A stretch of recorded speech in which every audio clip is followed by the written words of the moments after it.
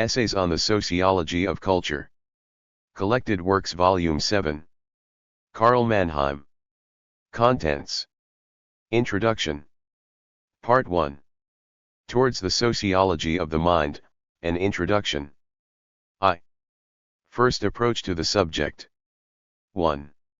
Hegel reconsidered from the phenomenology to the sociology of the mind. 2. The science of society and the sociology of the mind. Difficulties of a synthesis. 3. Tentative nature of the inquiry. Its initial objective, a critique of the false concepts of society and mind. 2. The false and the proper concepts of history and society. 1. The theory of an immanent history of thought, and why it emerged. Digression on art history. 2. False polarization of the attributes material and ideal.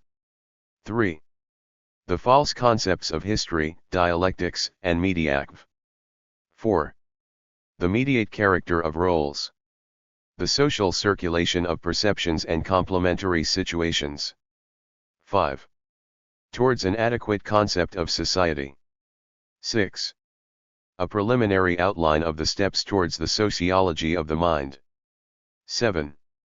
The 3 types of sociology and the corresponding levels of the sociology of the mind. Structure and causality. 3. The proper and improper concept of the mind. 1. A second review of its Hegelian version. 2. The genelses of the mind concept. 3. The subjective and objective manifestations of the mind. The social genesis of meaning. 4. The suprapersonal character of meaning. 5. Critique of the Entlechiae as a conceptual model. 6. The explanatory and the expository procedure. The structure of events. 7. The question whether the world has structure. 8. The causal account and the expository explanation re-examined. 9. The structural and the random concept of causation. The problem of multiple causation. 10. Historiography and the structural view. 11. The matrix of works and of action. 12. The discovery of the structural relationship between action and works. 4. An outline of the sociology of the mind. 1. The sociology of the mind on the axiomatic level. The ontology of the social and its bearing on the historical character of thought. 2. The sociology of the mind on the level of comparative typology. 3. The sociology of the mind on the level of historical individuation. V. Recapitulation, the sociology of the mind as an area of inquiry. Part 2. The problem of the intelligentsia, an inquiry into its past and present role. 1. The self-discovery of social groups. 2. Outlines of a sociological theory of the intelligentsia. 3. How social groups are identified. 4. Types of intelligentsia. 5. The contemporary intellectual. 6. The historical roles of the intelligentsia. The social background of intellectuals. The affiliations of intellectuals and artists. The intelligentsia and the classes. The social habitat of intellectuals. 7. The natural history of the intellectual. 8. The contemporary situation of the intelligentsia. Part 3. The democratization of culture. Some problems of political democracy at the stage of its full development. 2. The problem of democratization as a general cultural phenomenon. A. The 3 fundamental principles of democracy. B. The principle of the ontological equality of all men. C. The autonomy of the social units. D. Democratic elites and their mode of selection. Elite selection and democracy. Group structure and relation to other groups. The self-evaluation of aristocratic and democratic elites. Social distance and the democratization of culture. The cultural ideals of aristocratic and democratic groups. E. The problem of ecstasy. Index. Introduction. T. He 3 essays contained in this volume were written largely during the last years of Mannheim's stay in Germany. They are, in a sense, a sequel to Ideology and Utopia. His principal study in the field of the sociology of knowledge, for the 3 essays, 2, are concerned with the social derivation of meaning. The present volume, however, constitutes not only an extension and elaboration of the principal thesis of Ideology and Utopia, but also a new departure. I am inclined to regard Ideology and Utopia as an attempt to translate a disillusionment with the excessive claims of German idealism into a sociological theory of thought. Mannheim's critique aimed at 2 aspects of German idealism: the overestimation of the role of ideas in human affairs and the consequent tendency to assume that concepts which emerge in various periods of history inherently evolve from one another in something like a logical continuum. Mannheim's sociology of knowledge sought to outline a method for the study of ideas as functions of social involvements. Once the image of an autonomous evolution of ideas was abandoned, it was feasible to explore the relationship between thought and its social milieu. It is easy to exaggerate the scope of this endeavor, and equally easy to oversimplify its aim.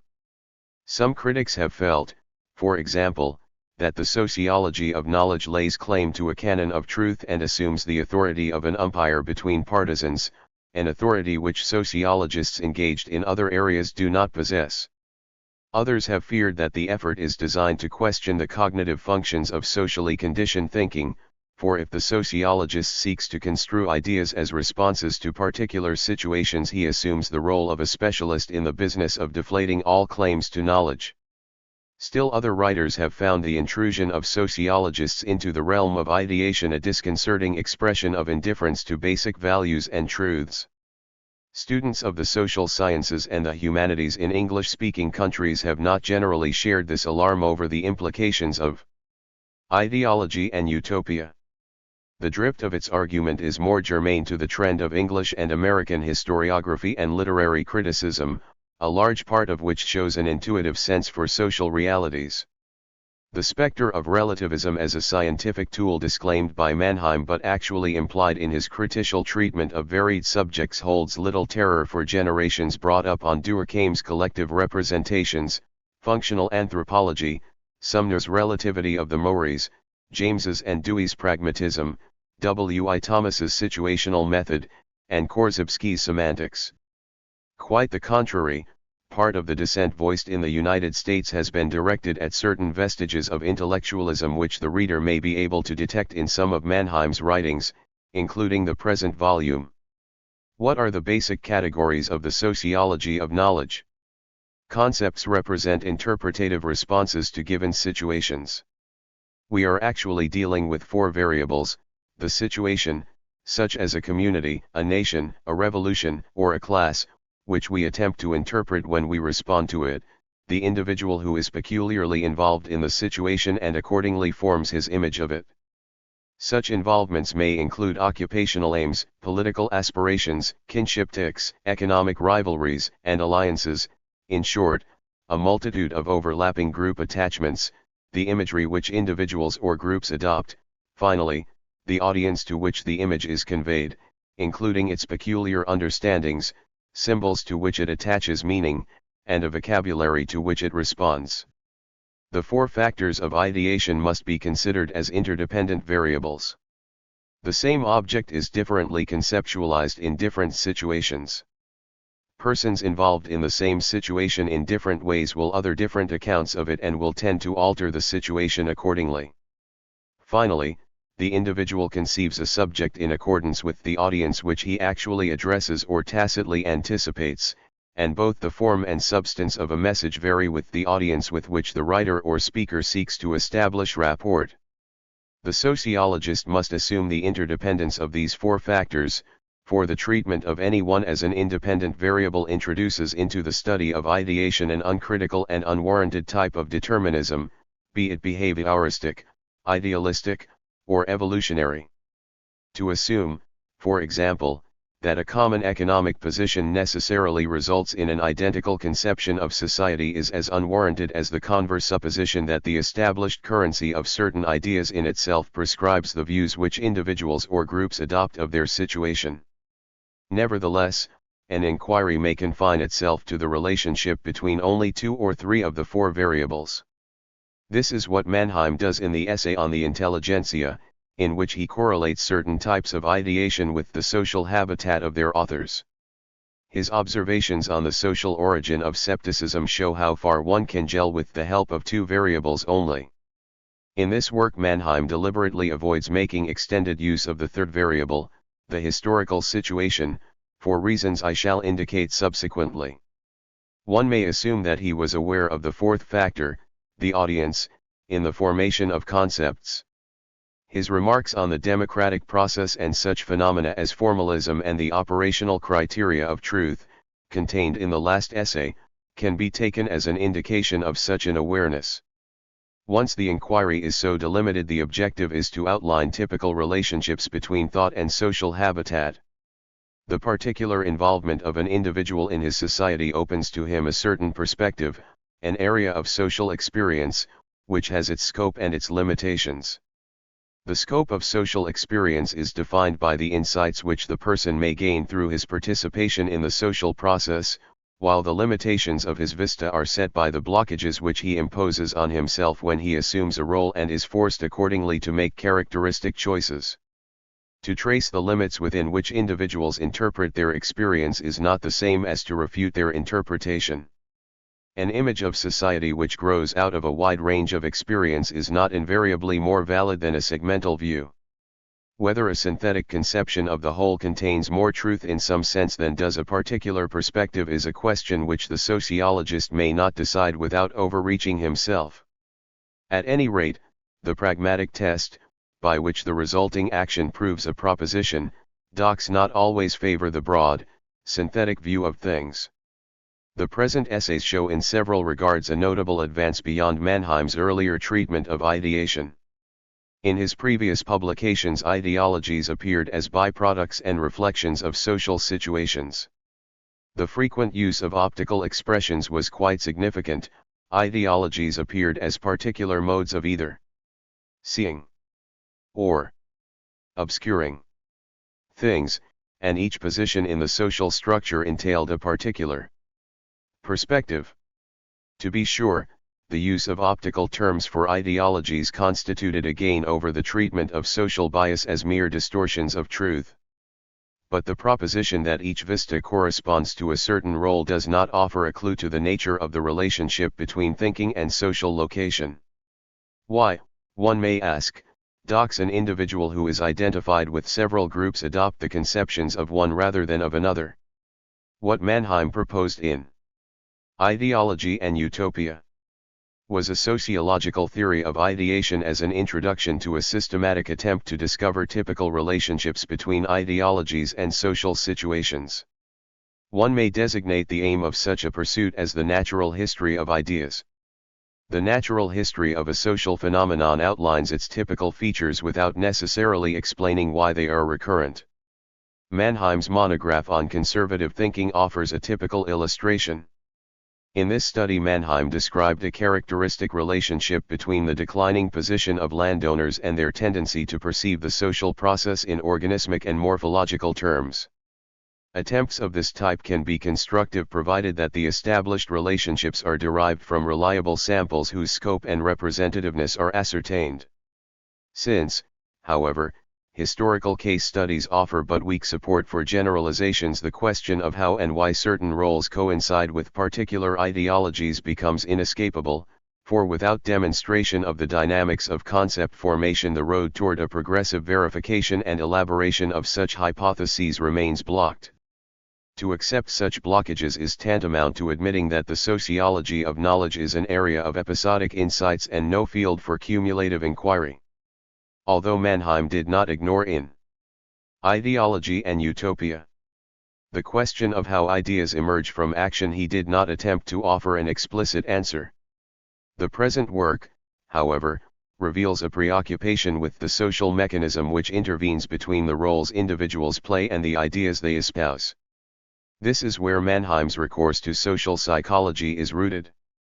The reader will notice the frequent use of psychological constructs designed to furnish the missing link.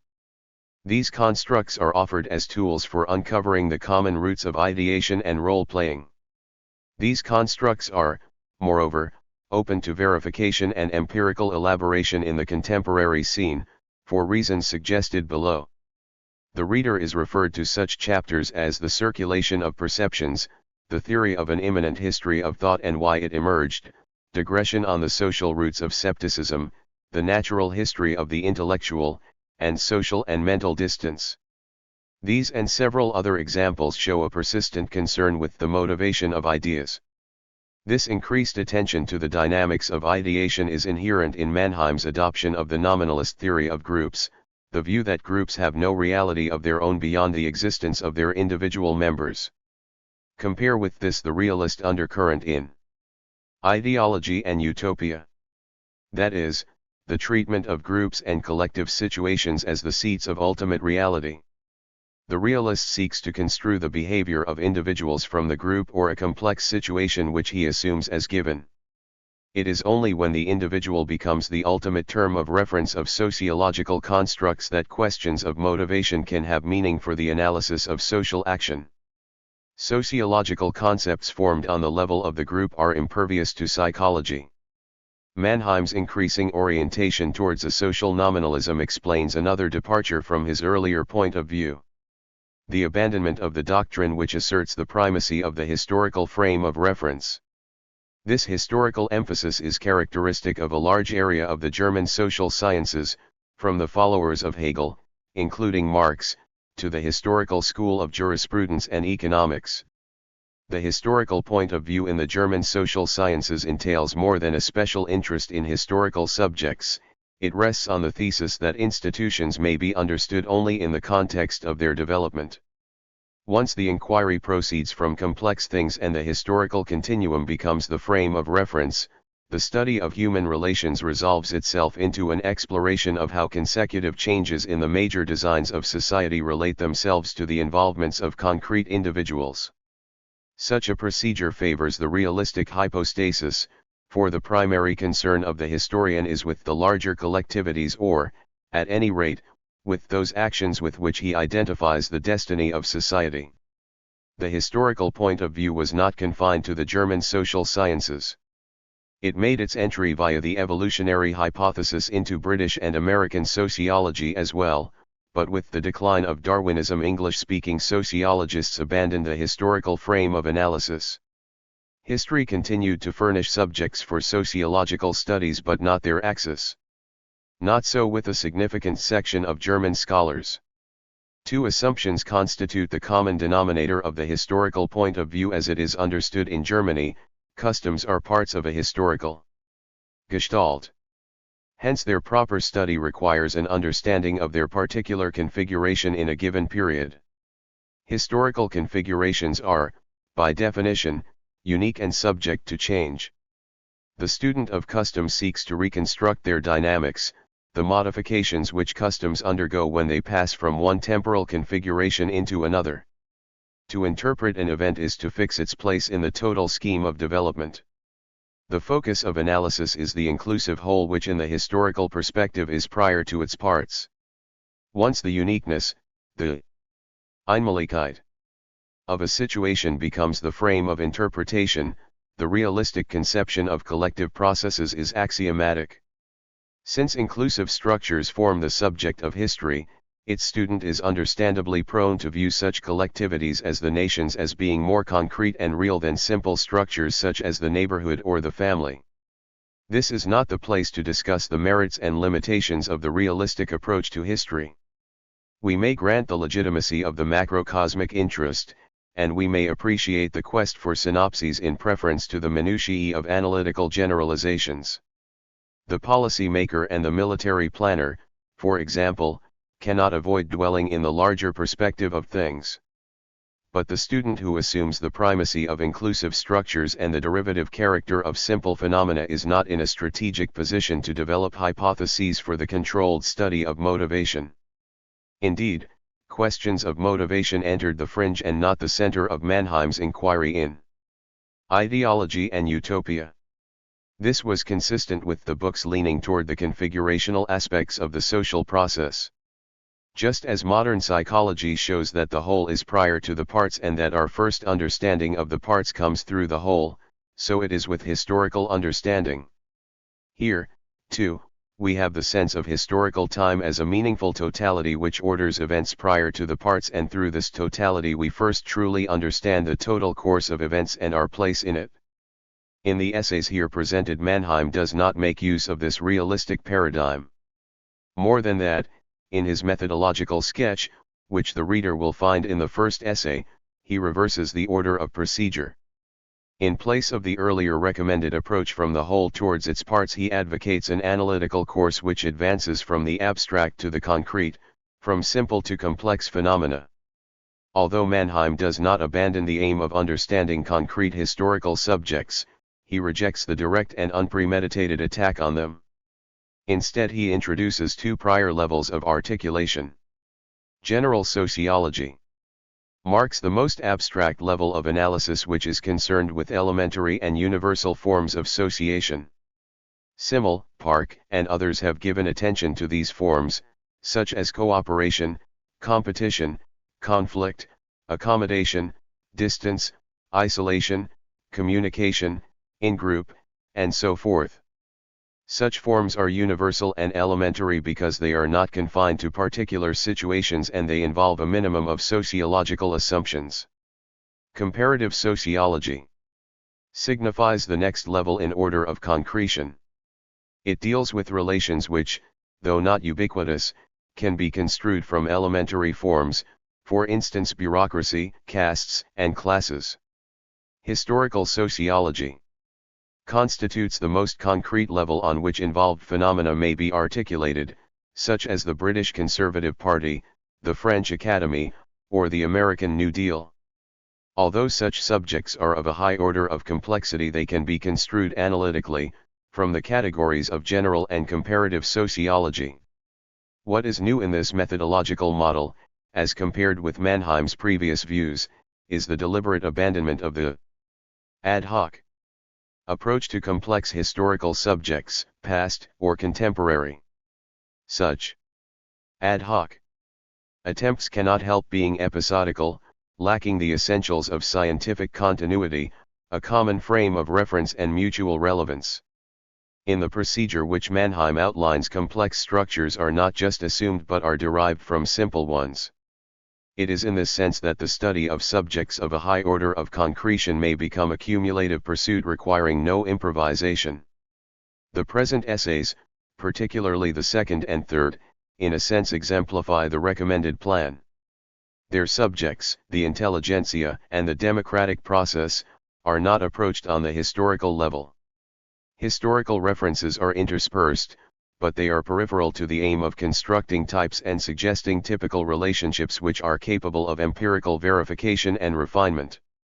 The observer who deals with single phenomena on the level of historical processes can propose only interpretive hypotheses whose scope is limited to a single constellation, whether it is the Renaissance, a McLeanchian island, or a middle-sized town in the United States. The reverse procedure, which advances from elementary to inclusive structures, may, however, yield constructs of more general application. Mannheim's attempt to construe the social genesis of epistemology is a case in point. His construct, which the reader will find in the second essay, lends itself to an understanding of scepticism in 17th-century Europe, contemporary France, and ancient Greece. The hypothesis, moreover, may be tested and further developed in the laboratory of contemporary society. This analytical plan has the added advantage that it is free of the temptation to interpret the expressions of individual writers as the unitary traits of a period or a whole culture. The foregoing discussion was concerned with Mannheim's qualified abandonment of the historical point of view and his consequent adoption of analytical and constructive procedures. This trend is new with Mannheim, although one may find traces of this leaning in his previous works, for example in the essays Competition as a Cultural Phenomenon and The Problem of Generations. As mentioned before, this departure gives Mannheim access to the intricate mechanisms which govern the actions and thoughts of the individual. That is why he no longer treats ideas as mere optical phenomena, as socially available vistas, but as motivated responses to given situations. Although he does not discard his previous question of what segment of the social process becomes visible to given groups, his present concern is how and why individuals adopt typical views. To understand Mannheim's scheme for the interpretation of motives, it will be necessary to comment on two terms which are basic to his point of view, namely structure and function. Since he has not made his understanding or these concepts explicit, I hazard a tentative exegesis of the meaning which he gave to these terms in the first essay. To avoid an unnecessary expansion of this preface, I shall abstain from cross-references to the current literature on the subject.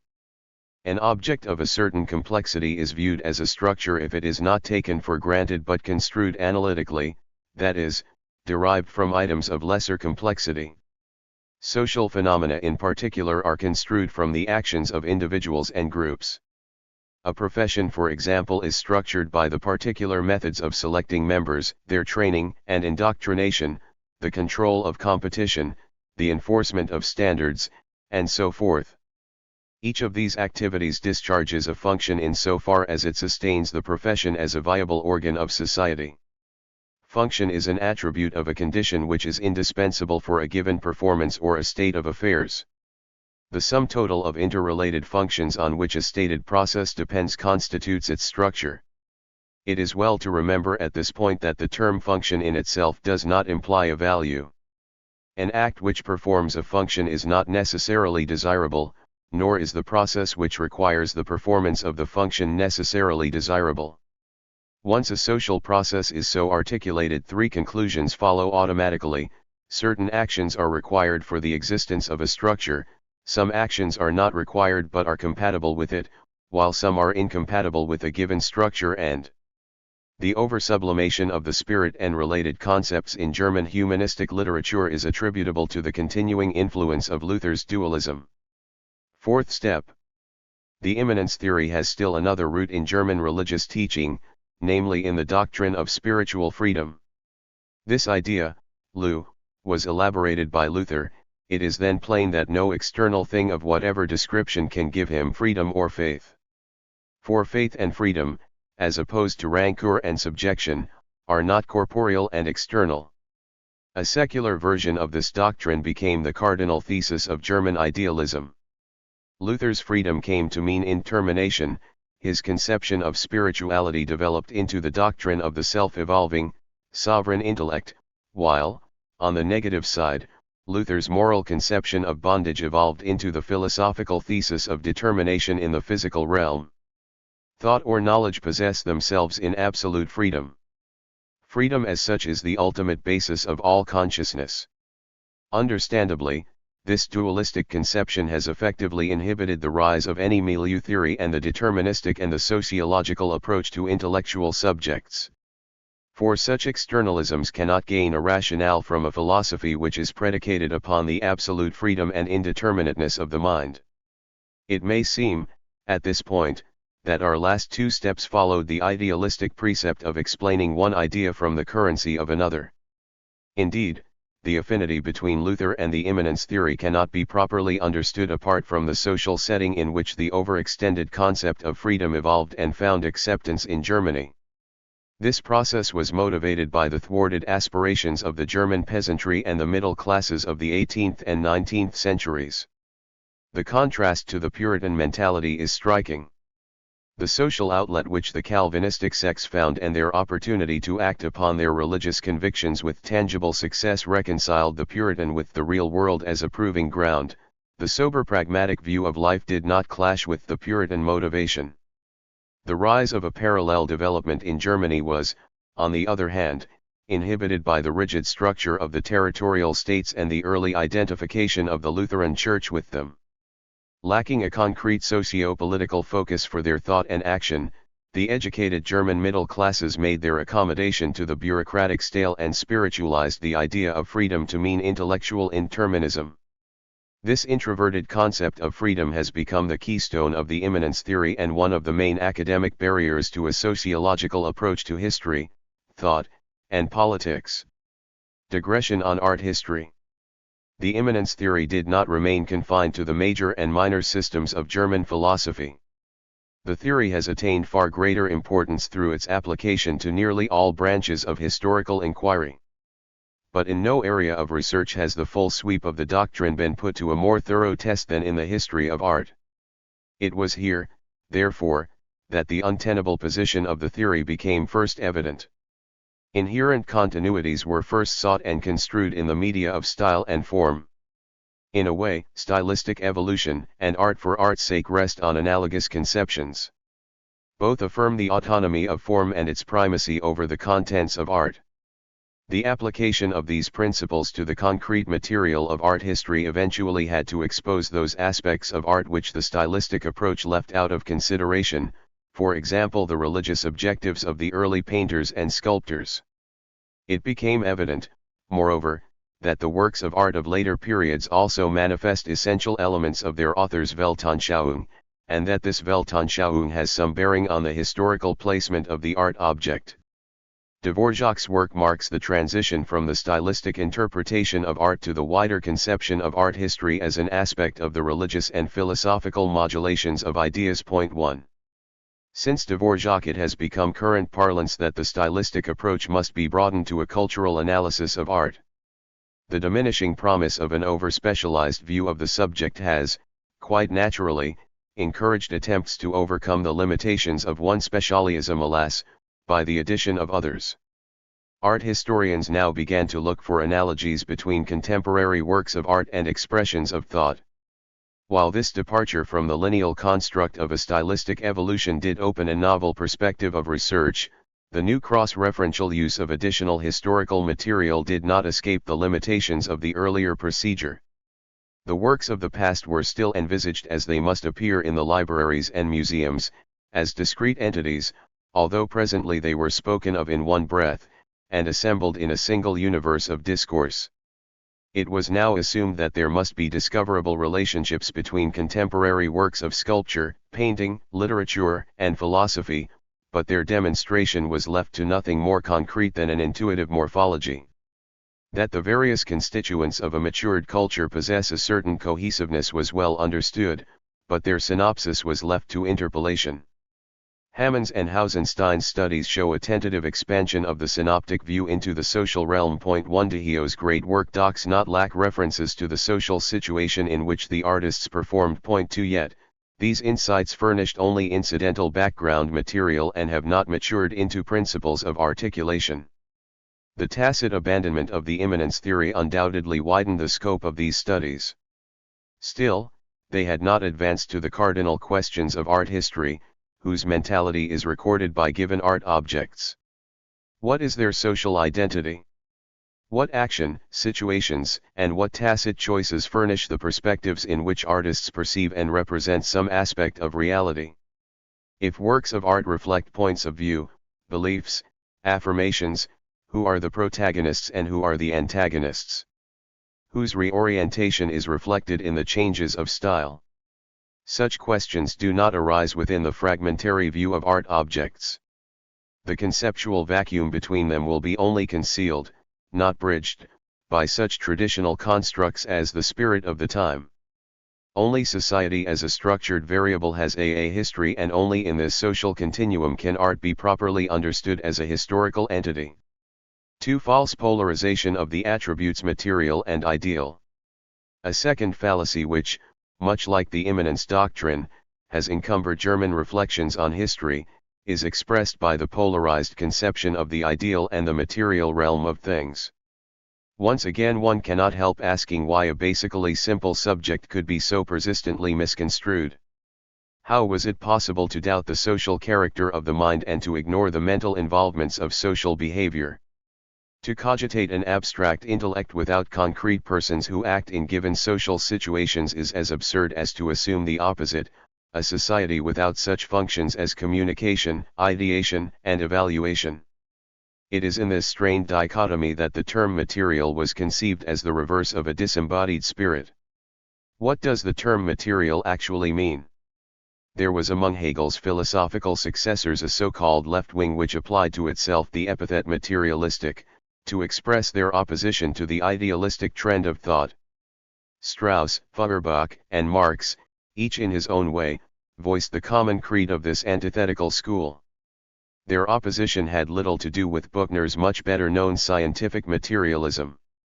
Their confusion is responsible for much of the muddle which beset the controversy of idealism versus materialism. The materialism of the left Hegelians injected into the political literature of the mid-century the conundrum of who are the makers of history, outstanding individuals, or the masses. To have meaning, and to be answerable, the question should be rephrased to mean, are isolated individuals the authors of history, or socialized and interdependent persons? Individual stature and collectivities are neither incommensurable nor are they antipodes. Personal eminence is attributed to an individual who shows an unusual grasp and mastery of an unusual situation. While the great men of history do not transcend the social realm of things, no sociologist can reasonably doubt or ignore their existence. When events are, however, viewed in retrospect or from a distance, the temptation grows stronger to attribute the known results of an unrecorded chain of actions to a known person who formed the last link, in other words, to ascribe the unknown to the known. Much of the historical hero worship gains support by the haze which covers the relevant detail.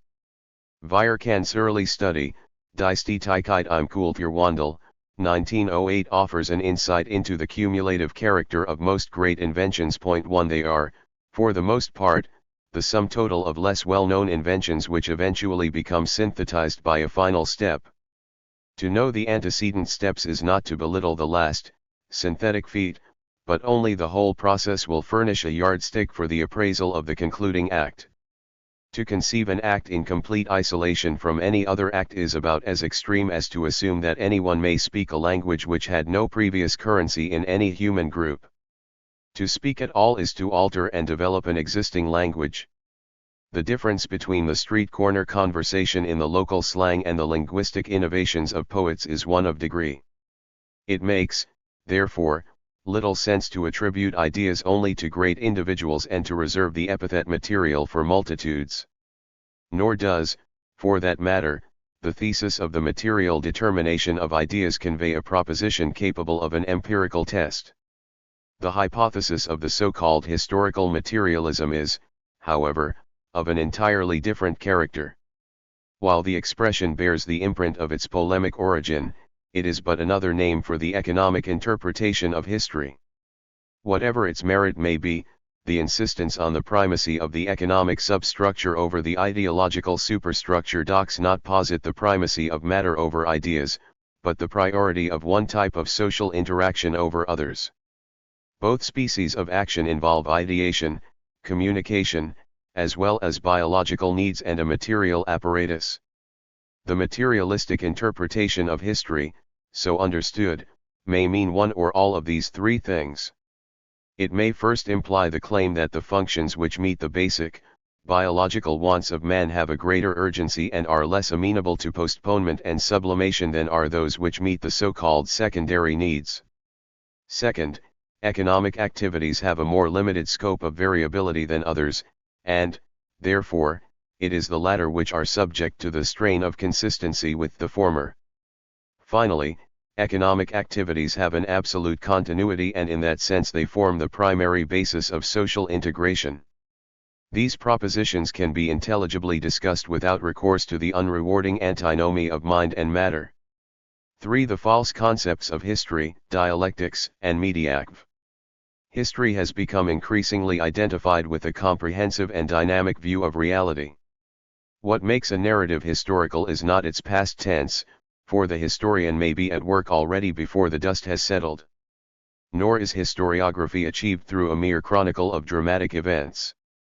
The growing interdependence of society and its accelerated shift have given us new criteria for reporting and interpreting change.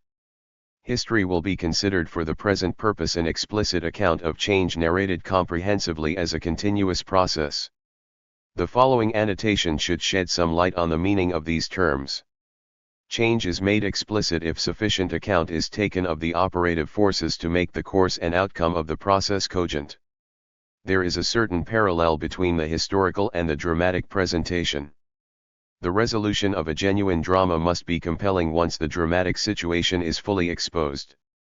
The action must inherently follow from the exposition and no deus ex machina may decide the outcome. The historian must likewise unravel the train of events from a stated configuration of factors which constitute the historical situation. He must, in other words, advance the deterministic approach as far as the facts will warrant.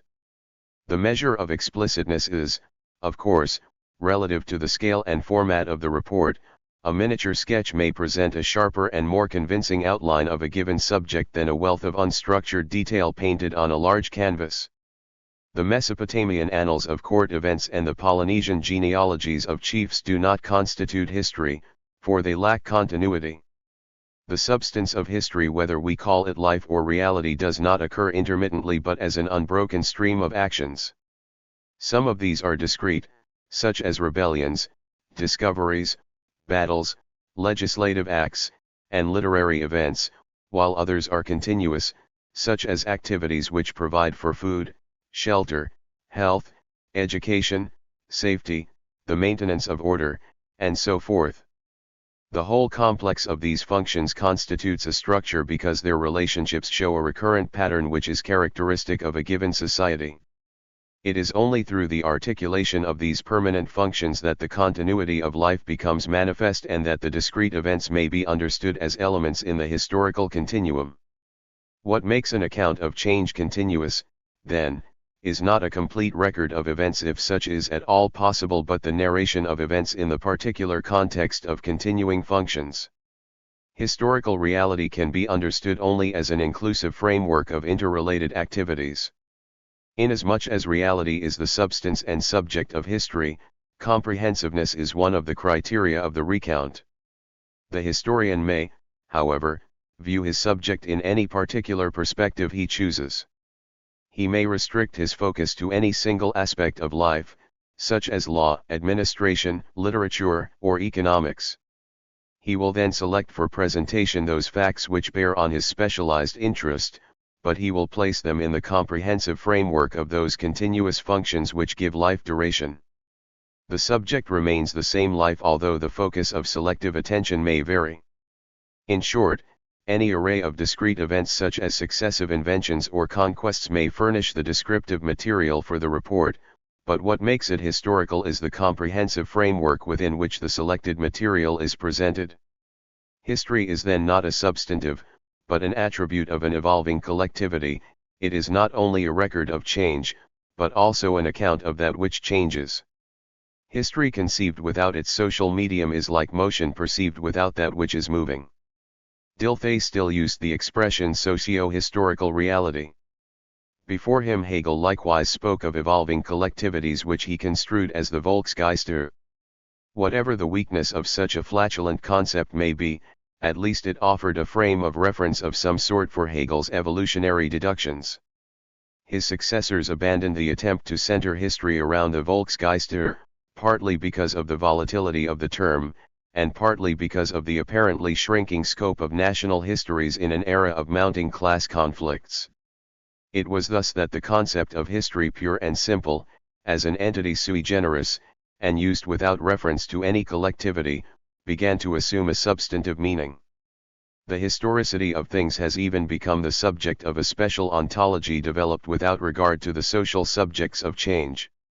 German philosophical literature abounds in personifications of history as a productive force, as a catalytic agent, or as an inexorable power. Here again we encounter the notion of a preordained course of events of which society is the passive object and scene rather than the author and performer. This reluctance to face social reality as the matrix of change also explains the overworked dichotomy of nature and history, or the natural versus the historical sciences. The more realistic Western practice of contrasting the natural with the social sciences has, on the whole, not gained acceptance in German literature. The same disembodied notion of history has also bedeviled the dialectics of the post-Hegelian reflections on history. Dialectic in Hegel's version is the course in which the mind creates and resolves contradictions through its successive phases of self-realization. Since thought is identified with reality, and the evolution of the mind with the historical process, dialectics govern both emergent thought and the tangible course of universal history. Now Hegel's dialectic is wholly consistent with his system, nebulous as it may be in much of its architectonic detail. Since the evolving mind is the spark and substance of history, the historical process must also reflect the dialectical development of the mind and the antithetical emergence of all its concepts. Since the abandonment of Hegel's system, however, it has become customary to speak of the dialectics of history per se, without any thought of what it is that moves or evolves in the stated antithetical forms. Actually, what is dialectical is not history but given social situations which reveal inconsistencies or contradictions in the social structure. This author, for instance, has attempted to analyze antithetical impulses in group competition and in the conflict of generations. 1 The seat of contradictions is not the mind, nor the foreordained rhythm of history, but concrete social situations which give rise to conflicting aspirations and, hence, to antagonistic interpretations of reality. The persistent evasion of its analysis once again proves to be the source of mystification. What then does sociological analysis mean? The initial problem of sociological analysis, as, indeed, of most branches of scientific inquiry, is how to bring to bear single observations on a structured field which exceeds the scope of individual experience. There are, of course, simple structures which are amenable to direct experience. The pecking order in a chicken yard or the rivalries in a playgroup may be identified in a single exposure. Now, knowledge of a subject which cannot be encompassed in one act evidently requires a series of acts chosen not at random, but according to a scheme which fits the structure of the field. The problem is one of strategy. It is a question of selecting vantage points of consecutive observations so that they will bear on one another and ultimately disclose the design of the field. Now, all analyses lake their departure from certain random encounters, that is, from some immediately apparent aspect of the subject. Subsequent considerations derived from additional exposures to the subject will, however, modify the interpretation of what was first perceived. Its new meaning is no longer based on direct, ad hoc experience, but is mediated by subsequent phases of the analysis.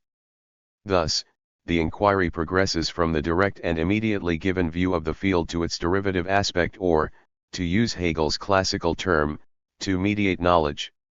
To understand an object is, to grasp it in its determinate or mediate character.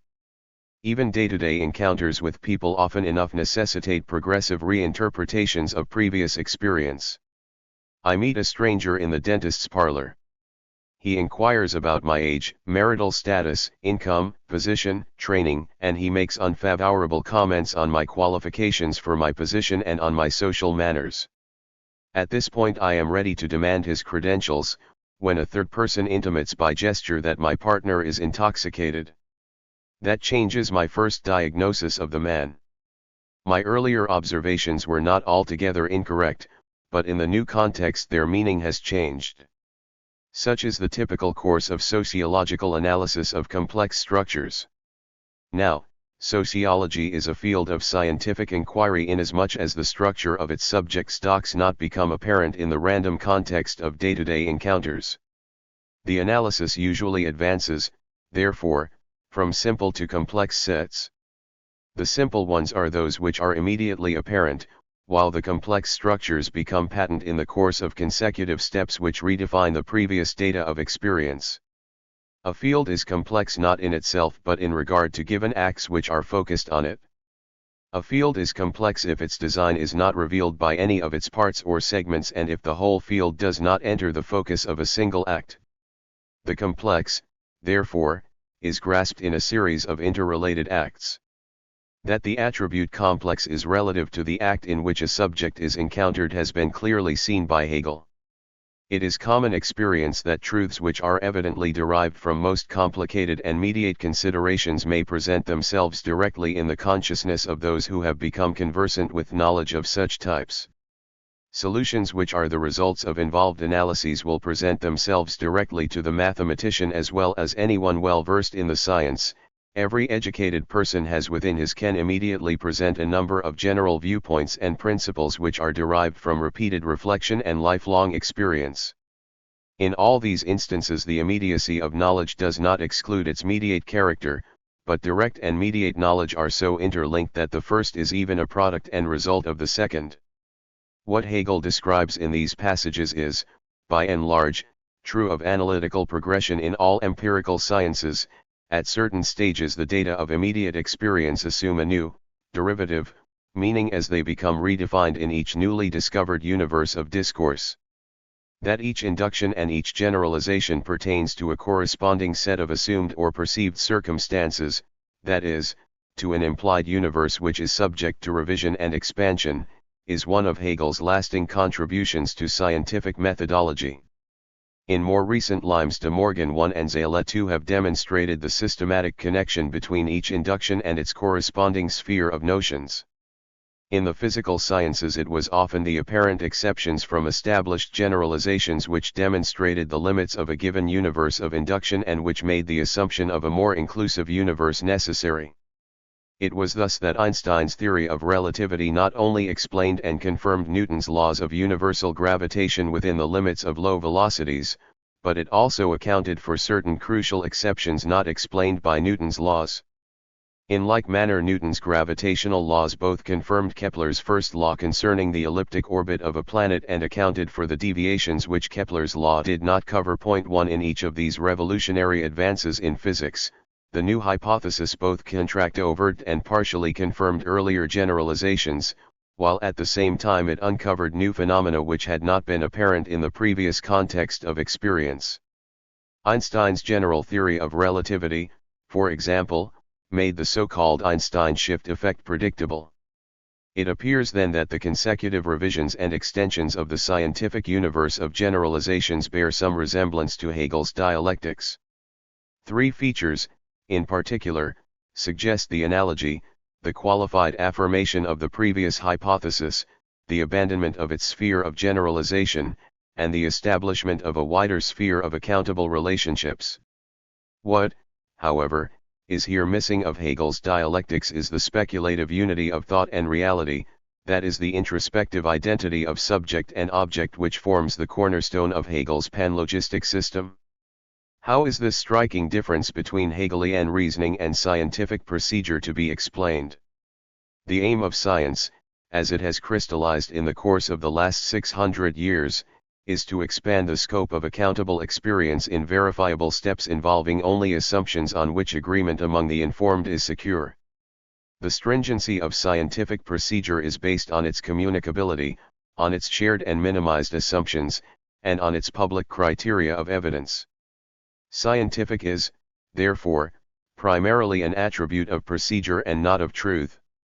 What makes Hegel's method of reasoning peculiar is his aim to reinterpret rather than to expand a given historical range of experience.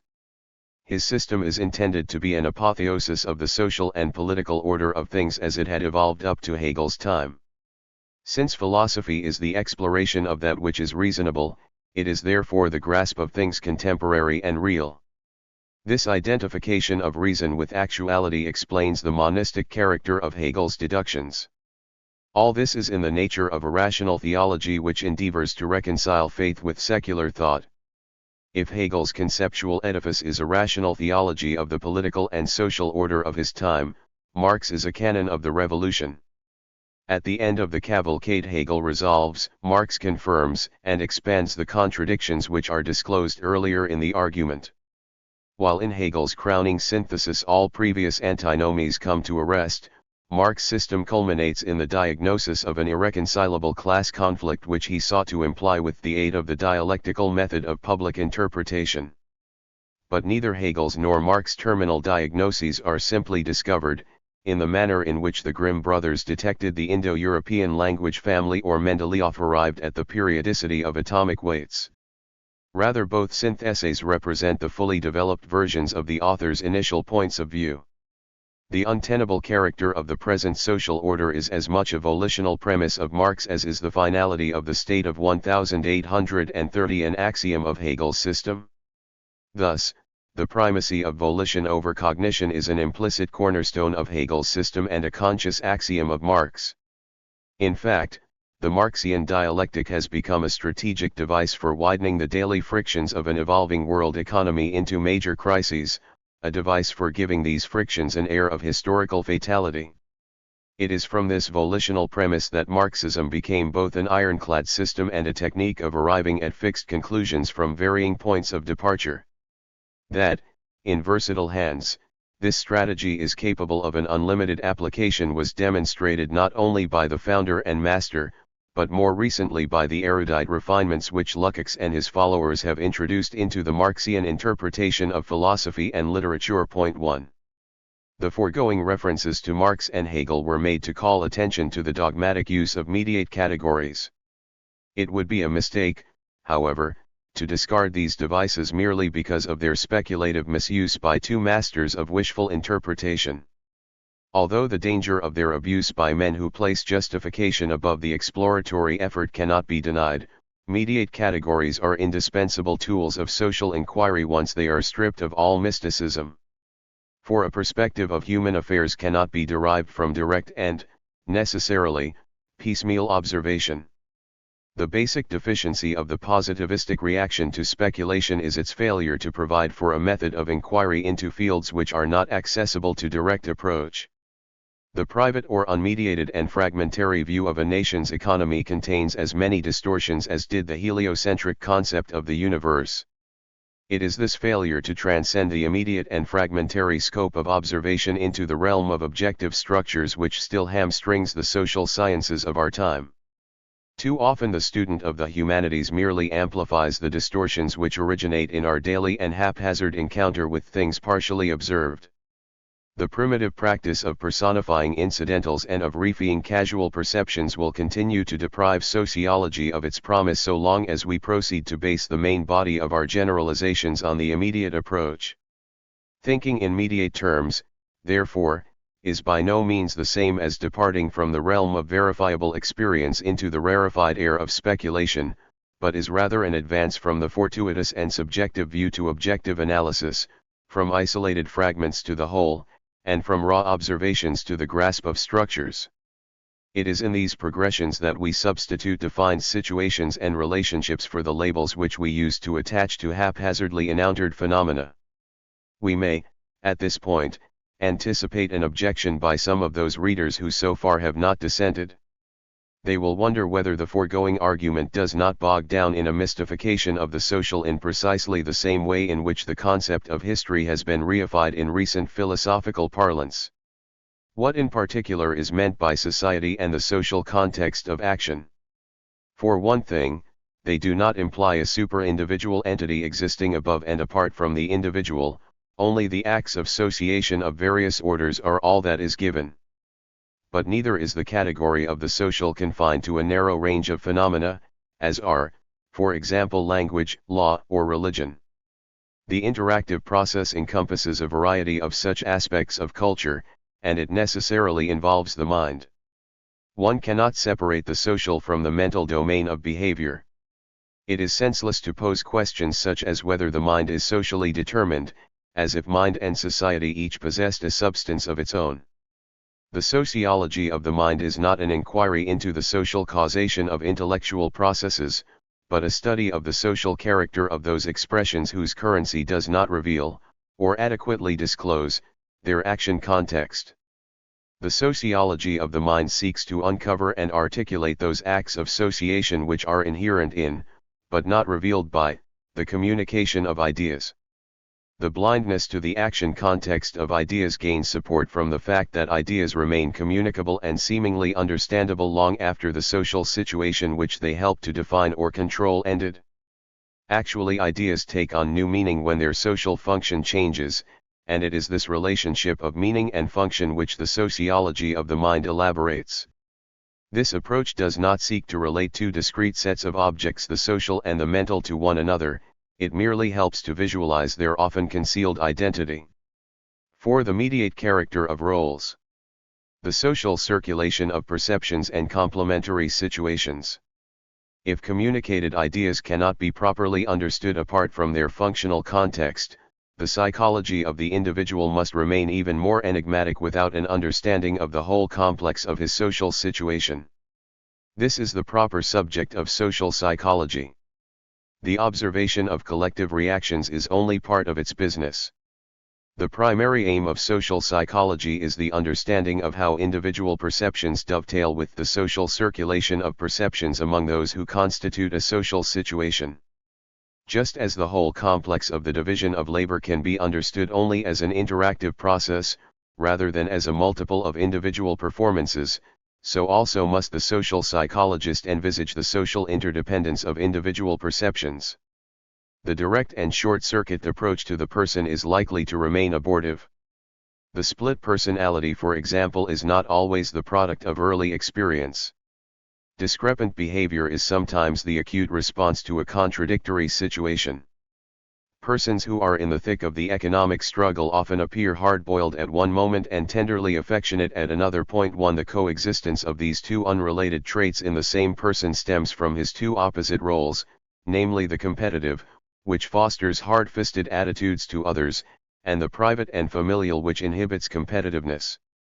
In a society which minimizes the economic functions of competition, we should expect more homogeneous and integrated personality types, provided of course that such a society did not re-establish the necessity for competition in other fields of interaction. Point 2. The polarity of the familial versus the economic role is only one pair of roles of the many which the individual may assume. As a rule, preliterate societies do not create such complex situations for their members as does contemporary society. The diversification and differentiation of the contemporary person seems to be a consequence of his multipolar situation. Point 3. By comparison, the dominant personality type of simpler societies is more clear-cut and rigid, for it is derived from fewer roles. The fact, first observed by Simmel, that in contemporary society most goals must be approached through a concatenation of intervening ends explains the modern prominence of self-control and endurance as essential requirements for social success. Such considerations require certain revisions in the popular image of man. Personality traits such as thoughtfulness, ruthlessness, or the domineering bent are not attributes of the individual as such, but rather aspects of his behavior in particular relationships.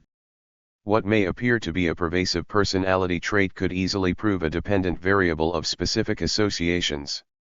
Unselfishness in the primary group is not the same as selflessness in the larger society, and the militancy of the warrior is not the same as the pugnacity of the competitive businessman. In short, personal attributes, such as bravery, timidity, loyalty, or selfishness are working abstractions which in the last analysis have meaning only within well-defined areas of behavior. It is not adequate to speak, as some psychoanalysts still do, of drives in general, on the one hand, and of society as an agent of repression and sublimation on the other. What is needed is an increasingly precise observation of the variously structured areas of interaction. To repeat, it is misleading to speak of the social determination of the individual as though the person and his society confronted one another as discrete entities. Point 1. Yet, once this is said, it must be remembered that the various components of the person are differently and sometimes inconsistently socialized. While the foregoing discussion focused on the relationship between the person and the areas in which he acts, the present argument is concerned with phenomena which I propose to call the complementary social situation and the social circulation of perceptions. The first is involved in a shared situation which elicits inverse perceptions in the participants. The second expression, the circulation of perceptions, refers to the interaction between partners. A few examples will serve to clarify the meaning of the two categories. The sociologically informed student of personality is not likely to attempt to explain certain dominant traits of an individual solely in terms of his attitudes and dispositions. Certain neuroses or inferiority feelings, for example, often develop in response to a contrary disposition of a partner: the husband, the mother, the teacher, the playmate, the classmate, or the business associate. Marriages often create such a functional polarity. For example, the husband who freely spends money often evokes thrift as the complementary trait in his wife. Nothing would be gained by diagnosing a trait so evolved as an attribute of the total personality. Such a disposition, when viewed apart from its complementary function, will not help to predict future behavior, for the woman who is penny-wise in her domestic situation may prove to be a careless financial manager of her social club. Thrift in our example is a complementary trait and is confined to only one social situation. The man's free and easy approach to pecuniary matters and the woman's acceptance of the compensatory restraint are merely the economic aspects of a complex division of roles. The man uses prerogatives which reaffirm the woman's subordination and her restricted choices in the marital situation. Such patterns of circulating responses are, however, not confined to economic matters, they may also enter into the wider realm of social values. If we visualize the host of displacements and sublimations which operate in each of such circular responses, and if we consider their social ramifications, we begin to realize the insurmountable difficulty which an individualizing psychology faces. What is needed to find a pattern of continuity in man's behavior is a mediate approach which takes account of the partnerships in which man forms his compensatory habits and perceptions. Our emphasis on the social and functional aspects of personality should not be interpreted as an implicit denial of the individual realm of existence. Nor does our insistence on the sociological perspective mean that the individual is less real than his relationships. No doubt personality can be understood only as a continuing process of integration. A person's conscious self is probably the result of persistent efforts to preserve its organization and to restore its disturbed equilibrium. Such efforts involve compensatory acts of varied types. Inferiority feelings usually furnish an impetus to seek compensation within or outside the field of felt inadequacy. The objective of such efforts, as indeed of most responses in which vital emotions are engaged, is to preserve the unity of the self. In short, one can admit the autonomous structure of the self and yet maintain that the conception of the individual as an isolated entity must lead to a distorted view. One of these distortions may be traced back to a historical source, the humanistic movement of the 18th and 19th century and its exaggerated image of the autonomous individual. The development of personality cannot be conceived entirely as a process of intrinsic growth, for certain dispositions often do evolve, as we have seen, in response to a new demanding situation. Thus a young person who is suddenly transplanted from the shelter of his family into the arena of occupational competition may evolve a militant attitude towards people in place of his earlier gentle demeanor. Nor is the integration of the personality and its organization entirely a product of nuclear growth, it is also the upshot of the person's multiple participation. The individual is, in almost any culture, a member of a variety of groupings. It is this multiple involvement which ordinarily prevents the preponderance of a single attribute. This may account for the familiar fact that the personality of an individual who is involved in only a few situations is easier to describe than that of a man of the world whose self is formed in more varied types of relationships such as the family, political club, friendships, occupation, salons, learned societies, numerous speaking acquaintances, and so forth. It is no accident that the idea of the balanced personality did not originate in the guild or in a society of specialists, but in the intimate associations of 18th and 19th century aristocracy with the literati of the time. This idea is bound to fade away in a society of specialists in which the experts take the helm. 1. The historical example just cited illustrates the circumstances under which a new model emerges. A social stratum takes on a new structure when it encounters a new situation and evolves a new way of life. The new ideal which is born in this encounter gives added impetus and direction to the beginning reorientation. The sociological view of this change may appear to ignore the role of individual choices or to reduce them to a mere shadow of social functions. Suspicion of this is often nursed by the fear that political freedom is inconsistent with social interdependence. This suspicion is unwarranted. Political, like any other institutional, accommodation evolves out of the needs and the elements of a solution which are inherent in a situation. its concrete analysis does not minimize the scope and value of liberty. The area within which a person realizes his measure of freedom is not the absolute space of the universe, rather it is outlined by the needs of the group to whose challenge he responds. This challenge-response relationship, however, is neither a case for pure determinism nor is it void of elements of determinacy. We are free to make choices and to work out our own solutions within the range of given alternatives and available means. A last example should illuminate the complementary nature of perceptions when they originate in reciprocal relationships on a social scale, and not only in individual partnerships. Here again we must note that the complementary perception of a known situation is not necessarily manifest, and it is not always apparent whose complementary perceptions we share. The present example relates to the often discussed companionate marriage and the corresponding changes in the forms of sexual attraction. The sexual partnership which the companionate type of marriage realizes is considerably more sober and unsentimental than the romantic ideal of triumphant love which overcomes the tempting trial of a long waiting period.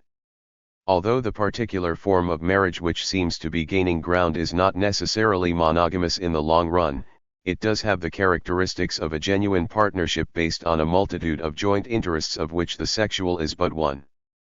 This unromantic association lies somewhere in the middle between the over-spiritualized love of early romanticism and the wholly despiritualized sexuality which has sustained prostitution in the West.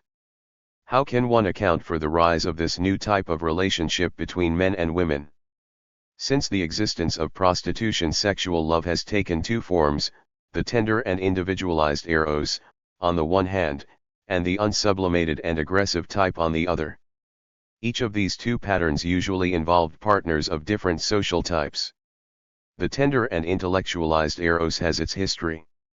In certain strata of Greece it was the ranking hetera, and particularly the boy, rather than a man's own wife, on whom this eros centered. Equally long, on the other hand, is the history of the pariah concubine or prostitute. Both served to gratify the masculine appetite. We find towards the end of this long period of dichotomized sexuality the well-bred Biedermeier girl, one who dedicated herself to wailing for the man of her dreams, and the prostitute who answered the polygamous and despiritualized drives of men. The two female roles reflect the social differentiation of eroticism on two levels. The Biedermeier girl responds to the sublime form of the male eros, while the prostitute becomes the caretaker of its physical aspect. The two complementary roles are parts of the same man-centered life situation.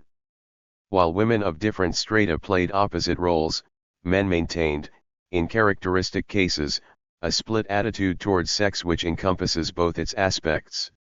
Men are capable of adaptations to either of the two extremes of sexual attraction. It is clear that what may appear to be a masculine trait is actually the personal manifestation of a structural cleavage in a historical society. Point 2. To explain these manifestations we have to trace their social distribution. In earlier periods of Western custom the male approach to women varied with their social type, and it was the latter which actualized one of the two potential attitudes to the opposite sex. We have also noticed that with the advent of a middle solution a significant change in the approach to the opposite sex is taking place in both partners. With the passing of the ascetic waiting period, love is less often and less typically perceived in its former over-spiritualized form, and yet the evolving type of eros is anything but pure sex. The apparent middle solution not only affects women, but gradually also modifies the dichotomous approach of men to women. The transformation which has, in large measure, taken place resembles what economists call the process of redistribution. The sexual discrepancy between men and women used to impose a social burden on women, mostly on pariahs or prostitutes. With the declining polarization of the feminine role and the advent of a middle solution, the burden which was formerly placed on a more or less professional minority is increasingly shared by the majority of women. The new type of partnership entails a decreasing, though not vanishing, spirituality. The reader need not interpret the present outline of this development as its advocacy. This is not the occasion to classify the Biedermeier form of love as a highly repressed variety, commercialized sex as a brutalization of the female partner, and the companionate association as the sound middle solution. The aim of this digression into the subject of sex was to call attention to the fact that not only individual but also group experiences may become complementary, and that the roles which we live and directly experience may be in reality nothing but the inversion of the unknown roles of unknown individuals. 5. Towards an adequate concept of society. The preceding examples should illuminate the principal thesis that mental processes have a social dimension, and hence the sociology of the mind is but a systematic attempt to articulate the social character of mental processes. This was demonstrated on 3 successive levels of complexity. On the level of the first example, the context was more directly apparent than on the second, and, particularly, on the level of the third example, which illustrates the circulation of perception on a collective scale. 2 conclusions must have emerged from the foregoing considerations. First, immediate perceptions are in themselves incomplete and often accessory phenomena which do not explain themselves. Second, the referential character of perceptions significantly depends on their function and social habitat. They may be ignored only at the price of misreading the particular meaning of given perceptions. Once this is clear, one can no longer compartmentalize human manifestations into a social and a metasocial realm. The theories which pose such a dualism are argued in somewhat the following fashion. The significant creations of art, philosophy, and literature are supertemporal and supersocial insofar as their meanings transcend the time and situation of their origin, while the small events of the daily routine, the details of social intercourse, and the made choices which reveal a current taste, are the legitimate subjects of sociology. This theory is germane to an earlier venture known as Psychologie.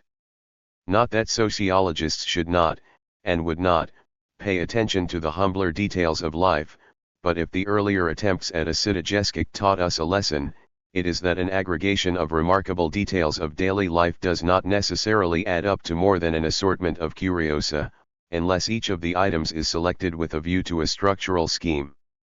The oddest thing in this whole procedure, however, is the tendency to concede a social character to the minor details of daily currency, and to deny it to the momentous events or the representative manifestations of culture. Another variant of this plus or minus view of human affairs is the juxtaposition of the petty wisdom which rules the weekday struggle for existence and the gilded classics which exalt us on holidays. We need not look too far to recognize several other members of this family of opposites, to wit, the finite and the infinite, the personality and the group, and the individual and the mass. Let us, at this point, anticipate the objection that much of the foregoing is but an exercise in the application of economic patterns of interpretation to history and thought. Witness our repeated references to the division of labor, functional differentiations, and so forth. The objection is justified, for, indeed, we do not hesitate to perceive thought matters in categories derived from economics. One need not conceive economics as an all-inclusive field, or share the bias of an economic determinism, to realize that the most fundamental social categories were first elaborated in the field of economics. It is one of those disciplines which were first to free themselves from theological constrictions, which early began to evolve a secular view of things, and early discovered the structured character of society. In our view, economics is not the substructure, but a particular concretion of sociology. We believe, for example, that competition is a social process and a sociological category, although it was first visualized in its economic setting. One may admit the distinctive character of economic competition and yet emphasize the common social aspect of competition in all its variations. The sociological application of this category to thought is by no means tantamount to an overextensior of the framework of economics. If there is to be a hierarchy of frameworks, that of sociology is more inclusive than that of economics, and it proves so particularly in its application to communicated ideas. This claim does not contradict the observation made earlier that economic relationships in their entirety have a greater continuity than others, and that they tend to set the pattern for human relationships in a variety of spheres of interaction. One may well acknowledge this and still insist that economic behavior is but an aspect of social action. The examples cited above should have also demonstrated that ultimate reality attaches only to the individual and only he constitutes the ultimate unit of social action, and yet, Social action cannot be understood without its group setting. We can resolve the seemingly insoluble controversy between the nominalists and the universalists if we concede to the former that the individual is the seat of reality and the reality of groups is derivative, and insist at the same time that the group approach to the individual is more effective than the direct. To recognize that the individual is the focus of reality is not the same as to construe the self as an isolated entity. To understand his behavior one has to know the constellations in which he acts. 1. 6. A preliminary outline of the steps towards the sociology of the mind. The aim of the following considerations is to visualize the social dimension of the mind rather than to refy its concept and to deduce it from a hypostatized concept of society. Although we shall have to continue to concern ourselves with sociological abstractions, what we propose is not a scholastic exercise, but a method for discovering the action situations, the group structures, and the choices which, in one or another way, are involved in meaningful utterances. The sociology of acts of association. I refer to Parks and Burgess' work as the most fruitful of all, little known though it is in Germany. One may regret, perhaps, their somewhat narrow conception of the field of general sociology and its confinement to the most elementary processes. The general theory of association should be supplemented by a comparative study of historical phenomena. Max Weber's Wirtschaft und Gesellschaft 1 offers in this regard a significant model, inasmuch as he follows up the prefatory presentation of his general sociological system of categories by comparative historical treatises which elaborate the historical ramifications of those categories. Another noteworthy feature of this work is the manner, reminiscent of theoretical physics, in which complex structures are successively evolved from the more elementary acts of association. Thus, we find in this work not only a discussion of domination, but a systematic coverage of its historical variations construed from a minimum of elementary relationships. The next level of analysis next in order of concretion is the historical. Its aim is the constructive grasp of the singularity of historical structures. Max Weber did not advance to this level of approach, mainly because within his individualistic and nominalistic frame of reference he had no access to singular historical phenomena. He rather construed these as particular combinations of elementary relationships. Witness the 3 volumes of his Sociology of Religion, and particularly his Protestant Ethics and the Spirit of Capitalism. 1. What we propose is not the causal analysis of the discrete events of history, but an understanding of the broad structural changes which become manifest on the various levels of social interaction. This is the manner in which Marx, in his own way, conceived the historical character of capitalism, and it is thus that Sombart studied the subject. The character of these approaches differs from the purely historical insofar as they visualize unique events not as events, but as components of singular structures in the process of change. It is unnecessary to juxtapose the causal and structural types of analysis as opposites. We advocate an intermediate view which does not exclude either procedure. Both may be embodied in an approach which proceeds from single components and their immediate causal relationships to the structural complex. Instead of describing the successive steps of such a procedure, let us state its methodological assumptions which, at this point, we take for granted. General sociology constitutes a legitimate frame of reference. Its categories take, by virtue of their general scope, precedence over the categories of historical description. On this level the singular phenomena of history are construed as particular combinations of suprahistorical tendencies, as they are observed on the level of general sociology. Single causes become compounded and integrated into collective processes. Such a composite of causative impulses must be understood as a structure whose behavior is not fully described by the actions which compose it. Causal relationships compose, but do not account for, the dynamics of complete structures. The dynamics of change may at times take an antithetic course and invert a given trend. This is the meaning of the observation that some historical changes are dialectical. Change through opposites, however, is by no means a universal feature of history, but only one of its possible courses.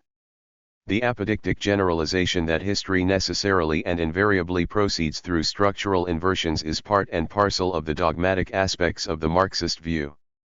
The thesis that capitalism is the dialectical opposite of feudalism is as questionable as the corresponding prognosis that the trend of capitalism points towards its antithesis. What the student of social change may learn from Marx is not his political and propagandistic casuistry, but the structural approach to change and to the dynamics of history. In summary, sociology may be developed in its three dimensions, namely as general, comparative, and structural sociology. Point 1. The sociology of the mind is inherently potential in each of these three types. Meanings and symbolic acts may be studied on each of the three levels. We can for instance approach the subject of Gemeinschaft as the locus of sympathetic attitudes through each of these three avenues. We may trace the communal types of relationships to their artistic and legal expressions, we may elaborate a typology of their historical or anthropological variations as they occur in known types of communal situations, and finally, we may narrow our frame of reference to the concrete legal or artistic manifestation of singular Gemeinschaft structures. In short, the sociological study of symbolic acts derives its threefold universe of discourse from the same sources from which the three approaches to human relations as such stem. The choice between these avenues may not be always free, but an awareness of which of the three approaches is feasible in a given instance is essential for the proper outline of a research objective in the area of cultural sociology. 3. The proper and improper concept of the mind. 1. A second review of its Hegelian version. Let us insist at the outset that Hegel's concept of the mind is still basic to the undertaking here proposed. We shall, therefore, have to refer back to Hegel as we develop our views on the subject of this chapter, without attempting anything like a dogmatic interpretation. This renewed departure from Hegel may seem surprising. The reader may wonder what relevance Hegel may still have to a contemporary once he has thrown overboard the immanent conception of ideas, accepted an individualistic ontology, and rejected the hypostatized notions of mind and society. What makes Hegel's original point of view still worth remembering is his collectivistic, and potentially sociological, understanding of ideas. It was Hegel who set the pattern for the structural view, and it was he who sensitized later German sociologists and humanists to the total context of historical things. Much as some German philosophers of history succeeded in short-circuiting this constructive impulse by inconsequential armchair speculation on God and world history, the original pattern entails more than such speculation. The spurious dichotomy of the immanent evolution versus the social history of ideas was the upshot of a split in the ranks of Hegel's successors. Such a dichotomy was alien to Hegel's thinking. What is constructive in the original endeavor is the pattern it sets for the discovery of the overall relationship of things which the microscopic view conceals. American sociology operates, in comparison with German, on a more solid empirical basis, but it lacks the synthetic bent, the overall perspective, and a tested model of dealing with inclusive structures. German sociologists have not developed a tradition for controlled elementary observations, but it is part of their heritage to posit fruitful structural hypotheses and to envisage their subjects in a broader perspective. The two practices will have to merge if sociology is to master both the simple and the complex, and the techniques of isolation and integration. The rapprochement of the two tendencies will remain impracticable, however, as long as we think in such antithetic terms as the generalizing method and the configurational approach. Such is still the accepted custom established since the Romantic movement and the rise of German historicism, reinforced by certain phases of the Marxist influence, and continued through recent historiography. This questionable polarization of the field bespeaks a presumptuousness which is the common pitfall of all dogmatic commitments to a certain methodology. Such preconceptions do not augur well for profitable work. 2. The genelses of the mind concept.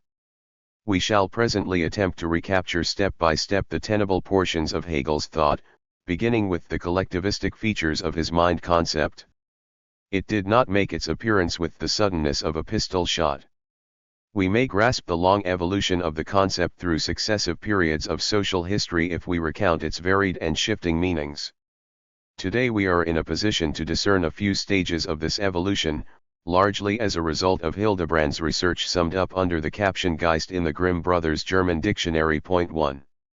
Originally Geist did not have its present connotation of an objectified and socialized set of meanings, it rather denoted something transcendent and ecstatic. Hegel's term still reflects both significations, the socially shared and objectified heritage which the word culture expresses, and a gripping and ecstatic experience whose roots go back to early religion. The German use of the expression Geist in preference to its synonym culture betrays the same ambivalent interpretation of culture as a cumulative patrimony and as a slate of spiritual exposure. Thai German philosophy seeks to retain both connotations of the term constitutes at once a liability and an asset. The ambivalent use of the term Kultur is unquestionably responsible for a good deal of fuzzy thinking. Another stumbling block of German philosophy is its carryover of a primitive ontology which is implicit in the subjective reading of Geist. This ontology in effect acts as a deterrent to a fresh and independent approach to human matters.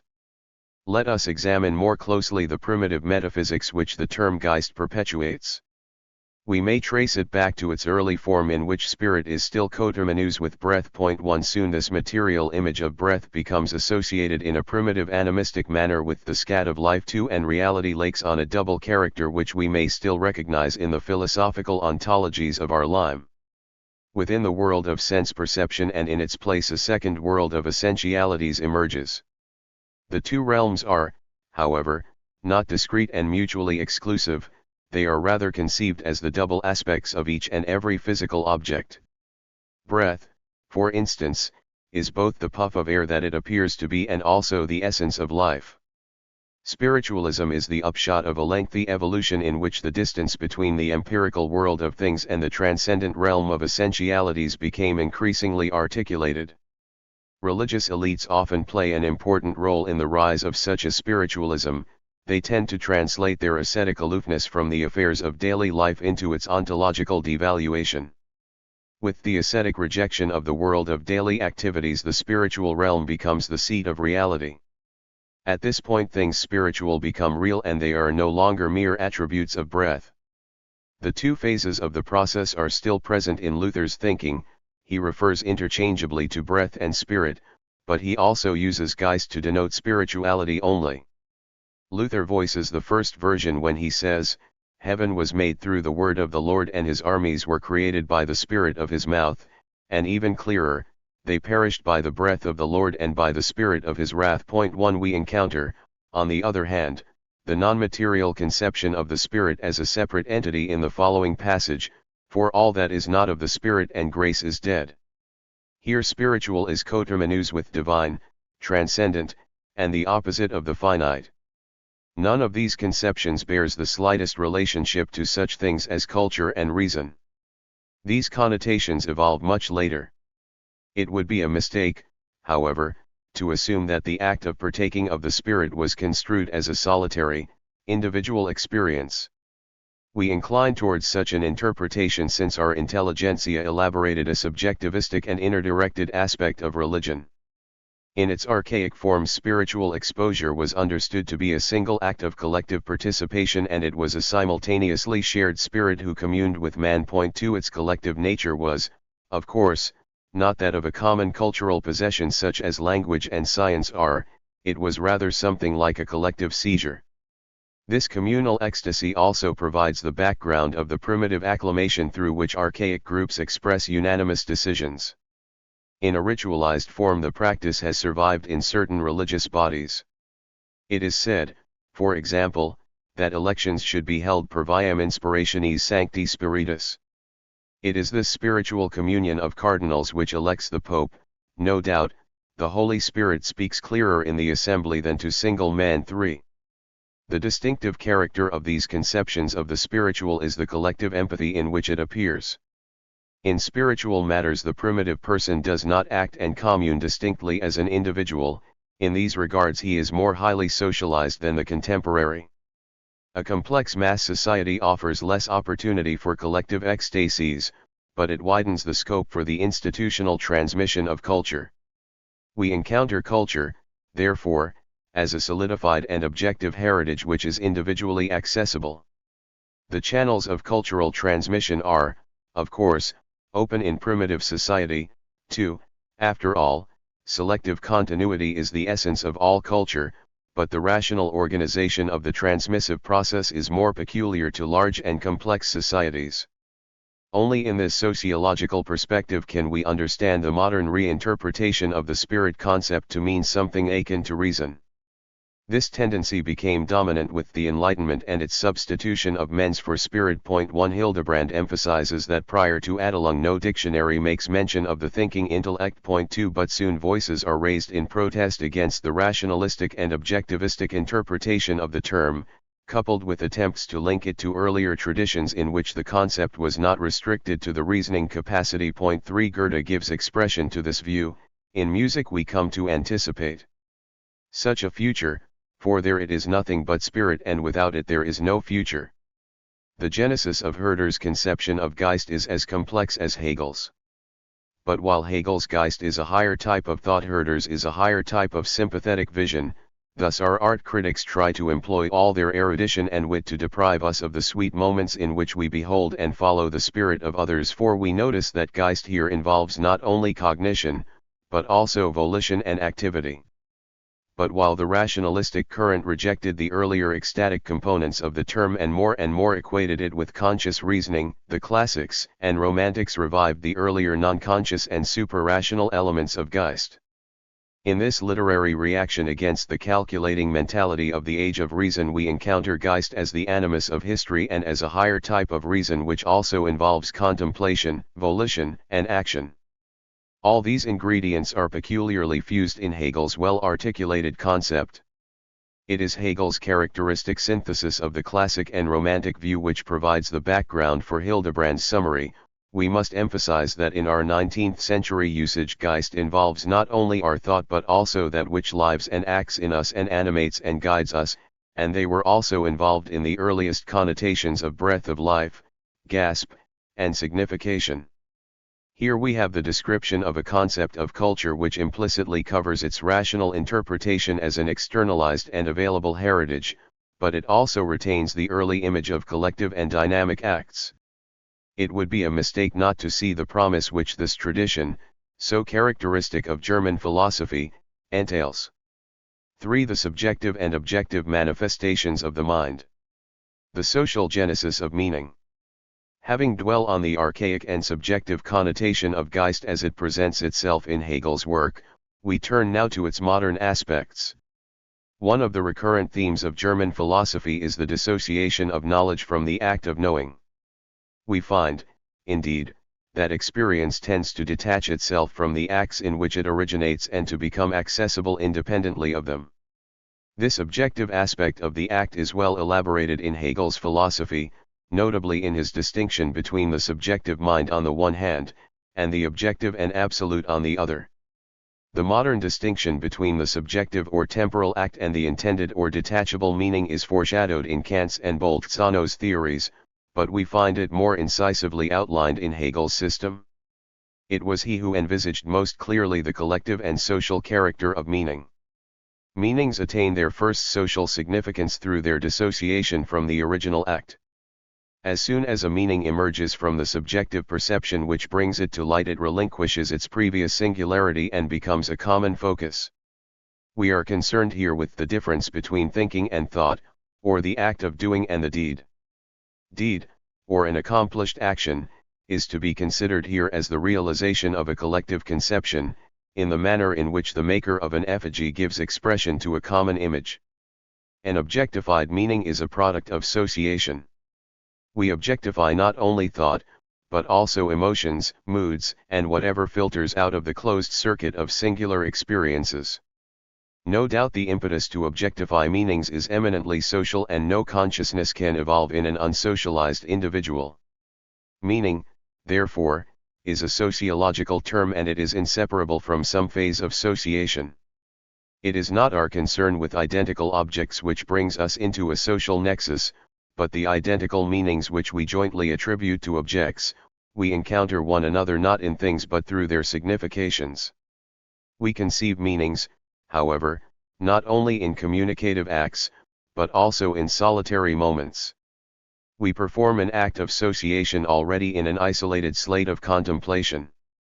Thus, cognition and communication are inseparable functions. Organisms which cannot communicate are also incapable of objective concepts. Human contacts which are established upon a biological impetus do not in themselves constitute associations unless they transcend the initial impetus. To what social needs and situations are we to trace the objective bent and the strain of reflexivity?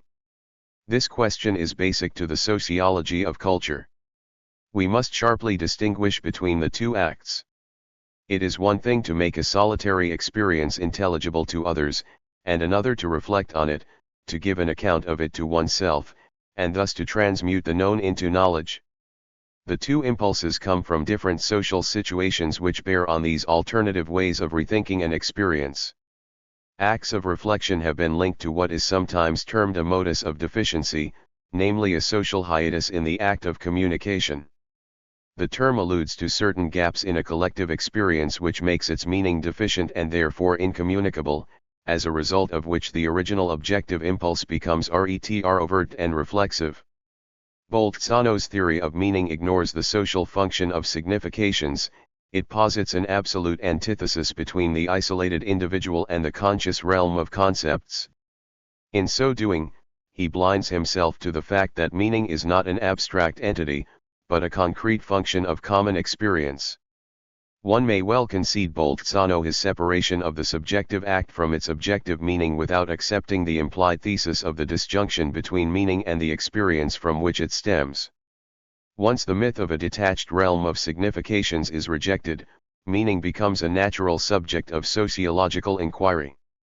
The question, raised even by Max Weber, of how we move from individual experiences to an objective meaning or to the sociological point of view, is a topsy-turvy version of the real question of how we get from the concrete social meaning of things to Max Weber's individually intended meaning and to the conception of an abstract sphere of detached significations. Indeed, we must ask how it comes to pass that for certain purposes we ignore the social character of the actor and his acts. Let us attempt to reconstruct the social context of the first question, namely how percepts derive from the original acts of perceiving. The original seat of meaning is, presumably, the cooperative situation. The identical manipulation of identical things opens up certain common avenues of approach. A log may be a potential canoe, spear, raft, or fuel depending on the needs of those who intend to use it.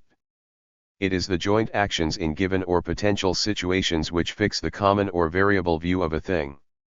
Once a common approach to the thing takes hold, it only needs a common symbol to attain an objective import. The common appellative is therefore not an abstraction and not a derivative of individual significations, but the primary form in which each individual comes to attach meaning to the object. Linguistic studies in primitive communities furnish us with documentary evidence of the collective genesis of certain meanings. The appearance of the solitary genesis of concepts is the final upshot of a work differentiation which diversifies the possible approaches to the same thing, and which presents an object in varying perspectives. Such a complex situation entails a diversified view of things, but not as yet the loss of a common universe of experience.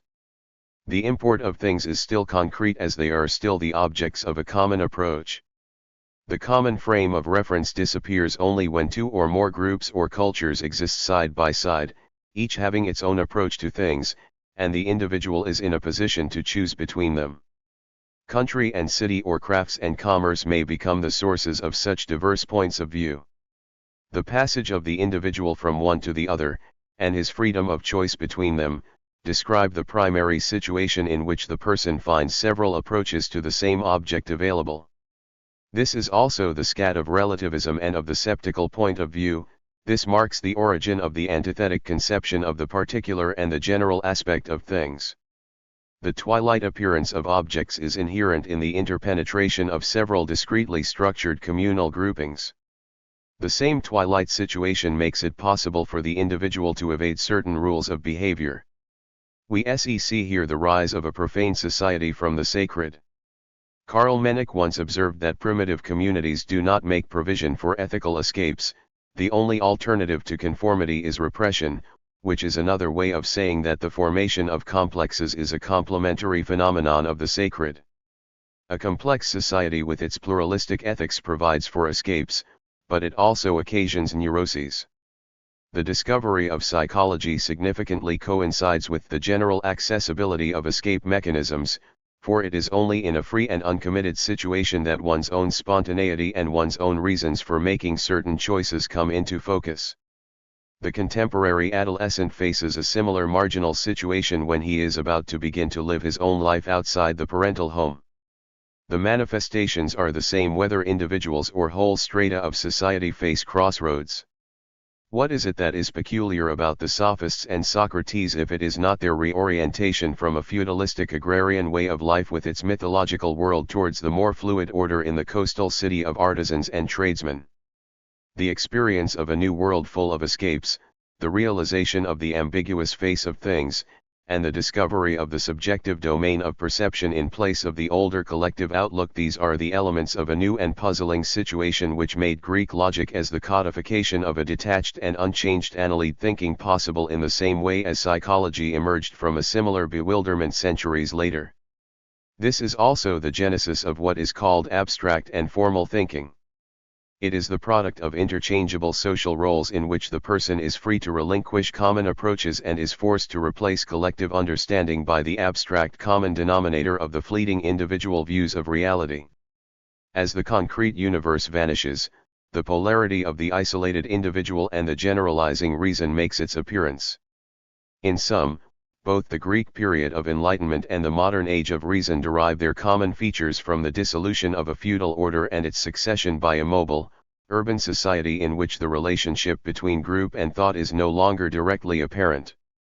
Only the Romantics endeavored to devalue the significance of these changes by the projection of a wish dream of the past into the future. For the suprapersonal character of meaning. The strength of the Hegelian Geist concept lies, as we have seen, in its grasp of the social dimensions of meaning, and it is this fact which makes the distinction between the subjective act and its objective counterpart, the socially relevant meaning, possible. But this is not all. We are still groping within the solipsistic realm of appearances so long as we do not look beyond the objectivity of significations. For on this level we are still dealing with nothing but individual meanings, communicable though they may be, and we are not yet cognizant of their relationships. Thus, when we try to approach history on this plane we encounter a sequence of discrete expressions which lack historical continuity.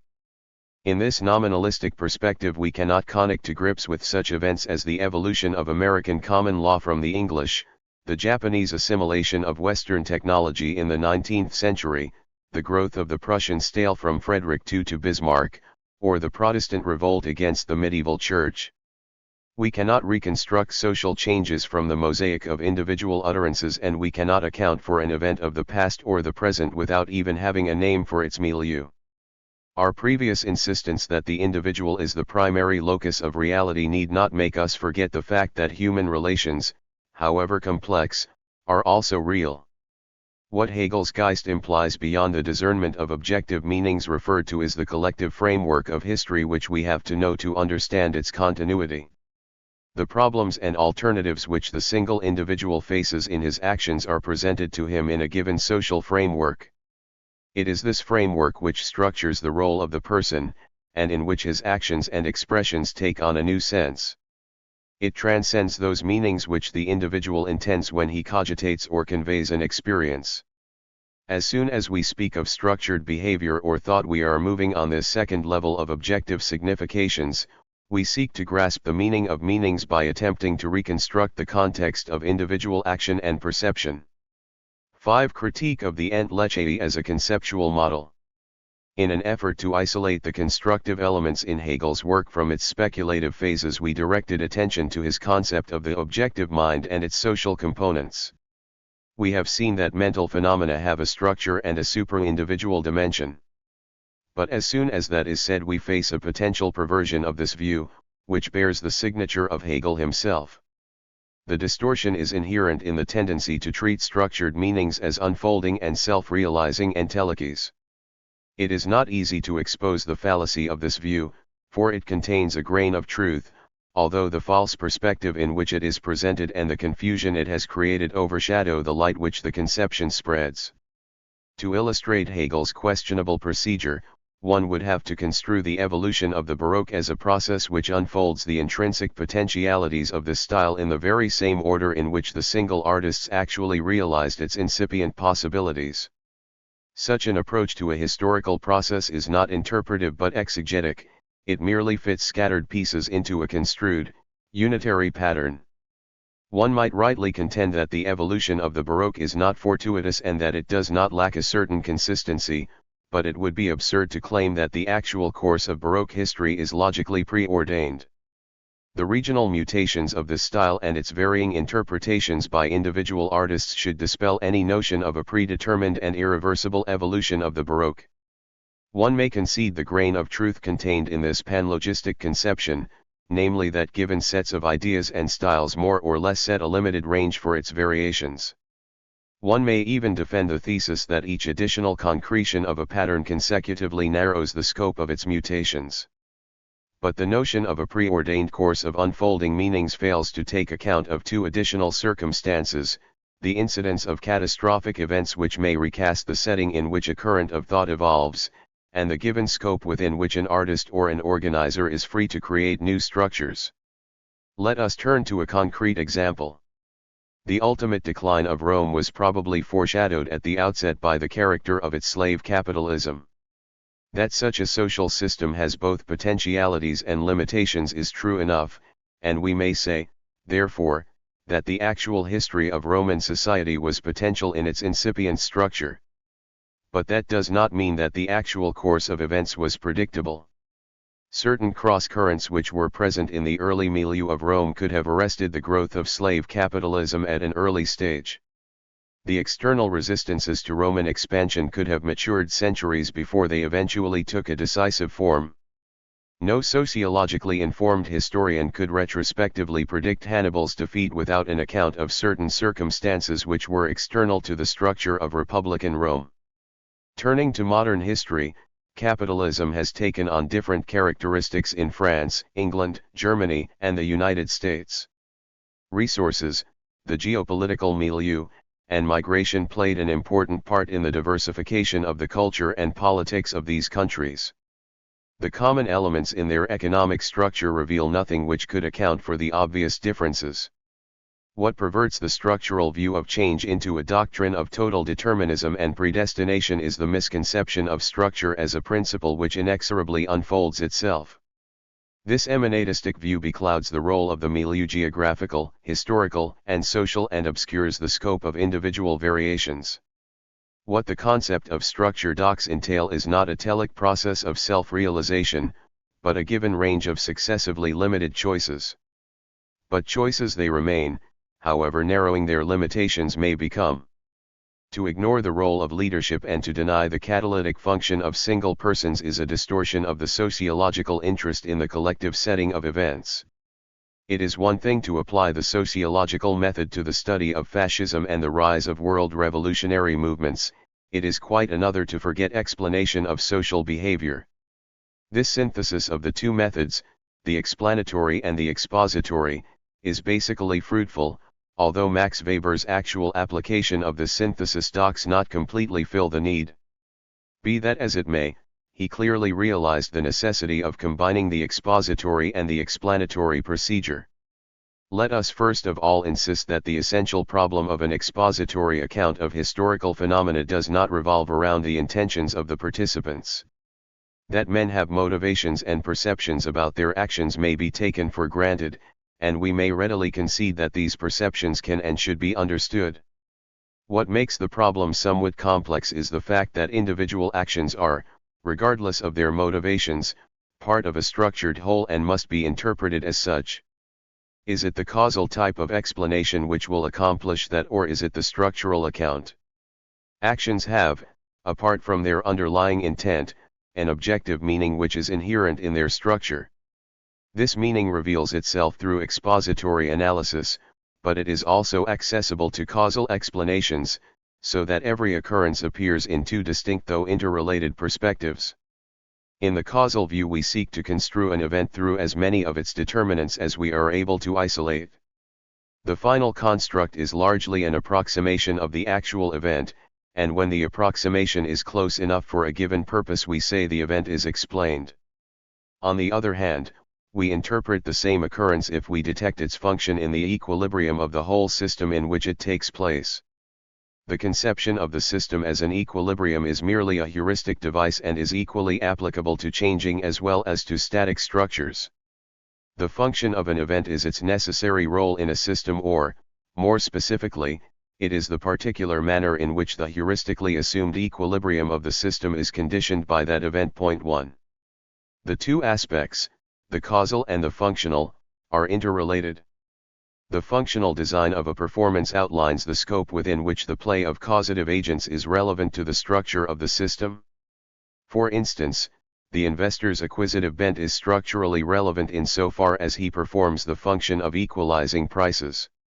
Inasmuch as the price equilibrium depends on that function, the free play of investors on the commodity market is structured, while the same motivation may also find an outlet in structurally irrelevant fields of activity.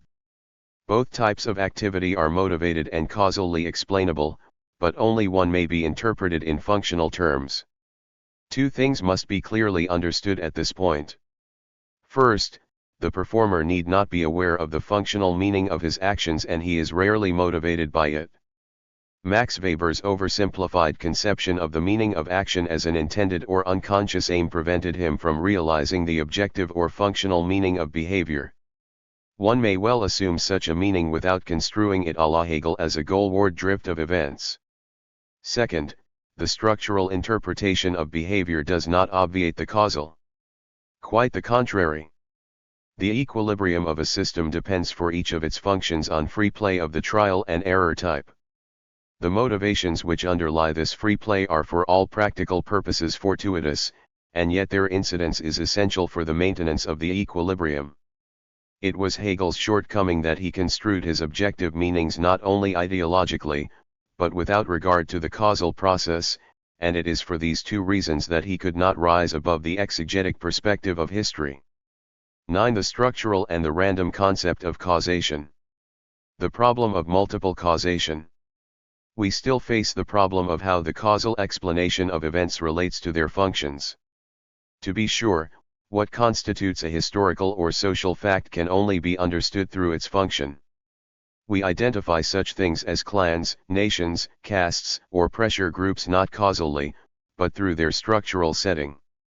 There are many impulses which are at work in the formation of families, the quest for companionship, security, sex, and economic considerations, but it is primarily its child-rearing function which defines the family.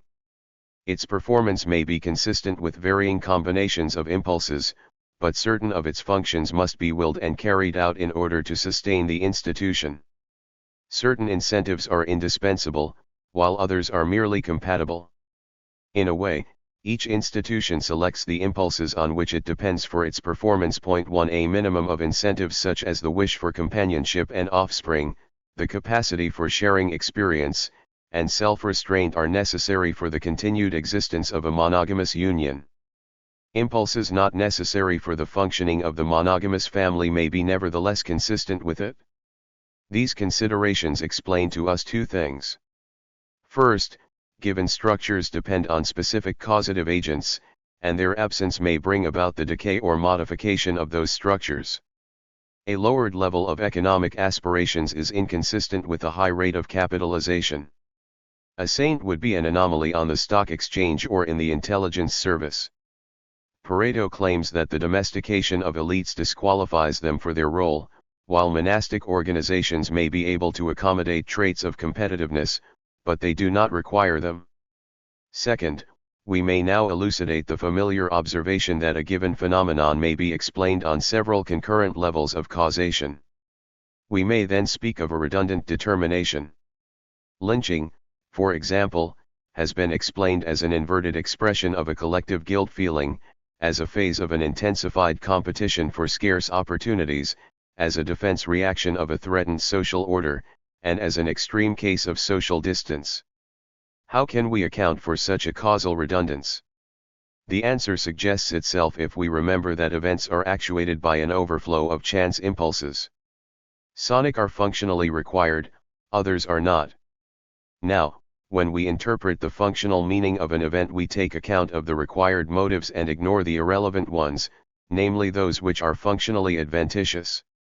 We forget the multilateral sources of action and are baffled when we encounter them in excess of the functional minimum. We have the feeling that the phenomenon is over-explained.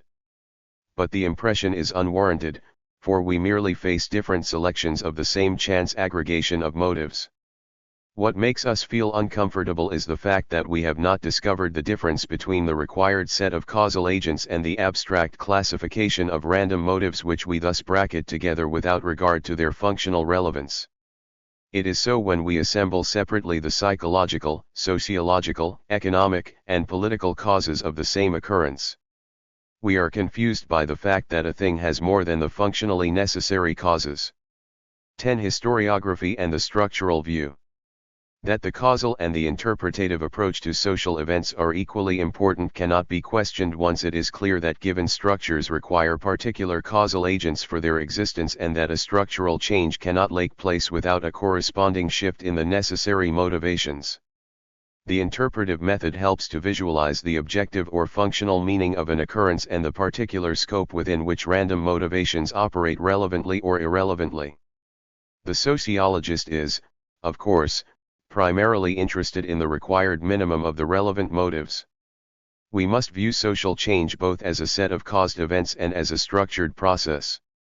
We may, for instance, seek to determine what circumstances caused the repeal of the English Corn Laws, and we may also explore the meaning of this event in the context of the English Industrial Revolution. Although we deal merely with two aspects of the same thing, the two procedures open up different perspectives. The first, which reveals the causal sequence of events, is the historical perspective, while the latter is the structural. Historiography, when it is true to type, seeks to reconstruct occurrences in the concrete setting of their determinants, while the structural approach bypasses the causal mechanism of change and converges on its functional design. Usually the two methods are complementary, and hardly any study of consequence ignores entirely either aspect of the social. Yet the aims of the two methods are clearly distinct. The causal method reconstructs events in their temporal sequence, while the structural interest focuses on the patterns which operate in a functional system. The latter is the aim of sociology, notwithstanding the fact that it may deal with historical facts. The sociologist is what he is because he identifies concrete structures where other students of human affairs see discrete phenomena or homologies. 11. The matrix of works and of action. So far we have not differentiated between various types of structure. But, by way of illustration, we have referred to such diverse examples as capitalism, the price system, and the Baroque. They are all concerned with the structure of various things, and this common denominator up to a certain point justified our practice of dealing with such divergent things on the same plane. Now we have to turn our attention to two distinct areas in which we encounter structures. Capitalism is a particular context in which persons act, and the structure of capitalism designates a system of patterns which govern the relevant actions of the individual. Baroque, on the other hand, is not a matrix of action, but a common pattern of certain accomplished works. When they are properly arrayed, they reveal a unitary trend toward a known terminus and a common type of configuration. The difference is patent. In the first instance it is actions which make up a structure, in the latter it is works, and it would be as incongruous to speak of a Baroque action framework as it is to regard feudalism as a pattern of completed works. The Baroque style does not exist per se, apart from a multitude of creations which express it, while feudalism exists only in a fluid state of interlocking actions. The second difference lies in the significance of motives for the understanding of action. While we may not always take account of the incentives which spark an activity, they are, by their very nature, germane to its structure. The profit motive is as inseparable from the entrepreneurial system as are honor and loyalty from the feudal. We view works of art and science, on the other hand, not in a fluid state, not in the act of creation, but as its terminus. One may, of course, detect motivations in every act, but they bear no relationship to the fabric of the finished piece. The hiatus between the objective meaning of a theorem or an art object and the motives of the author is considerably more radical than it is between the motives of an action and the meaning of the deed. This is the same as to say that work structures, in marked contrast to actions, are hardly illuminated by their causative agents. The third difference between the realms of action and work pertains to their respective context. The total context of actions forms a system in which usually there is ample room for both willing and reluctant participants. A common style or a current of thought, on the other hand, can only take shape if it finds individuals who somehow adopt and express it. Such expressions as an economic style are basically metaphors. In speaking of the structure of art, we mean a configuration which takes shape through a succession of works, and we may speak of a structure of thought in reference to the pattern which evolves through a series of completed formulations. The structure of action, on the other hand, outlines an order of interdependence. It is this distinct aspect of actions which permits us to construe them as parts of an equilibrium. 12. The discovery of the structural relationship between action and works. Naturally, we are primarily concerned with social action, and this is also the key subject of sociology. As we have already pointed out, the social is not an aspect or phase of things comparable to aesthetics or law, but is the framework of behavior. This framework, however, comes in sight on two levels. First, in the perspective of sociology as the science of sociation, and second, in the vista of the sociology of the mind. This twofold perspective corresponds to our distinction between action and work structure.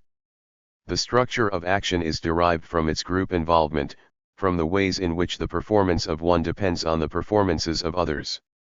Now, to reconstruct the order in which roles interdepend, we need not take account of the images which the participants form or follow as they play their respective roles.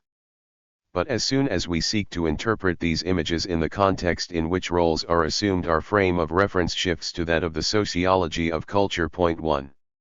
We are now dealing with roles not directly, but only in their derivative form, as they incarnate themselves in accomplished works.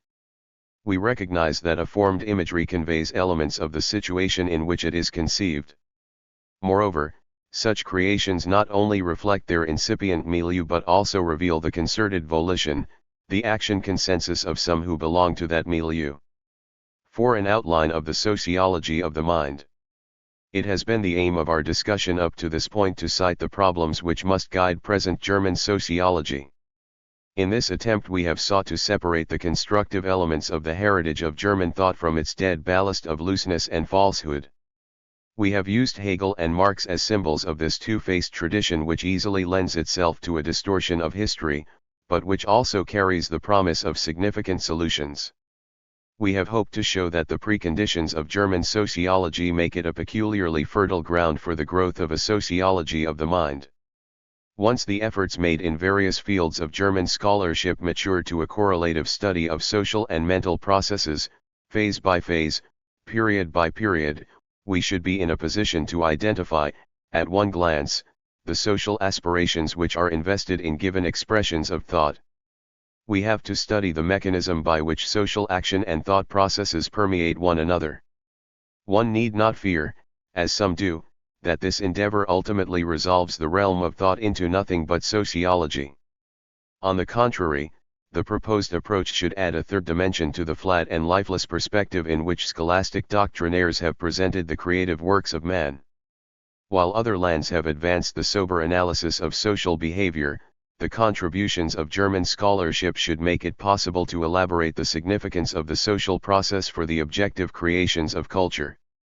The promise of a heritage may sometimes balance accomplishments already available. But to capitalize a heritage one has to live in it and at the same time be sufficiently distant from it to see what in it is relevant to the present and what is not. It may be well worth heeding a tradition, not for the sake of its venerable character, but because it stems from past situations which may arise again. One may be alert to the leads which come from the past and yet currently review and sift its patrimony. It is with this aim in mind that we have attempted to separate the dead wood from the live tissue in Hegel's work. We have, so far, sought to gain workable concepts of history, society, mind, and structure. The remaining portions of this prefatory essay will be concerned with an outline of the proposed type of study. No sociological system of the mind will be attempted. Systems are too often substitutes for new observations and convenient pigeonholes in which to bury unexplored material. But it may not be idle casuistry to attempt a preliminary sketch of the areas in which the objective manifestations of culture may become, and have already been, distinct objects of sociological exploration. The outline is tentative, but it has its bearing on the subsequent essays in this volume. 1. The sociology of the mind on the axiomatic level. The ontology of the social and its bearing on the historical character of thought. This is the perspective in which the essay on the problem of generations was conceived. Nothing metaphysical is meant by ontology, but merely a collocation of the basic data of the historical thought process.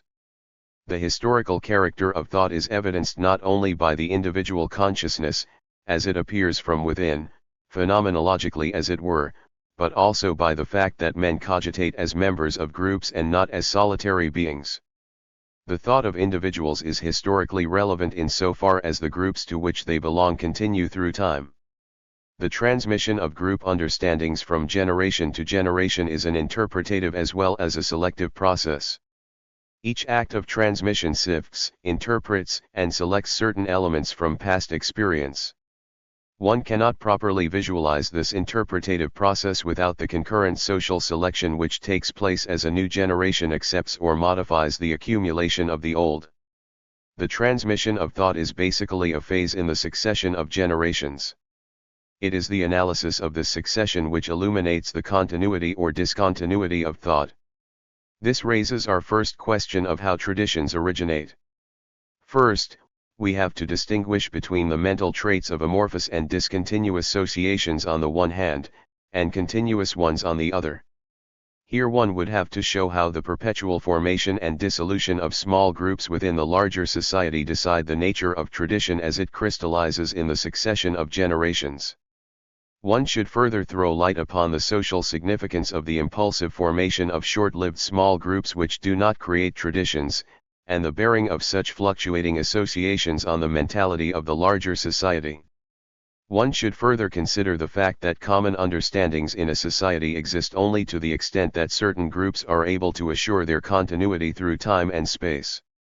This brings us to the sociological aspects of continuity in time and space.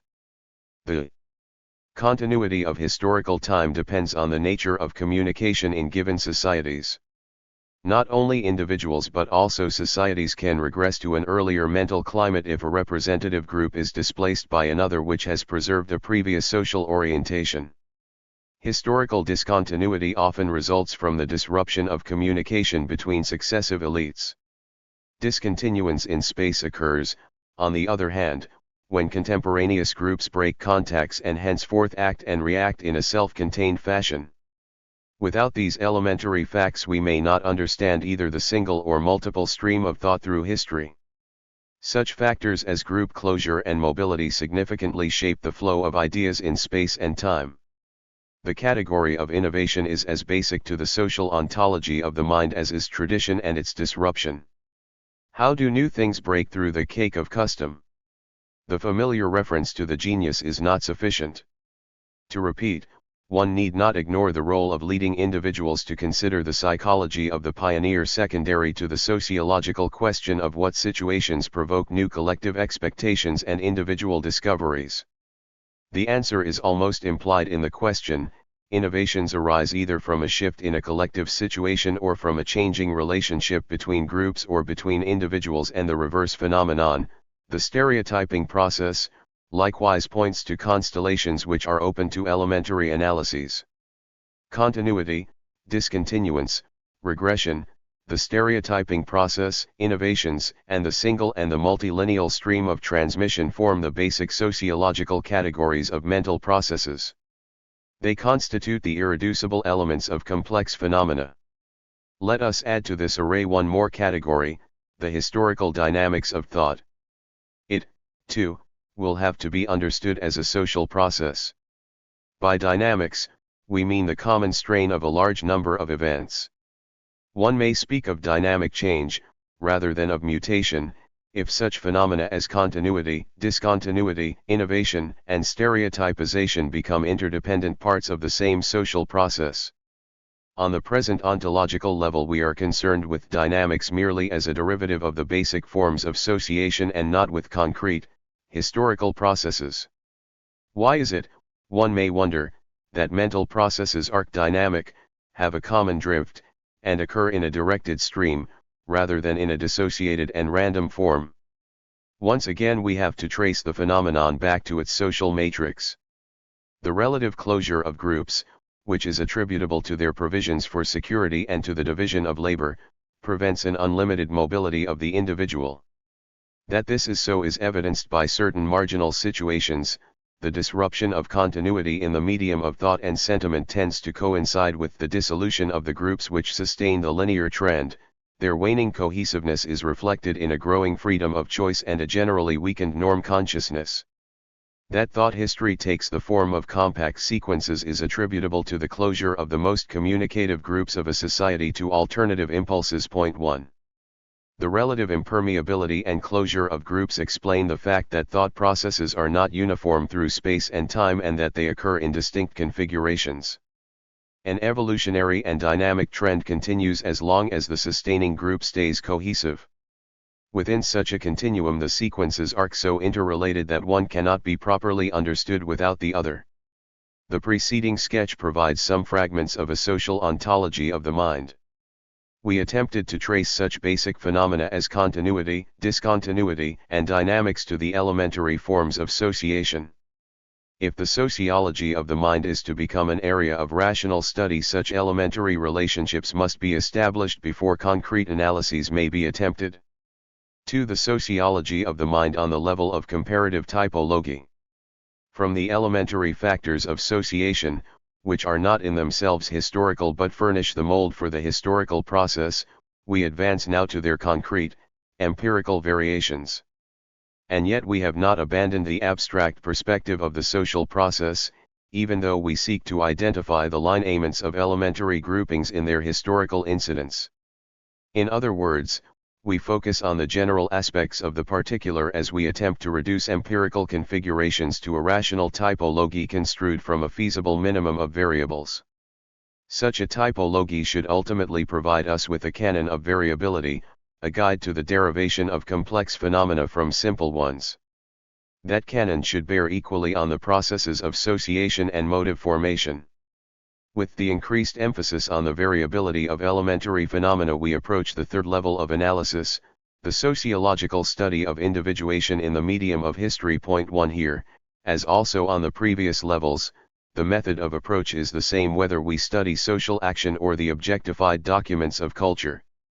It is essential, however, to bear in mind that the transition from the general to the concrete and particular view of social groupings is not abrupt, but takes us through an intermediate field of complex phenomena whose typology is an indispensable tool for the mastery of historical structures.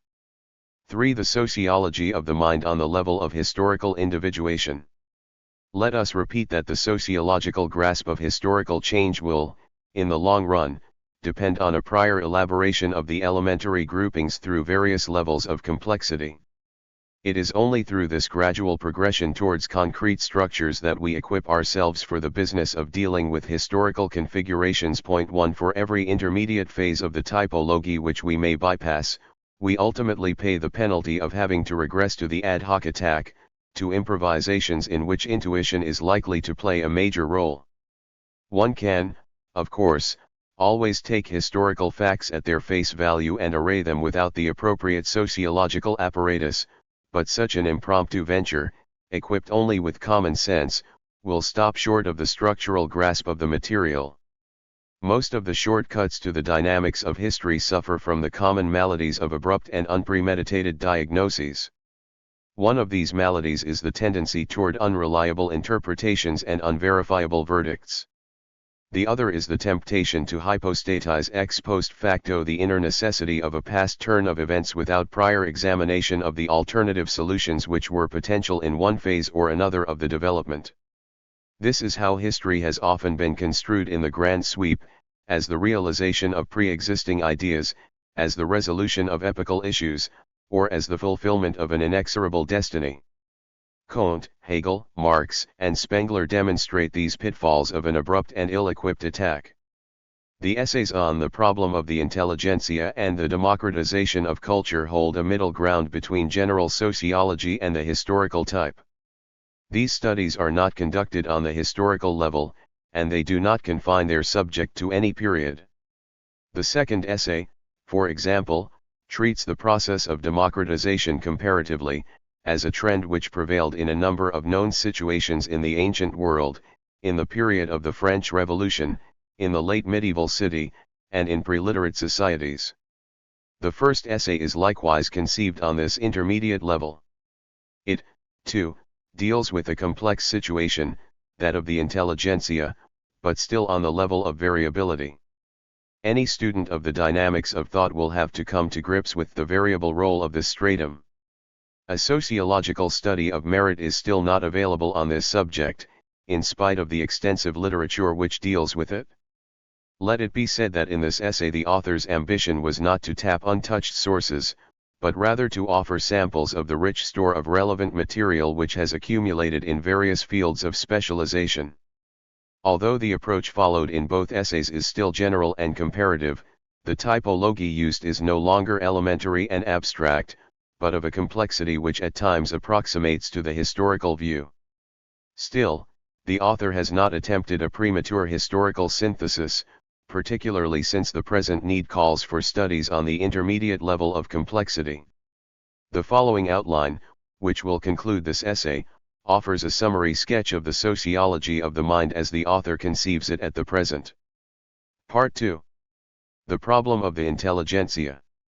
An inquiry into its past and present role. 1. The self-discovery of social groups.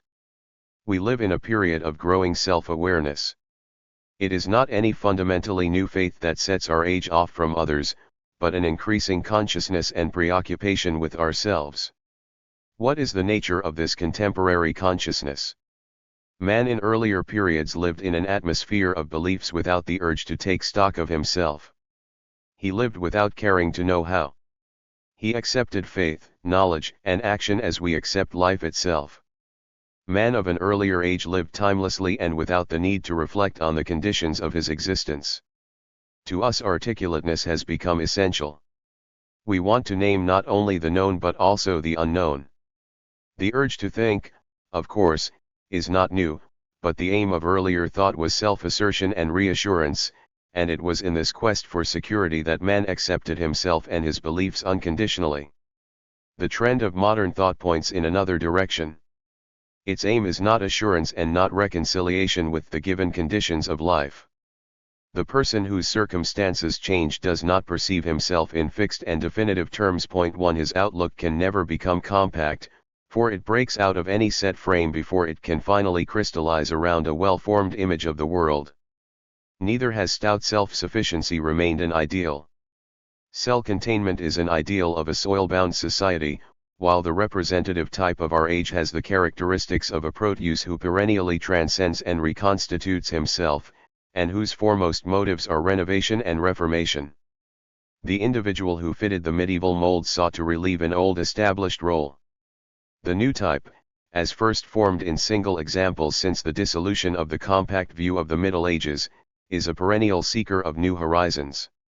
He seeks to peer behind each new truth, and in the process he discovers again and again the adventitious nature of particular situations. While the stationary type accepts each condition as a timeless order of existence, the dynamic seeker dispels false absolutes and deliberately dwells on the finite and conditional realm of things. But as he ventures beyond the area of an established worldview, he faces at each turn the perennial problem: how can he who knows about his own conditional existence reach and carry out unconditional decisions? Different as man in various ages may be, He posits similar questions about himself. He wants to know how to think of himself in order to act. Some conception of the world and the self, unspoken though it may be, accompanies every move we make. The question, who are we, has always been asked, but it is always through the medium of different objects that such questions are faced. Man hardly ever wonders about himself unless he is confronted with things or situations. If someone asked me who and what I am, I should be at a loss for an answer, but not if I am questioned about what I am in the eyes of A or B. We understand ourselves primarily through the views of others. The decisive question, however, is who is the other in whose perspective we see ourselves. What holds true for the individual applies almost identically to groups. They, too, have a reflected self, to use Cooley's expressive term. The history of collective self-interpretations, which is not the subject of this essay, is in a sense the evolution of consciousness, and each phase of this development is characterized by the nature of those others in whose image men view themselves. The longest of these periods is marked by man's attempts to understand himself vis-a-vis a personal God, a relationship which varied from the master-servant situation to that of father and child. Each of these relationships expressed an existing social paradigm and a set of actual norms whose ultimate guardianship rested with a personal God. The waning of this unitary worldview of the Middle Ages marks the beginning of a long search for a new guardian of new norms. It was after various intermediate solutions that the Enlightenment arrived at the new guarantor of a new order, reason. We may, in retrospect, qualify the timeless norms of reason as the rules of the competitive order of the middle classes.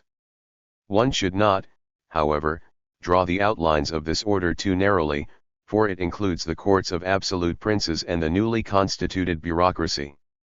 The next absolute emerged after the defeat of the French Revolution and the subsequent restoration, namely history. It was through the deification of history that the opponents of the middle-class revolutions were able to prove that the absolute reason which these revolutions enthroned was merely one of its possible variations, all of which are the creations of history. This is not the occasion to show how in this rearguard action the philosophy of rationalism abandoned its absolute claims by conceding their temporal character, or how it retreated to a more abstract and formal conception of reason.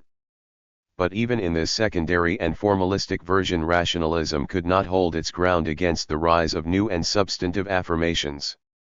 As reason itself appeared to be a function of history, the basis of self-interpretation shifted again. No point of view could be defended any longer on the ground of its intrinsic rationality, for only history could legitimize or invalidate a political claim. It appeared more desirable to be on the side of the Weltgeist or to be the exponent of the next phase of history than to be a prophet of timeless truths. Historical pragmatism took precedence over revelation. Some wished to identify their viewpoint with the ultimate verdict of history, while others preferred the sanction of the next stage.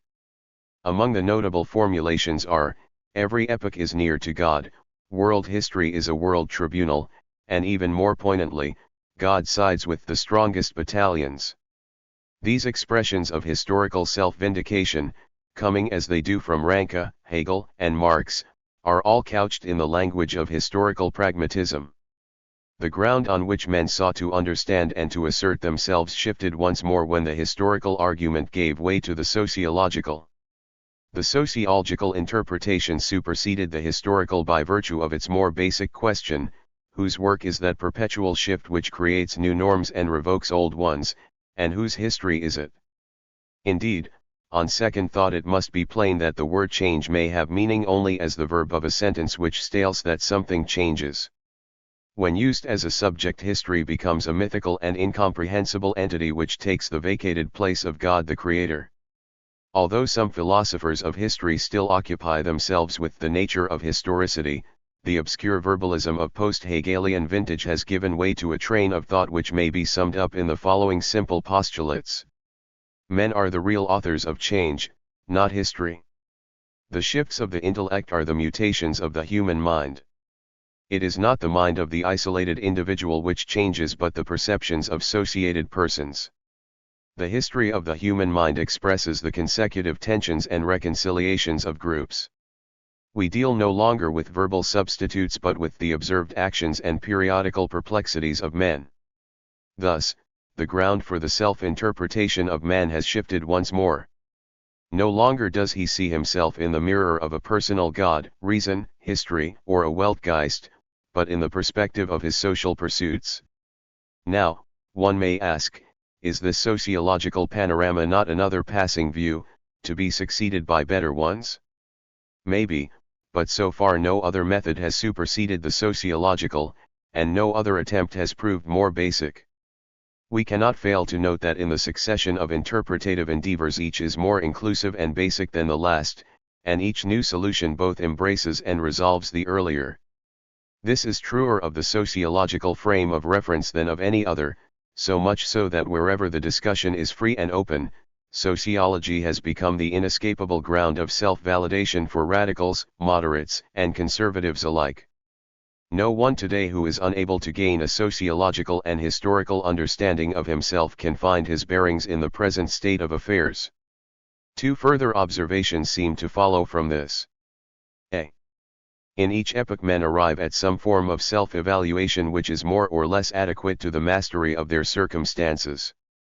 It is usually individual pioneers who first adapt their views to a changed situation in order to restore some measure of consistency between their actions and thoughts.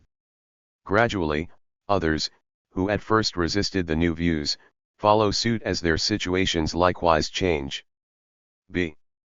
One need not see a symptom of decay in the gradual displacement of the earlier personality trait of stalwart contentment by the newer strains of self-scrutiny, self-revision, and adaptability. The new trails evolve in response to an increasingly dynamic world which has added an urban way of life to the rural, an industrial to the agrarian, and a bureaucratic to the feudal. The pioneer has become a central figure in this shift, for he accepts it for what it is and is ever ready to review his position in a changed order. 1. In this effort sociology proves a superior tool because its working hypotheses leave fewer facts out of account and fit more of the relevant circumstances than do others. The hypothesis of a world governed by a vengeful ruler was adequate to a situation in which nature produced the essentials of life. The dependence on the whims of rain and wind is appropriately expressed by a Weltanschauung to which fate or an implacable God are basic. Agriculture is one of the first concerns in which technology begins to displace fate. The shift from the digging stick to the tractor marks an accelerated shrinkage of the domain of unpredictability, and in the course of this displacement the assumption of an inscrutable and all-pervading will loses its relevance to an increasing number of situations.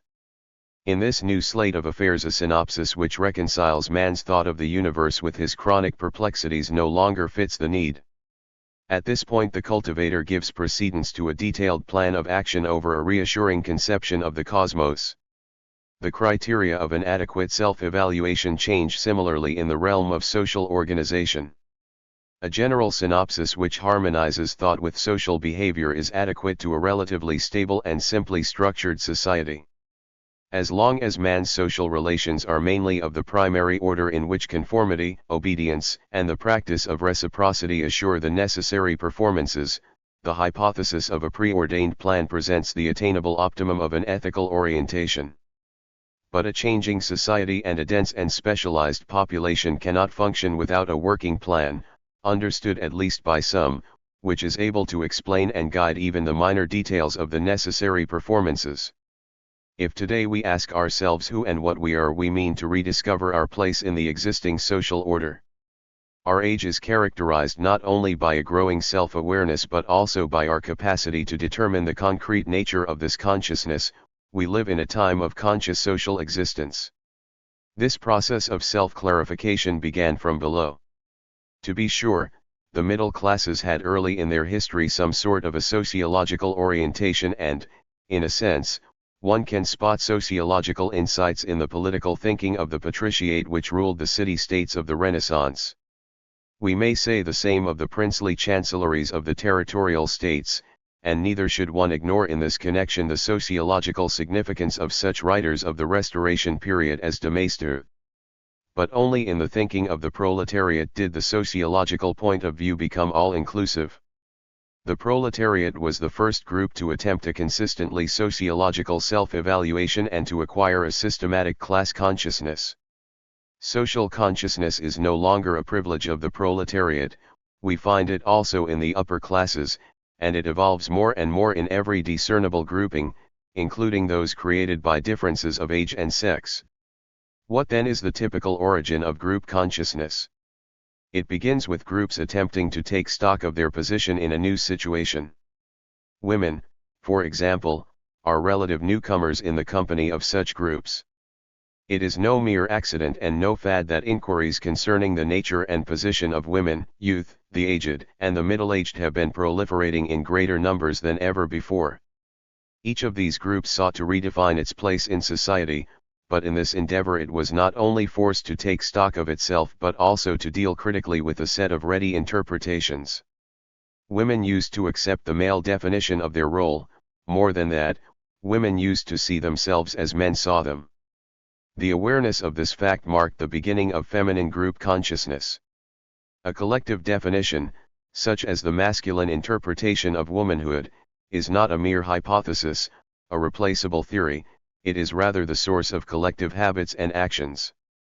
As a group, therefore, reviews its own definition supplied by another, it begins to revise its relationship to the other group. We only have to recall Ibsen's Doll's House, presenting for the first time in modern literature the clash of two conceptions of womanhood. A new self-evaluation, such as Nora arrived at in Ibsen's play, rarely succeeds without the confirmation of like-situated and like-intentioned individuals. The same is true, mutatis mutandis, of the German youth. It produced a host of philosophical theories, all of which reacted to a current conception of youth conceived by an earlier generation. In these earlier views, youth was defined in a merely derivative role, as a preliminary stage to maturity. This is precisely what the various youth proclamations assailed in asserting the autonomous value of being young. The social impetus of this emancipation movement came from the Industrial Revolution, which offered unprecedented opportunities to adaptable young men with initiative, in preference to older men with set views and work habits. In a stable society of farms and artisans, the guardians of tradition, the mature and the aged, are the public interpreters of the social order which they construe in their own favor, while an industrial society places an increasing premium on youth and lowers the currency of accumulated wisdom. 1. Social consciousness does not always coincide with the ascendancy of groups, for the conscious reaction to social change is a modern phenomenon. This is, as we have already pointed out, characteristic of all strata and not only of the proletariat, although its self-awareness was the first and most poignant of these manifestations. That such aspirations are successful only in our time may be attributed to various circumstances, but it is evident that so long as a group is dominated by another, it accepts and lives the role which is imposed on it, as a matter of course. Two factors make such a social self-awareness possible. First, contemporary society has evolved a great variety of controls which take the place of coercive power as the main guarantee of super and subordination. 1 Second, contemporary society has assumed a large share of the educational and disciplinary control which primary groups and communal organizations used to exercise. Let us turn to the first factor. If we ask ourselves why it is that class conflicts in antiquity and the later antagonism between masters and journeymen did not occasion class consciousness, we have to look to the circumstances under which a later industrial society produced free workmen and free contractual partnerships. Success on the free competitive market demands a continuous awareness of social change.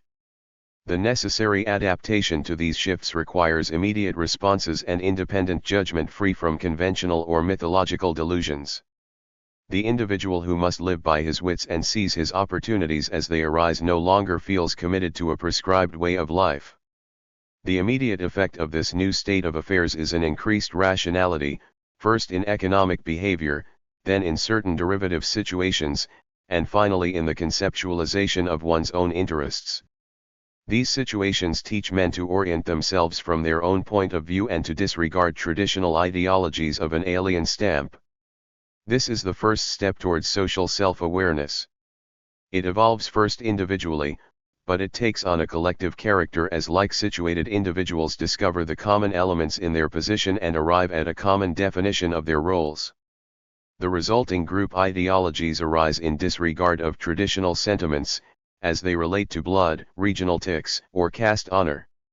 The second factor which favors group consciousness is the modern practice of educating the person in a socially neutral atmosphere, while its absence in the traditional type of education inhibited the rise of a new and independent group orientation. It has often been pointed out that journeymen could not acquire a class awareness of their own, even in times of their economic decline, so long as they lived with their master's family. This common primary group situation of masters and journeymen or apprentices perpetuated the latter's loyalty to the guild and their hopes to join the ranks of master craftsmen. This very situation blocked the rise of that class resentment which later led the proletariat to its self-centered conception of society. The evolution of a feminine group consciousness shows distinct analogies. It began at the very moment when women entered vocations and made the competitive situation on the market the basis of their careers. This marked the beginning of the conflict between the traditional and patriarchal interpretation of the feminine role and the views which working women formed of themselves. Let us sum up the argument presented so far. 1. Ideologies coexist in an antagonistic relationship to one another. The most radical form of this antagonism consists of the unspoken assumptions and the suggestive framework of thought by which dominant groups inhibit the independent self-awareness of subordinate strata. Since these latter groups do not find an adequate outlet for their social impulses, they usually resort to repression and sublimation, to use Freud's terminology, while those in control are freer insofar as they are able to react in accordance with their own conceptions of themselves. This is also characteristic of the state of affairs between men and women, inasmuch as a male-dominated society grants men a large measure of freedom of expression, while it confines female conduct to a more rigid precept of feminine propriety. The male control of feminine expression need not be confused with the more general proposition that one cannot live in a group without some measure of inhibition. The question is whether a group creates its own inhibitions or must accept them from another. 2. A significant trend of modern society may be seen in the fact that each group tends to evolve its own perspective and to feel uncommitted by the public interpretation of the existing order. 3. This is also the reason for the well-observed, but unexplained, phenomenon that democratization in its first stage does not produce equality and universal like-mindedness, but accentuates group divergencies. Indeed, we witness the continued growth of nationalism rather than cosmopolitanism. 1. The democratic process, which enhances the general capacity for self-determination, primarily integrates people in like situations, and it awakens consciousness of kind on a national scale before it expands group consciousness to a global dimension. Nationalism is in this regard a phenomenon parallel to feminism and the German youth movement. 2. Outlines of a sociological theory of the intelligentsia. The rise of the intelligentsia marks the last phase of the growth of social consciousness. The intelligentsia was the last group to acquire the sociological point of view, for its position in the social division of labor does not provide direct access to any vital and functioning segment of society. The secluded study and the dependence on printed matter afford only a derivative view of the social process. No wonder that this stratum remained long unaware of the social character of change. And those who became eventually sensitized to the social pulse of the time found their way towards a sociological evaluation of their own position blocked by the proletariat. This was not an accident, nor did it happen by design. The proletariat had already perfected its own worldview when those latecomers appeared on the scene, and that worldview had the same hypnotic effect as had earlier ideologies which dominant groups used to impose on subordinate strata. It was quite natural that the proletariat placed itself in the center of its worldview. All groups which grope for a social orientation first attempt a self-enhancing interpretation of society, and this bias corrects itself only on a higher level of reflectivity, a level which we approach through the sociology of knowledge. Subsequent strata, therefore, had to come to grips with the entrenched ideology of the proletariat before they could understand themselves.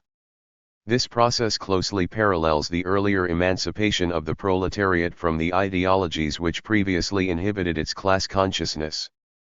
As the scattered groups of the intelligentsia set out to find their sociological bearings, they began to interpret themselves within the framework which the proletariat evolved for itself. This accounts for the suddenly lowered self-esteem of the intelligentsia. Its former conceit now gave way to subservience. The earlier conceit of the intellectual is partly explained by the fact that so long as he was the only accredited interpreter of the world, he could claim in it a significant role, even though he acted mostly in the service of other strata. The history of the intelligentsia is full of instances of its self-importance, from the imperiousness of priestly strata and their rivals, the prophets, through the poets laureate of the humanists to the historical visionaries of the Enlightenment and the romantic philosophers who pronounced the verdicts of the Weltgeist. True, we know of the long uphill struggle which raised sculptors, architects, and painters from the ranks of craftsmen and servants to the respected position of artists, largely since the late Middle Ages and the Renaissance. These, however, were exceptions. Just as some painters for highly placed patrons would not forget to portray themselves in some corner of an allegorical picture, so did also philosophers reserve for themselves a preferred niche in their Weltanschauung. The pundit's faith in his own mission, however, lasts only so long as he holds the key to the secrets of the universe, so long as he is the thinking organ of other strata. His presumptuousness ends when he encounters the commanding worldview of another group. The servility of some modern freelance intellectuals stems from a feeling of helplessness which overcomes him when he, the magician of concepts and king in the realm of ideation, is challenged to establish his social identity. He discovers that he does not have any, and he becomes keenly conscious of this. We have to acknowledge the imposing consistency with which the proletariat reinterpreted the social universe. One must ask, on the other hand, to what extent this new point of view has forced an alien and inadequate self-appraisal on the intelligentsia. Let us review Marx's conceptual apparatus as he tailored it to the needs of one stratum. A. What is the axis of a proletarian sociology? It is a class sociology, and it operates with only one sociological category, class. Within this narrow framework, a phenomenon is either class or non-class. This technique of prejudging a subject has often been employed before in order to undermine an opponent's self-assurance, by confronting him with an alternative within which he cannot assert himself. To use an analogy, a woman who is made to see herself in the alternative of housewife or harlot will be unable to associate herself with any of the additional roles which the emancipation movement made possible. This is one of the most sublimated but also the most spleenless methods of forming an ideology. It is not a calculated stratagem. It confuses the opponent only because it springs from an aggressive and unreflected self-assertion. The proletariat itself had once been the passive object of this very method of ideological control. And so the intellectuals, inexperienced in sociological thinking, have come to face the alternative, class or non-class, to discover their own nullity, for since they are no class they surely must be a social non-entity. This abrupt loss of self-certainty took two typical courses. The first was the choice of those intellectuals who joined working-class parties. It was not an alliance of equals, but a self-effacing willingness to play the role of the proletarian functionary, precisely as some predecessors had championed the cause of earlier ruling classes. The second course was most clearly exemplified by Schiller. He unhesitatingly adopted the most radical reappraisals of his time and, as if guided by a demon, moved from a religious and historical philosophy towards a sociological orientation. Having experienced the impact of social forces on thought, he fell under the spell of an intellectual nihilism, and near the end of his life he envisaged a book on the impotence of the mind. Sociological thinking need not drive the intelligentsia to defeatism and self-derision. A man merely has to be ready to depart from imposed interpretations and to think from his own point of view, as nowadays every group must in order to find his place in the changing order of things. One may form political alliances, but with a consciousness of one's own position. It should have become clear that the intelligentsia is by no means a class, that it cannot form a party one, and that it is incapable of concerted action. Such attempts were bound to fail, for political action depends primarily on common interests which the intelligentsia lacks more than any other group. Nothing is farther from this stratum than single-mindedness and cohesiveness. A government official, a political agitator or disaffected writer of the radical type, a clergyman, and an engineer have few tangible interests in common. There is closer affinity between the proletarian writer and the proletariat than between the rest of the intellectual types mentioned. It is common knowledge, on the other hand, that the renegade intellectual sons of the bourgeoisie or the aristocracy react differently from other, socially less mobile, members of their own strata. Beside their own varied class interests, intellectuals carry into their vocational situation a special motivation and a particular attitude which the sociologist cannot fail to identify. The intelligentsia is an interstitial stratum, and the proletarian sociology, centered as it is around the concepts of class and party, could not but assign to this classless aggregation the role of a satellite of one or another of the existing classes and parties. Such a conception naturally conceals the peculiar motivations of the intellectual, and it is apt to paralyze his self-appraisal. It is quite understandable that the politician has little use for the peculiarities of such politically nondescript existences, for he deals with clear-cut tangibles which join or divide people. He can afford to think exclusively in political terms and to ignore politically irrelevant groupings. The sociologist, on the other hand, is a diagnostician of social phenomena, and it is his business to differentiate. One may sum up the essential characteristics of this stratum as follows. It is an aggregation between, but not above, the classes. The individual member of the intelligentsia may have, and often has, a particular class orientation, and in actual conflicts he may side with one or another political party. Moreover, his choices may be consistent and characteristic of a clear-cut class position. But over and above these affiliations, he is motivated by the fact that his training has equipped him to face the problems of the day in several perspectives and not only in one, as most participants in the controversies of their time do. We said he is equipped to envisage the problems of his time in more than a single perspective, although from case to case he may act as a partisan and align himself with a class. His acquired equipment makes him potentially more labile than others. He can more easily change his point of view, and he is less rigidly committed to one side of the contest, for he is capable of experiencing concomitantly several conflicting approaches to the same thing. This proclivity may occasionally conflict with the class interest of the same person. His exposure to various facets of the same issue and his easier access to other and diverse appraisals of the situation make him feel at home in a larger area of a polarized society, but they make him also a less reliable ally than is the person whose choices rest on a smaller selection of the many facets in which reality presents itself. As a matter of political experience, intellectuals are less often tempted to vote the straight ticket and to plead as they always have clone or their fathers used to do. We cannot explain these things if we accept the expedient simplifications of the party functionary or a class sociology, and yet a common awareness of these seemingly elusive facts is indicated by the customary distinction between the educated and uneducated. The average person senses as great a difference and social distance between these two categories as between rich and poor or employer and employee.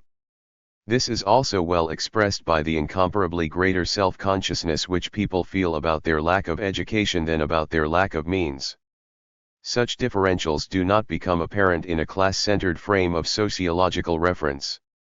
Let us re-emphasize at this point that intellectuals do not form an exalted stratum above the classes and are in no way better endowed with the capacity to overcome their own class attachments than other groups. In my earlier analysis of this stratum I used the term relatively uncommitted intelligentsia, which I accepted from Alfred Weber, without any thought of an entirely unattached group free of class liaisons. The epithet relative was no empty word. The expression simply alluded to the well-established fact that intellectuals do not react to given issues as cohesively as, for example, employees and workers do. Even these show, from case to case, variations in their responses to given issues. Still more do the so-called middle classes, and least uniform is the political behavior of the intelligentsia. The natural history of this phenomenon is a topic of this essay and of an earlier study. Point 1. After this reminder, it should not be expected that the critics will again conveniently simplify my thesis to the easily refutable proposition that the intelligentsia is an exalted stratum above all classes or that it is privy to revelations. In regard to the latter, my claim was merely that certain types of intellectuals have a maximum opportunity to test and employ the socially available vistas and to experience their inconsistencies. I shall come back to this later. 3. How social groups are identified. To determine the social locus of the intelligentsia, we shall have to re-examine first those sociological procedures which operate exclusively with the concepts of class and class interest.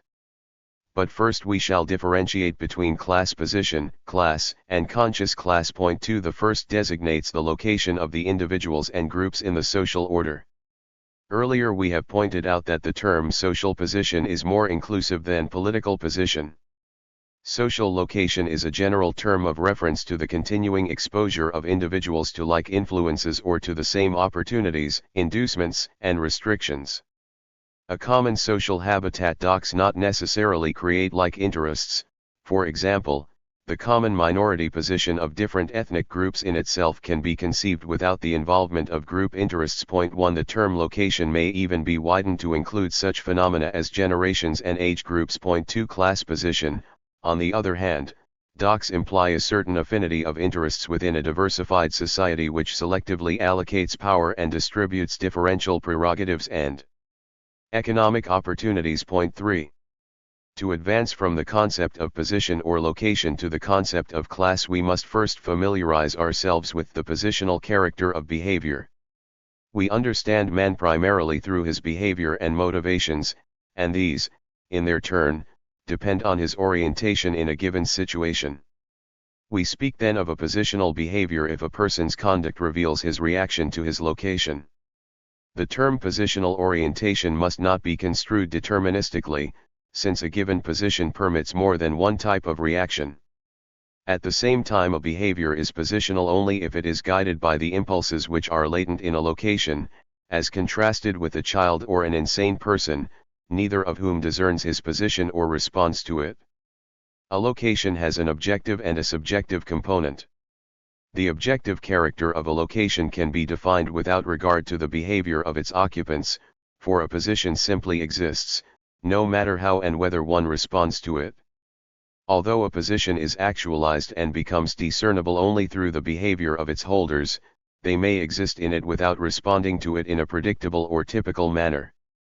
The most important form of positional behavior is that which is solely guided by the economic interests of an individual as they are actualized primarily in the market. Now we may speak of a class if individuals act uniformly in accordance with their like interests and like position in the productive process.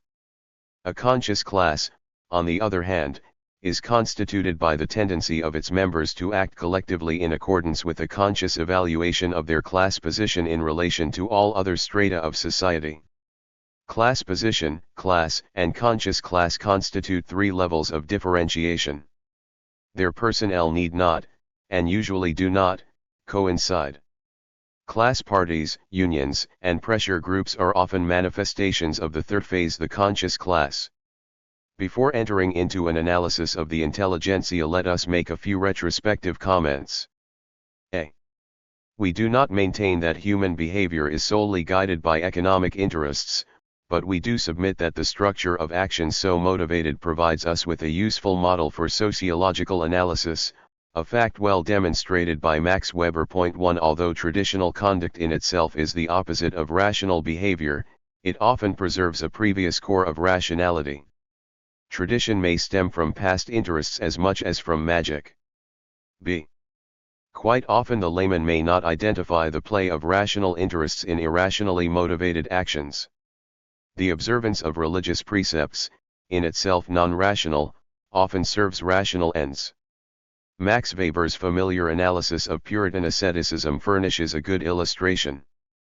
The primary motivation of this asceticism was unquestionably religious, yet it corresponded to a rational altitude towards economic values, demanded by an evolving commercial capitalism. In the long run, man cannot act in complete disregard of his location and undo the social conditions of his existence. What matters, therefore, is what he does and not what he thinks he does. Actions may consistently attain a certain end without being motivated by it. Quite often an infinite series of minor, though unconscious, adaptations will ultimately redirect an originally dysfunctional type of behavior into rational channels. See, practically everybody has ambivalent motivations and more than one social habitat. Class position, therefore, is one of several locations and one of several motivations for action. This is particularly or independent patricians. 3. This gentlemanly rating of intellectual occupations is still present in a third distinction, namely between the educated and the uneducated. This differentiation still has much meaning in the small towns of several countries of South America and Europe, particularly Germany. These designations do not refer merely to the professions, academic training, or feudal ranks which no longer exist. 1. The term educated in this particular sense includes such respectable folk as the doctor, lawyer, teacher, minister, merchant, and manufacturer, in short, personages who are accustomed to gather around the favored tavern table and to meet at each other's homes. 3. Interchangeable principles of selection are here at work, namely cultivation, rank, and income. A substantial income may compensate for some lack of culture and vice versa. The resulting selection does not lack a certain measure of homogeneity. It is based largely on similar social etiquette, a similar style of living, and a common sense of decorum. This social symbiosis produces a homogeneous culture, to wit a conventionalized form of selective social refinement. 4. This conventional hallmark of the educated has been steadily losing currency ever since the rise of the absolute state and its trained bureaucracy. The bureaucratic hierarchy creates its own criteria of distinction by a new system of certifications for civil service careers. 1. On this new basis, the educated have become identified as the possessors of diplomas and career monopolies. The former distinction of respectability gives way to the differentiation between those with and those without academic training too, and in Germany the further gradation of diplomas obtained after the 6th, 7th, and 8th high school grades. The standardization of training in itself is inescapable in an industrial society. An honorary officialdom of genteel layfolk would not be adequate to the needs of contemporary society.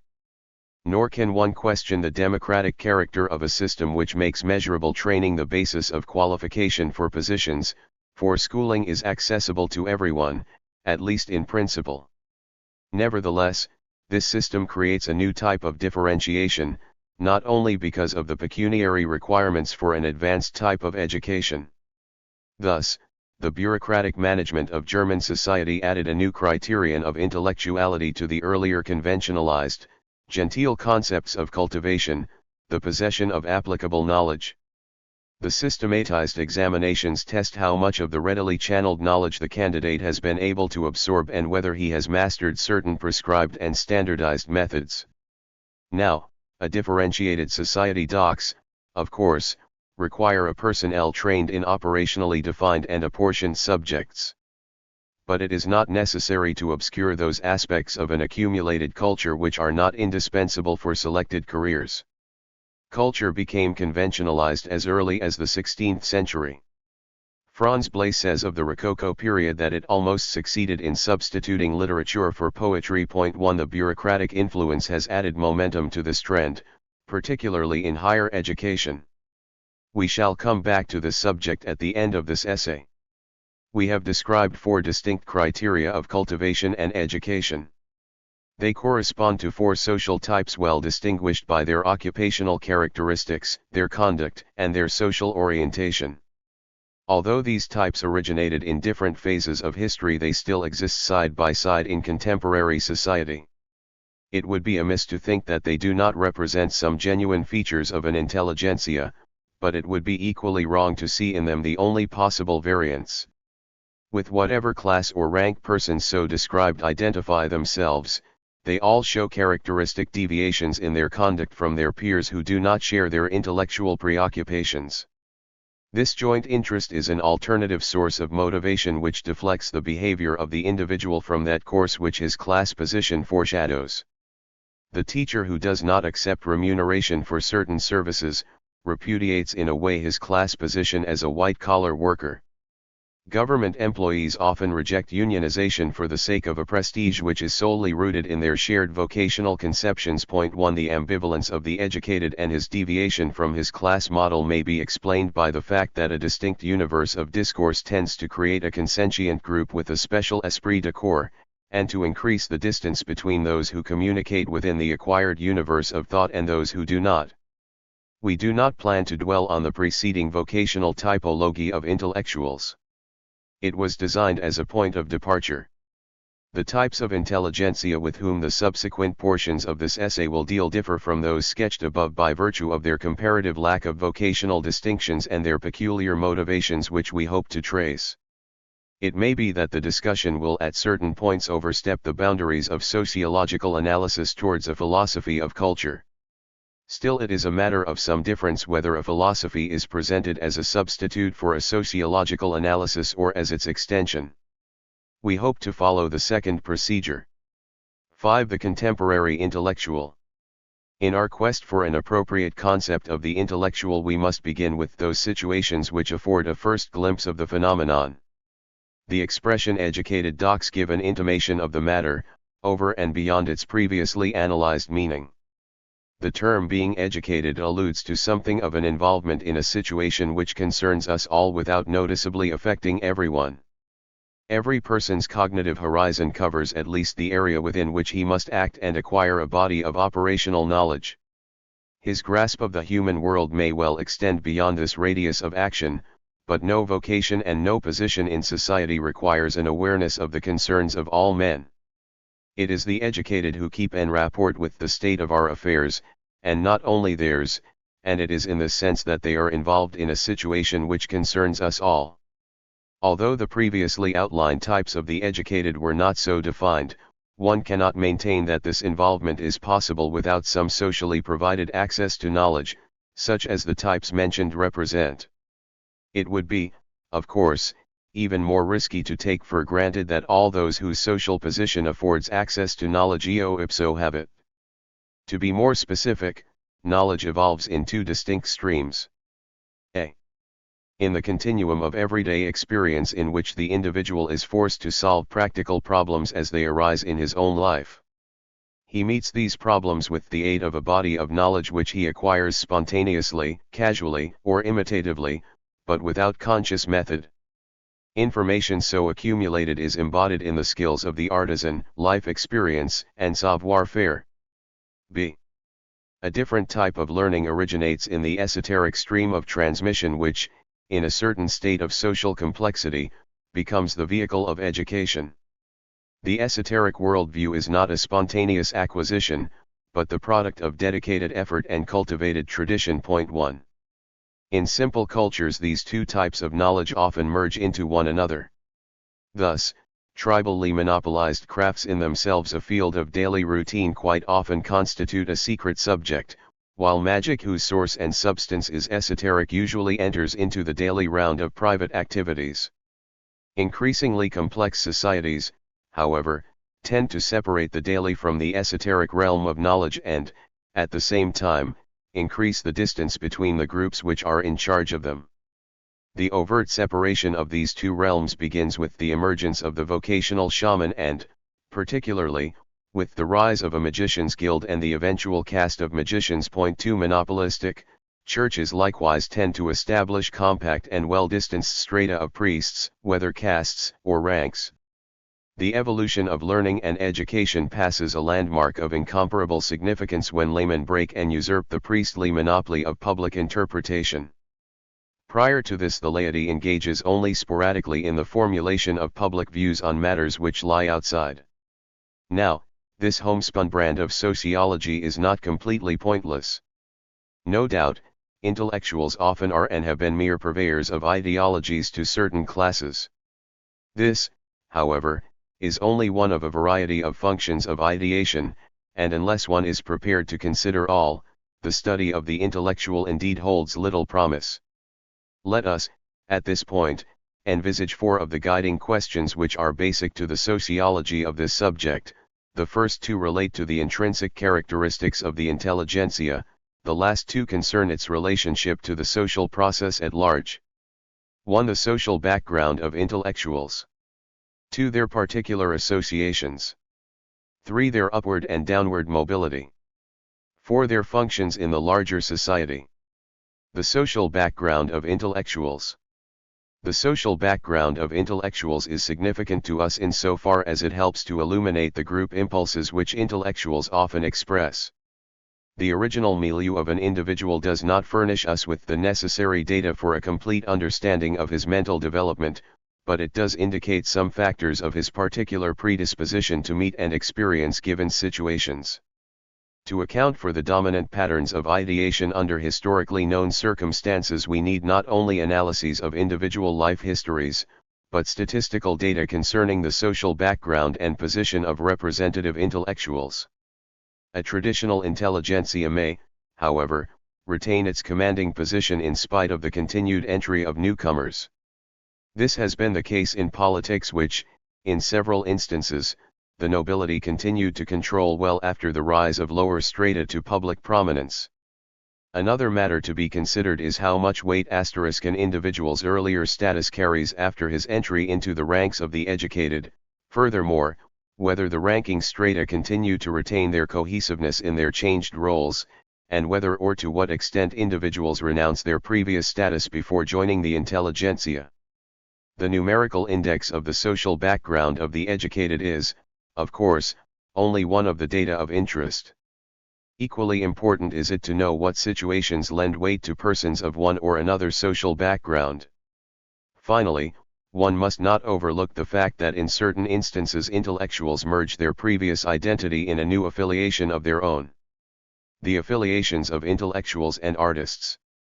Between the compact, caste-like organization and the open and loose group, there are numerous intermediate types of aggregations in which intellectuals may range themselves.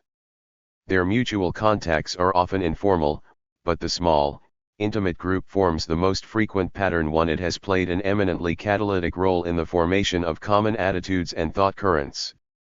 The early medieval organizations of artists reflect the nature of their performances. They were carried out in the typical fashion of crafts. The work was centered around a common workshop, performed in teams, and in accordance with the intermittent nature of employment it necessitated frequent migrations. The cooperative character of the work process explains the fraternal organization of medieval artists, the earlier art forms, and the fact that individuation in this medium begins fairly late. One of the first groupings of medieval artists is the Masonic fraternity Bauerhut in Germany. The Bauerhut, first mentioned in the 12th century in southern France and Germany, was the tool shed, workshop, and meeting place of stonemasons, builders, and sculptors. Fairly soon the Bauerhut becomes a fraternity which upholds common standards of performance, exercises jurisdiction over its members, and safeguards the secrets of the craft. Itinerant painters came closer to the freelance type of artist, although they often found permanent employment as court painters in the households of princes, as for example the Van Eyck brothers who bore the title of valet de chambre. Poets likewise formed attachments of various types. In the genealogy of the antique poet we find the clairvoyant. The early Germanic poet is known under the name of Skop.2. Originally he belongs to the princely retinue, carries arms, and is distinguished only by his vocal talent. Quite often, however, a physical disability or some other peculiarity places him in the position of a relative outsider. 1. Such a position is conducive to reflectivity or to an oppositional bent. This seems an early trait of the poet, for he is distanced within his rank before he becomes detached from it. Besides the early poet we find itinerant minstrels and showmen who follow the tradition and role of the antique mime. They are complete outsiders, are in no way linked to the retinue of nobles, and do not belong to the honorable vocations, but are classed together with the rogues and harlots. These people possess from the beginning a separate organization and group solidarity, while the poets who share the status and rank of their noble peers acquire considerably later a distinct consciousness of their own. Quite peculiar is the position of the troubadours and mincingers. They are not outside the feudal hierarchy, although not a few of them are poor or impoverished knights in a marginal situation. The source of their nobility is of importance, for some owe it to birth while others descend from the so-called ministerials. Schult, whose studies are most pertinent to the subject, observes that these poets are usually grouped according to status. Thus the Heidelberg song script includes in its list of singers first the emperor, then the princes, counts, barons, ministerials, and the squires. The last group comprises the urban aristocracy, the clergy, the scholars, the show people, and the burghers. Such is the hierarchy of the 13th century. 2. The fact worth noting here is that while the poet is well identified by rank and status, refinement and cultivation begins to become a leveling agent to the extent that princes and other notables already take pride in counting themselves with the Travers. 3. Knights of modest circumstances, on the other hand, find a certain social compensation in the attribute of a poet, so much so that cultivation is already a factor of social advancement. That the poetical form depends on the status of the poet is well illustrated by the fact that Walther von der Vogelweide, a knight of marginal standing who drifts far in the direction of the wayfaring players, is the first to introduce their gnomic poem into courtly poetry. The linkage between art form and social rank is still direct and clear, and it is only in later periods that the social significance of form is no longer comprehensible without the detour of sociological analysis. 1. We may trace the changing literary style from its early periods to the zenith of courtly lyric poetry to a gradual shift in the social position of the author. Schult notices that the earlier style is characteristic of the ranking landed nobility, while the later climactic period becomes the era of the poets of lesser nobility and ministerial ranks. In brief, the predominant influence passes from a stationary stratum onto relatively mobile groups. Schult observes of the early period. Except for wars, the nobility stayed close to its soil, the baron lived on his land, and the ministerial ranks attended to their service. That is why the poets of the first period are much more sedentary than those of the climactic age.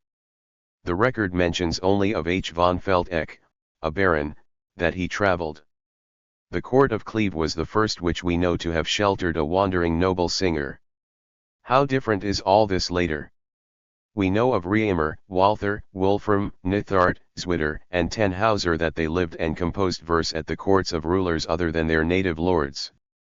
Was it an impetuous urge to wander which carried vassals far away from their fief, or was it destitution that made a poet of the vagrant knight? 2. We see here both forms of social mobility at work. To use Sorokin's categories, the stimulus and stir of vertical mobility and the horizontal expansion of the seen and experienced world. Those knights who still have standing among their peers and yet are not secure enough to be immune to new experience, these are the wayfarers and adventurers who open up new perspectives within the feudal hierarchy. Travel is a source of new experience only for those whose social position itself is unfrozen. The nobleman who journeys abroad for his pleasure without the necessity to establish himself at every turn experiences new people and customs only as variations of familiar sights. Only the traveler who steps out of his social milieu and abandons his station to find a new one discovers alternatives and acquires a new horizon. This is how the relatively unattached and itinerant knights become spokesmen of a reflective and multidimensional view of life. The fact that they were not complete outsiders, but still had a feudal standing and spoke the language of their peers, assured them of a hearing and influence in medieval society. 1. We have pointed already to the social differentiation of the Minsingers. The contemporary distinction between major and minor Minzongs has reference to that very differentiation. The ranking nobles cultivated the high Minnesongs, while Walther and his peers of the lesser nobility not only adopted popular forms but also dared to vindicate love to maidens of the people. This marks a new attitude rather than a changed conduct, for we need not assume that love-making to girls of common birth is original with Walther. Thus noblemen of lesser rank acclimatize a more natural but already spiritualized form of attachment as the counterpart of the conventional love in the courtly strata of society. This is one of those instances in which the distinct standards of judgment of two different strata merge in the conceptual framework of a mobilized group which participates in both strata and shares their attitudes. Distinct codes in themselves do not clash as long as the strata which practice them do not merge. Conflict situations arise only when mobile buffer groups which retreat from above or rise from below become attached to both and adopt their values. It is in these marginal situations which provide access to formerly discrete worlds that a genuine intelligentsia originates. Reference has been made to the clergy, the dominant group of literati of the Middle Ages, its compact organization, and its particular type of learning. Now we shall have to direct our attention to the intrinsic structure of the clergy, particularly as it reflects the diverse background of its members. A closed group quite naturally seeks to develop a unified esprit de corps and to neutralize the effects of the diverse social orientations which its members carry with them. The later bureaucracy shows the same tendency. Nonetheless, a secondary differentiation within, as we shall call it, may reflect something of the original diversity without. It is important, therefore, to take stock of the social composition of a closely knit intelligentsia. In this undertaking we are able to draw on the important work of Schult in the first place and on the studies of Stutz, Cauchy, and others, all of which are helpfully summarized by Worminghoff, one who is our primary source in the following presentation. The early church stood on Christ's teaching of religious equality, and did not recognize secular gradations in Christendom. The practice of this original doctrine of restive lower classes underwent modifications as the Church became established in highly differentiated societies, particularly in Germanic areas. The Church itself introduced a gradation into the ranks of the clergy by the creation of secular and monastic orders. This distinction grew sharper as it became associated with a feudal type of differentiation. In summing up the social history of the Church hierarchy, Worminghoff remarks: the clergy always and from the beginning opened its ranks to freemen, and among them to those who were closest to the nobles of free birth. Later the lower nobility also found access to chapters, monasteries, and cloisters, eventually they were followed by burghers. Since the 11th century the German clergy presents a picture of diversity too. Cauchy arrives at similar conclusions in his study of the clerics in Strasbourg in the 14th century. Every society seeks to preserve its scheme of organization not only through its laws and institutions but by an appropriate allocation of command positions. If that is true of a democratic society, it is more so of a feudal order in which the nobility controls both secular and ecclesiastical key positions. The latter became institutionalized since the bishoprics and archbishoprics became the prerogatives of freeborn noblemen. The monasteries of the feudal nobility received the sons and daughters of princes and counts, but closed their doors to persons of ministerial rank, to feudatory knights, and to the sons of the patriciate. This development began as early as the Merovingian Empire. These reservations might have stabilized the hold of certain families over the ecclesiastical hierarchy were it not for the institution of celibacy. Actually, the predominance of the feudal classes in the Church was already declining in the 15th century. About 1427 the feudal monasteries relinquished their closed-door policy, and after 1516 they admitted commoners. Worminghoff's table, reprinted below, furnishes a good illustration of the foregoing. Occupancy of bishoprics. After W. Pelster and J. Simon, cf. Schult, p. 67 and 349. The Church province of Cologne with Luttich, Utrecht, Munster, Osnabrück, and Munden, the Church province of Mainz without Prague and Omitz, with Worms, Speyer, Strasbourg, Ch, Augsburg, Eichstätt, Würzburg, Bamberg, Halberstadt, Hildesheim, Paderborn, Würden. Literature. Alois Schult, Der Adel und die Deutsche Kirche im Mittelalter, Kirchenrechtliche Abhandlungen, Heft 63-64. Stuttgart, 1910. Albert Worminghoff, Standesprobleme in der Geschichte der Deutschen Kirche des Mittelalters, in Zeitschrift der Savana-Stiftung für Reichsgeschichte, OPCIT. The table describes two significant trends, the gradual democratization of the church hierarchy and, more important, the rise of the ministerials whose social ascent outrivals any other medieval class.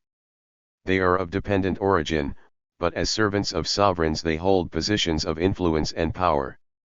In the 11th century they become an estate of their own, serve in the army, and are used as officials, mentors, and money changers. Their ambivalent status as dependents and yet wielders of power gradually changes as freeborn nobles also join their ranks.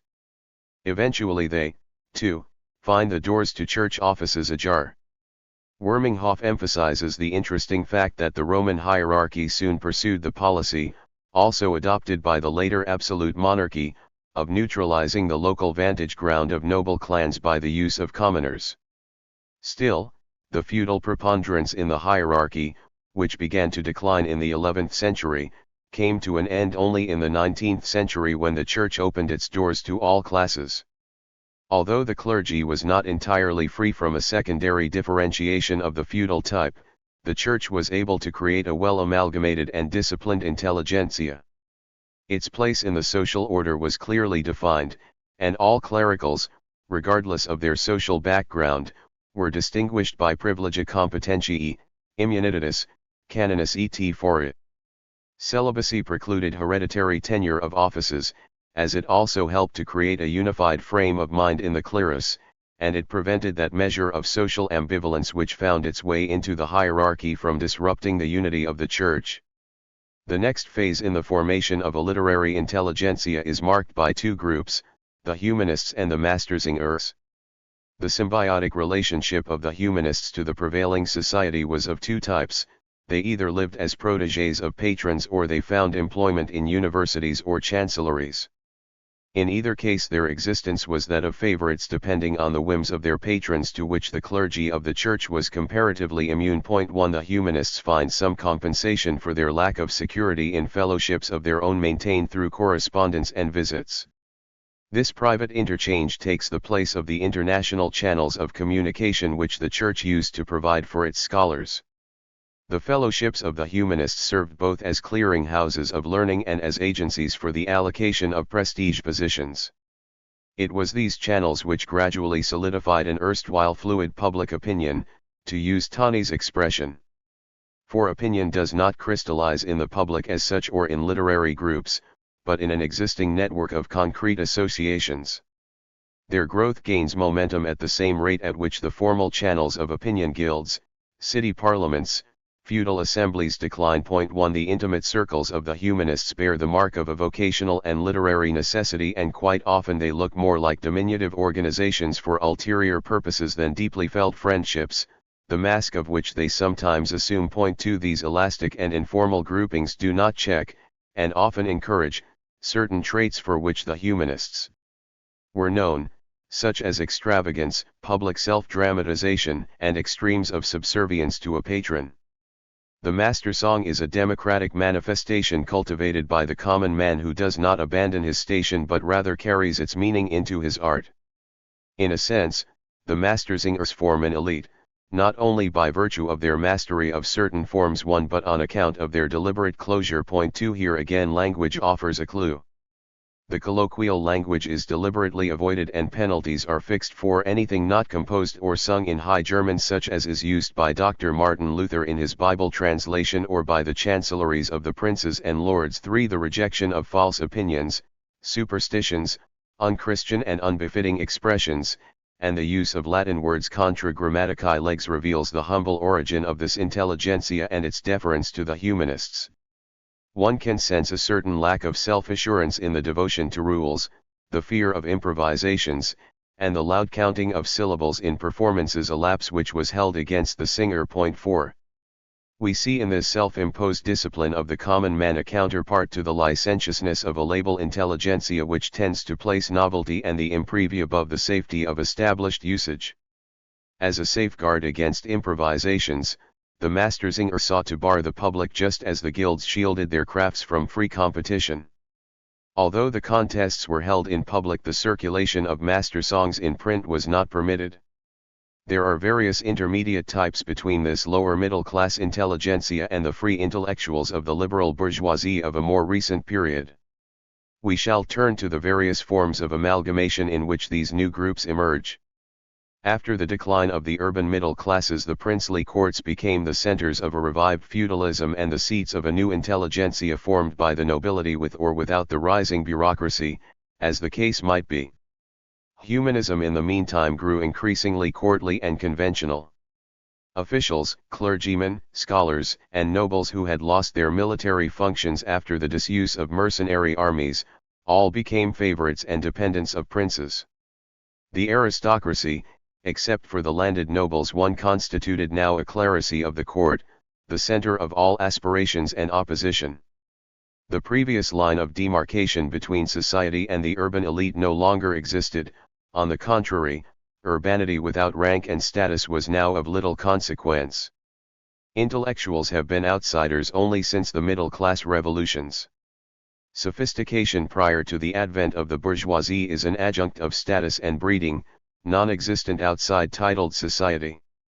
The man of the world who embodies the ideal of the time represents everything worthwhile, and the ideal is modeled not only after the poet, artist, and scholar, but also after the official and, last but not least, the politician.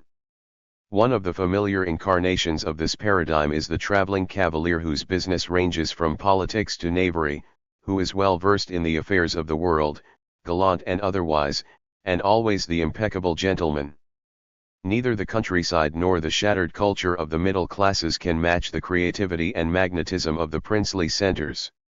No wonder, since they are the vital foci of a new social organization and a new political system carefully balanced by the prince. Alternatively, he raises commoners to prominence and noble rank or compensates dispossessed or politically outmaneuvered noblemen by army appointments denied to commoners. The court of Louis XIV set an example which the German princes well heeded. A different type of intelligentsia of some importance arose after the Renaissance in a growing number of restricted and semi-formal societies. The Florentine Accademia della Crusca set the original pattern to be followed by a number of language societies in Italy, Switzerland, Holland, and Germany. These societies comprised varied ranks of the aristocracy as well as scholars and educated commoners, and a princely patron. 1 Poets were well regarded, but much of the poetry circulated amounted to little more than rhymed sycophancy. Even though commoners played a subordinate role in these language societies, it would be a mistake not to see in them the growth of a broad and inclusive social orientation which transcends the feudal horizon towards an early form of national consensus. Prince Louis, the patron of the best known of these language societies, the Fruchtbringende Gesellschaft of Cothen, declined the suggestion to convert the fraternity into an exclusive order of knights, on the ground that the society is solely concerned with the German language and the good virtues rather than with knightly conduct. 2. Quite striking is the emphasis in a society composed largely of noblemen on the cultivation of such middle-class virtues as sincerity, mutual confidence, equality, simplicity, natural conduct, continence, truthfulness, objectivity, and tolerance. 3. When addressing each other, members used assumed names rather than titles. Publications appeared anonymously under the name of the society or the pseudonym of the author in order to direct attention to the subject rather than the person or his rank. The allegorical dialogues seem ponderous and mannered, but they plainly show the evolving mold into which an impetuous and untrained mentality was being cast. Harsdorfer's Conversations for Women well illustrates the effort to create a convention of civil discourse for people still deeply immersed in the ruggedness of provincial society. 4. Today the published tracts of these societies and the records of then Socratic colloquies strike us as stilted and priggish, but we should not underestimate the social function of these ceremonial exercises. They inculcated a democratic etiquette in a sharply divided parochial society. They cultivated the vernacular of the middle classes, and they taught indifference to person and birth in matters of common concern. Most important, they established channels of interclass communication and assembled local elites who learned how to use them. Much as these language societies provide the nursery schools for the later literary spokesmen of the middle classes, they become the objects of criticism and derision as soon as an emancipated and self-assured middle-class intelligentsia begins to raise its voice in public. The rejection of artificiality and mannerism is basically a protest of the fledgling against continued parental tutelage.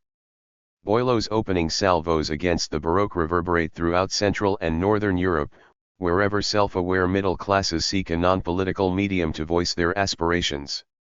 His expressions furnish the common literary denominator for such oppositional leanings: aimer la raison. Il faut est toujours fade, ennuieux, languissant. Rien n'est beau que l'ivre, c'est el seul chuon admire et chuon aim. One present-day aversion to overcultivation and highbrowism is still motivated by the same social leanings which Boileau expressed. The opposition to the courtly Baroque, however, did not come only from outside. The court itself became the seat of a newly amalgamated intelligentsia which, without a principled opposition to the throne, loosened the atmospheric hold of the court over the educated public. It is the salons, the later byproducts of court life, whose varied gatherings provide the transition from the courtly type of cultivation to a middle-class urbanity. The salons as such are not a creation of the modern era. In a sense, one may speak of the salons of antiquity, if the Lyceum, the group around Aspasia, can be so regarded as Feuillet de Conches regards it. Point 2. We may add the feudal gatherings at the courts of Provence, the courts of the Italian Renaissance and the Society of Women of the World, not to mention the various English literary societies. Point 1. But the classical salon originates at the French court. The court punctilio and the public formality of the reception hall almost naturally create a desire for intimate gatherings behind the scene. They provide an outlet for gossip, intrigue, resentment, and the varied impulses which the etiquette of the court inhibits. The Marquise de Rambouillet initiated the vogue when she partitioned her reception hall into small chambers and alcoves so as to limit each gathering to 18 persons. The major architecture gave way to the atmospheric decoration of the smaller chambers, one of which was the famed chamber bleu d'Artemis. Point 2. Tinker's interesting study on the literary role of the salons lists 6 major characteristics. We have just mentioned the first, the intimate locale. The second is the stimulating influence of the hostess, who encourages talent, regardless of birth, and sets a high standard for the party. The primacy of intellectual distinction is well illustrated by the recognition Voiture, the son of a wine merchant, gained in the circle of the Marquise de Rambouillet. This open attitude is particularly characteristic of the salons of the Third Estate, such as that of the often mentioned Madame de Jeffrins, the daughter of a valet de chambre. The secondary role of wealth in these middle-class salons became well understood. A Madame du Deffandut is said to have lacked the means to entertain her guests for dinner. Tinker's third characteristic of the salon is the literary, philosophical, or critical conversation usually held as a sequel to plays, sermons, or the reading of poems and essays. These were the occasions which gave rise to the impromptu critique, the short form, the bon mot, and the epigram. Platonic love constitutes a fourth trait. Its focus is, of course, the hostess, whose catalytic role is decisive for the conversation. Her social type is a far cry from the matron of the patriarchal family and the reticent housewives of Puritan strata. The critically charged atmosphere is symptomatic not only of the salon, but of the literature and art of the time. The fifth characteristic is the preeminent role of women, particularly the hostess. Point 1. She is, with one exception, a mature woman and considered the shining star of the salon, without becoming a learned lady. The sixth and most important characteristic of the salon, mentioned by Tinker, is its timely role as a mediator between life and literature. This is significant in a period in which the princely patronage is on the wane while the democratic public is not yet formed. The salon fills the gap and becomes the heir to the earlier protective and promotional functions of the court. The salon offers authors and artists commissions, stimulation, and access to a selected public. Thus, the salons serve as a breeding ground of literary demand, and as a clearinghouse and market for the products of freelance writers. In turn, the writers who can no longer count on a continuing patronage are given opportunities to establish contacts with publishers, the agents of the emerging anonymous public, and to familiarize themselves with the fluctuating demand. This changed situation gives the author a new conception of himself. He faces his present employer, the public, as a social equal, and he disdains permanent dependence on any single employer, so much so that D'Alembert could proclaim, Les seuls grands seigneurs dont un homme de lettres doivent désirer l'e-commerce sont surtout il peut traiter et regarder en tout churut, comme ses ego, comme ses amis to. A hostess of means provides funds, private pensions, and shelter, and she pays the printers. bill without humbling the writer or encroaching on his independence. This exceptional era of the salons marks a turning point in the development of the public from the feudal to the democratic type. The salons retained their social and literary functions only as long as the public remained a tangible entity of manageable proportions. In a mass democracy, the locus of selection gradually shifts from the small gathering to the anonymous public. The salons, moreover, mark the habitat of those poets and artists who have emancipated themselves from the upper classes and do not ally themselves with the lower strata, but endeavor to lead a free and unattached existence. For a time the salons are able to prevent the social disintegration of the creative intelligentsia, but as an emerging mass society gradually swallows up these literary enclaves, the intellectuals begin to drift apart. More and more they lose their previous contacts with society, so that by the 19th century they exist for the most part in a state of social isolation. It is this marginal existence in a mass society which gives rise to new forms of amalgamation, the Bohemian coat rise and, more important, the coffee houses. The coffee houses originated in the Near East, whence they reached the West via Constantinople, Vienna, and such port cities as Hamburg and Marseilles. 1 In London, the coffee house made its first appearance in 1652, the first Paris coffee house was opened near the Stock Exchange in 1671. Its rapid spread in England gives us an intimation of its new and timely functions. The coffee houses became the first centers of opinion in a partially democratized society. 2 Newspapers were still in their infancy. Periodicals resembling newspapers were circulated after 1662, but they were censored and the reading habit was not yet established. The coffee house, on the other hand, presented a place for free expression, where pamphlets were read and speeches given. 3 The political potential of the coffee shop was evident in the French Revolution. 1 The influence of the coffee house on political opinion became so marked that in 1675 an ordinance was passed to put an end to them. The institution, however, was already too firmly entrenched and the ordinance had to be withdrawn.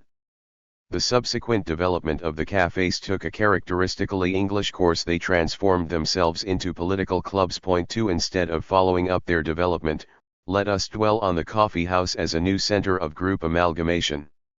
Obviously these meeting places owed their significance to the democratization of society and its elites.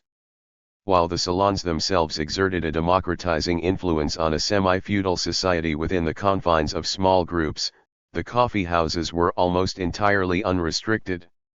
And while entry to the salon depended on introduction and social acceptability, the coffee house societies became ultimately accessible to anybody who shared their views. Not the common style of living and not common friends, but like opinion constituted now the basis of amalgamation.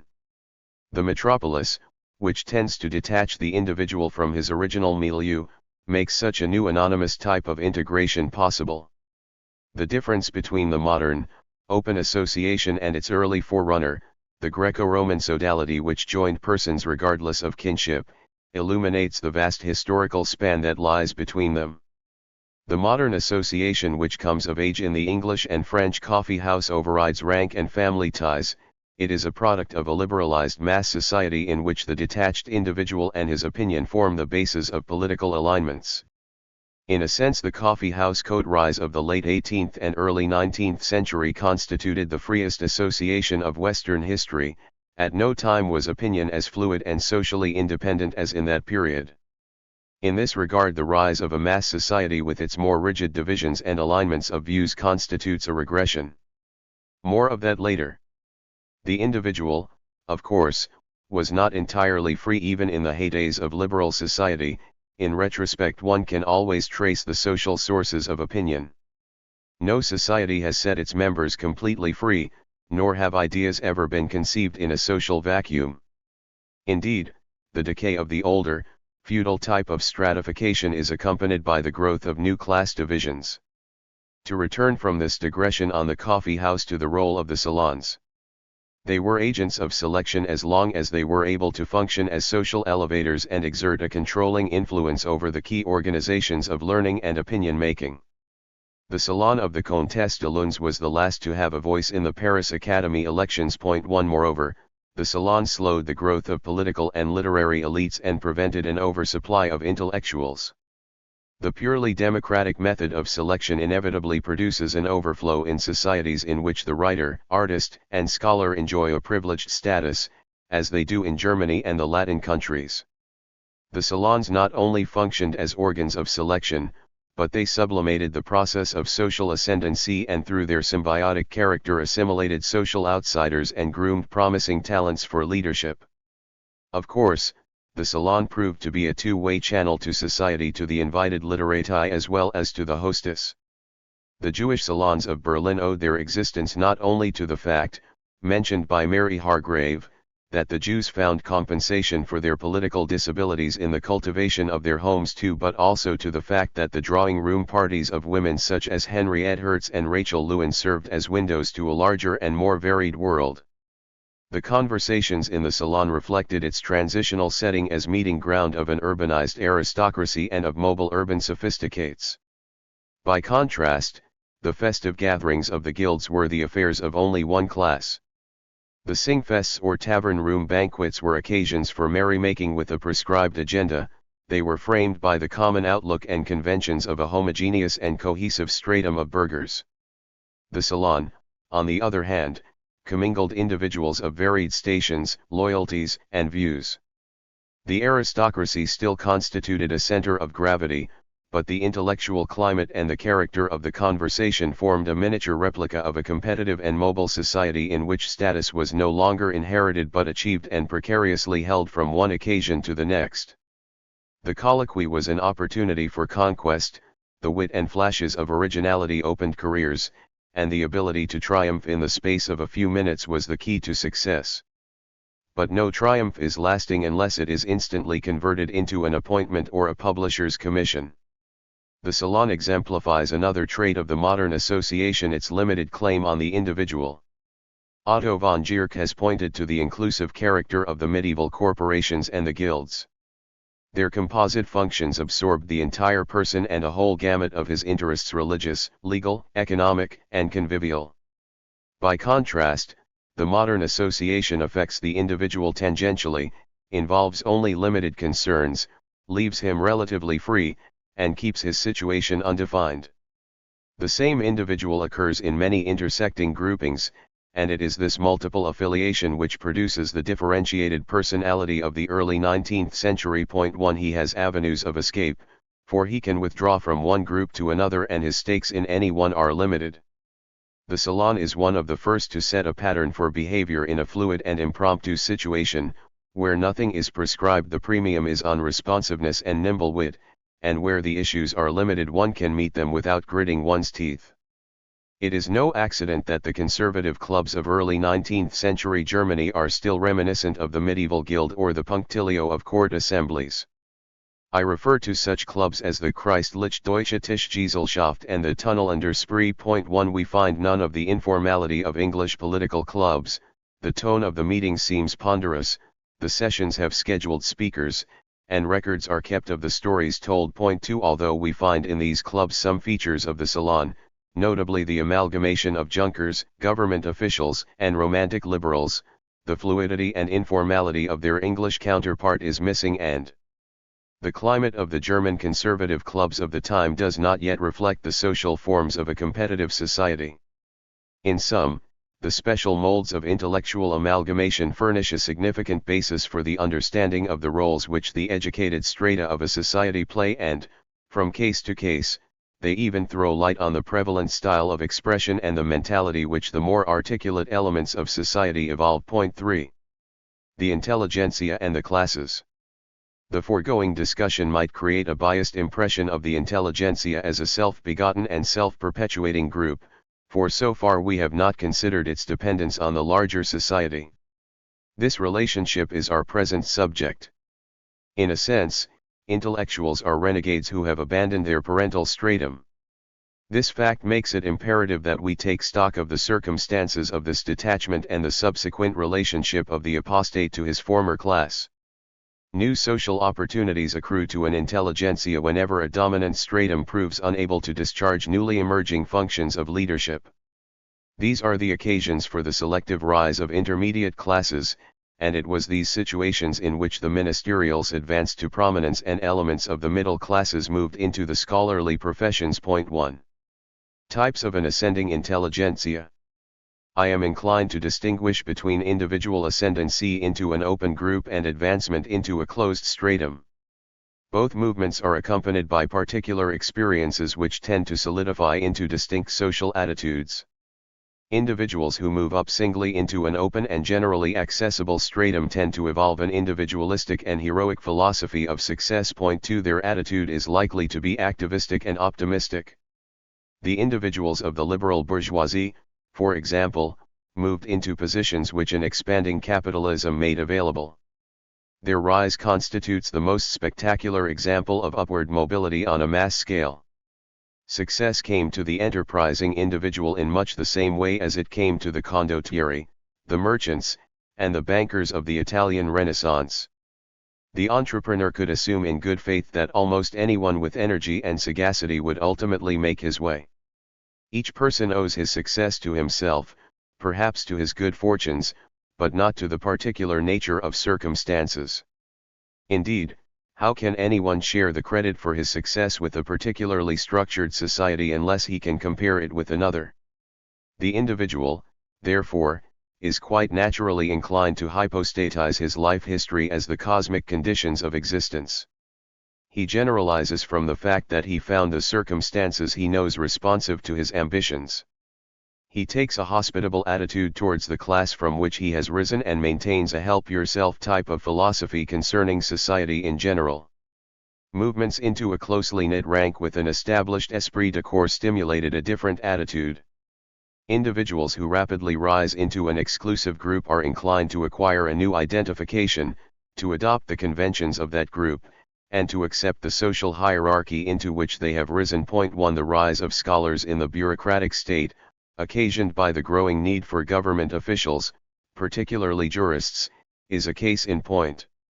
The rapid advancement of scholars constituted an exception in a rigidly graded, caste-like society which offered little scope for notable careers, save the journeymen who would become master craftsmen and some hucksters who ended up as merchants. Point 2. The newly risen scholars proved themselves able spokesmen of the existing feudal hierarchy in which they laid claim to a special nobility, the nobilitas literaria, as an equivalent of the nobilitas generis.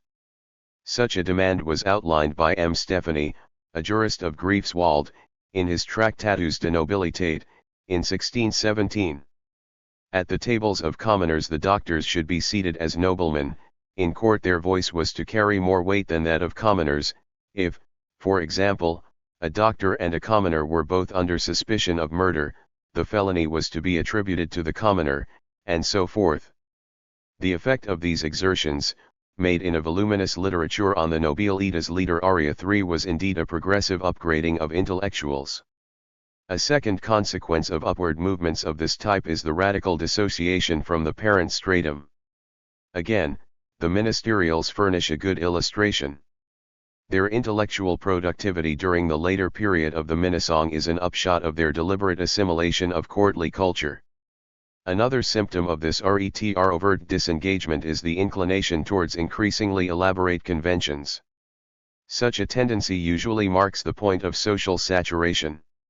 An advancing group begins to ritualize its achieved status when it has reached its apex and exhausted its opportunities.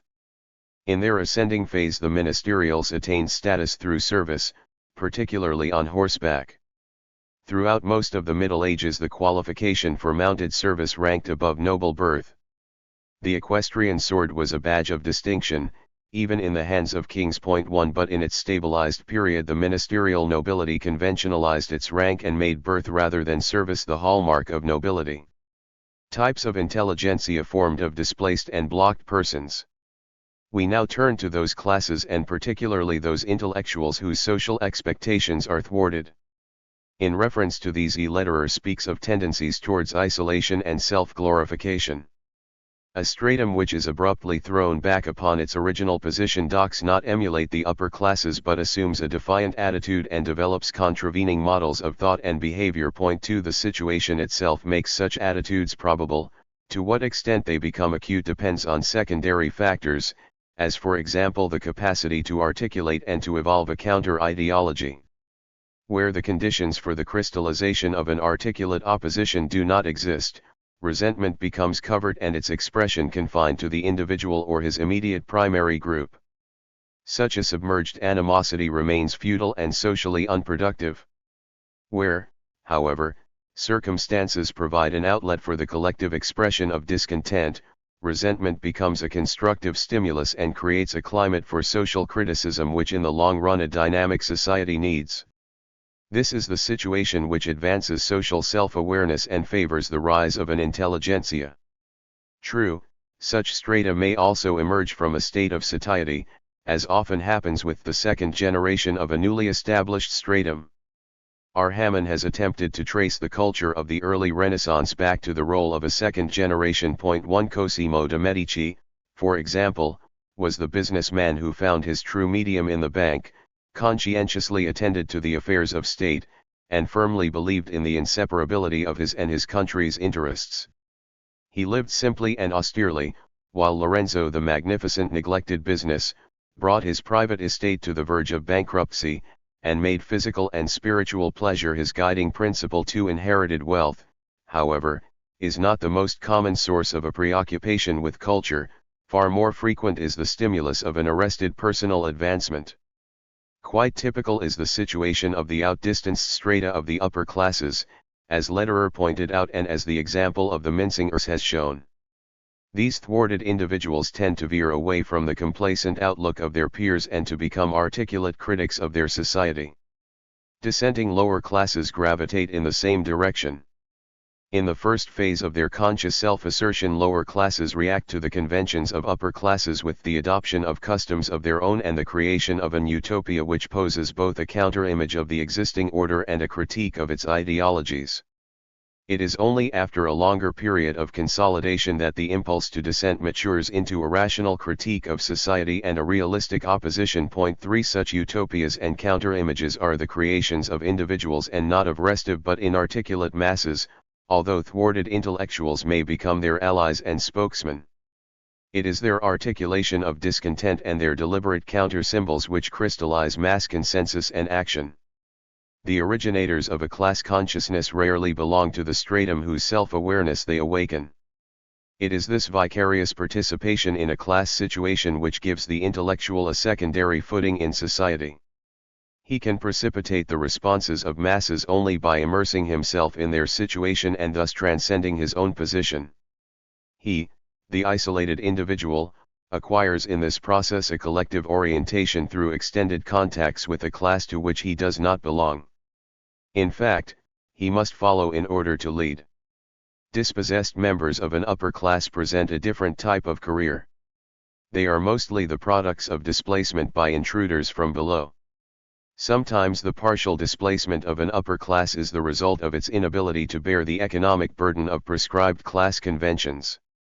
Nonconformity to costly usage often blocks the avenue to a customary type of advancement.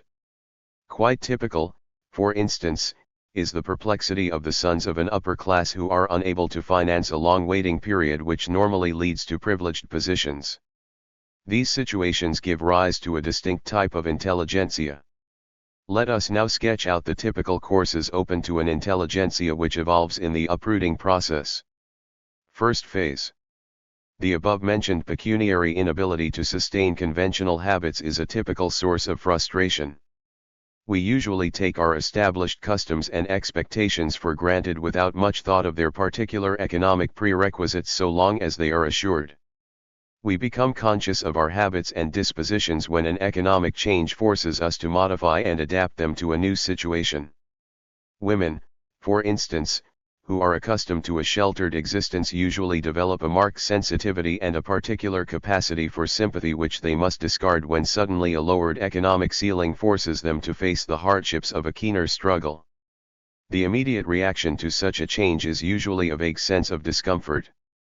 But when the discrepancy between a changed situation and an acquired disposition which has lost its earlier function continues, a stock-taking reflectivity ensues. Its trend will depend on whether it takes place in uprooted persons or in those whose rise was halted midway. The reflectivity of individuals who become intellectualized in the uprooting process marks the second phase and takes the following course. The experience of change is accompanied by a continued identification with the previous situation. When this experience becomes generalized, we arrive at the philosophy of the good old times, the ideology of traditionalism. Individuals who have not acquired the capacity for articulation will spontaneously idealize the past as the focus of their nostalgic dreams. Intellectuals in the same situation will adopt the current imagery of their time and accordingly elaborate a mythology of the archaic age, or a philosophy of history which glorifies the Middle Ages as a theory of slow, organic change. These are the ideologies which the Romantic intelligentsia of Germany embraced in partial response to the revolutionary jeopardy of the landed nobility. The conceptual form varies from time to time, but the trend toward the traditional or Romantic interpretation of change is recurrent wherever an intelligentsia forms from the uprooted elements of a class. The third phase completes the process and makes the rejection of an altered situation final. This is often the upshot of a precipitous change which does not permit a gradual readaptation and which irrefutably thwarts the wish for better times. Now the traditional attitude becomes collective and reactive against the changed social order or its advocates. As every movement has a nucleus and a periphery, so the nucleus of a reaction consists of persons who cannot reconcile themselves to existing circumstances. One can diagnose among them three distinct types. 1. Members of an older generation whose position does not permit a readjustment. 2. Members of declining vocations, and 3. Former recipients of independent income whose previous situation inhibits an understanding of change. The inability to accept new facts creates its own ideology, as most social situations do, and it soon becomes a concerted unwillingness. These are the sources from which reaction derives its core troops. The intransigence and determination of such residual strata can at times sway wavering masses. The fourth phase is reached by persons of a similar background but of a subsequent generation who are able to reconcile themselves to an altered state of affairs. Usually a reaction does not outlast one generation, and its disintegration begins with individuals who have not lost freedom of choice. Their detachment from their own stratum is usually accompanied by the typical symptoms of dissociation, an inner-directed critique and skepticism towards the older exponents of their group. These individuals pass through two stages of doubt. First, they discount the creed and promises of the revolutionaries, but eventually they also lose faith in their own pre-revolutionary ideals. This is the skeptical state of a reactionary ideology and it marks the social genesis of skepticism. Digression on the social roots of skepticism. Pareto and his followers have offered a modern example of skepticism which bears some features of the double disillusionment just described.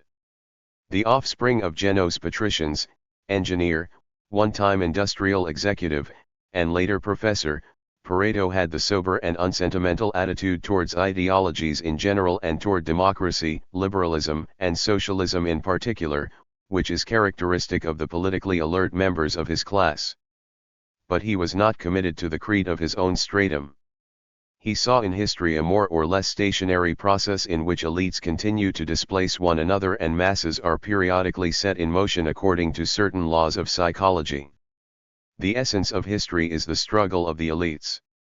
It is impossible to find a single formula for the various types of skepticism. Certainly not all types have social roots. Some varieties are based on purely individual experience which does not form groups, while others may be attributed to a temperamental predisposition. Whatever its basis, skepticism becomes a genuine and consistent response when it is sustained by typical social constellations. To study these is of great importance, for they invariably form landmarks of social change. Generally speaking, skepticism emerges from the eclipse of a group-centered worldview. Inasmuch as the assurance of a Weltanschauung depends on the security of its proponents, the individual begins to doubt the established creed of his group when his footing in it becomes insecure or when its cohesiveness is on the decline. Contemporary observations coincide in this regard with the lessons of history. Heberle, a student of social mobility in America, observes, although breaches of law occur and the mores will be violated in a stable society, nobody questions their validity, only a mobile society kindles doubt and critique one. Let us return once more to the Mincingers for an illustration of a simple type of skepticism in a declining society. It was the alarming Zweifel, the doubt of the 12th and 13th centuries, with which Wolfram von Eschenbach was contending. While the more firmly moored Wolfram sought to conquer and subdue his doubts, the urbanized Gottfried von Strasberg openly scoffed at ecclesiastical affairs. Whether the perplexity of a waning faith is resolved through an escape to tradition or shrugged off with cynical irony, it is the recurrent problem of an intelligentsia in a situation of social decline. When we contrast the first phase of the Minnesang espoused by an upper nobility of the soil with the later period which flourished under the auspices of vagrant and marginal individuals, we realize that the uprooting process which sets intellectuals adrift passed through the same phases then as it does today. The reader may wonder whether we do not unnecessarily confound doubts of the religious type with the shaken loyalty to a social system. On what thought level doubt is experienced and what its concrete object is depends on the conceptual edifice which a society builds around its mores. Skepticism cannot take the form of a sociological critique in a culture which is not socially reflective.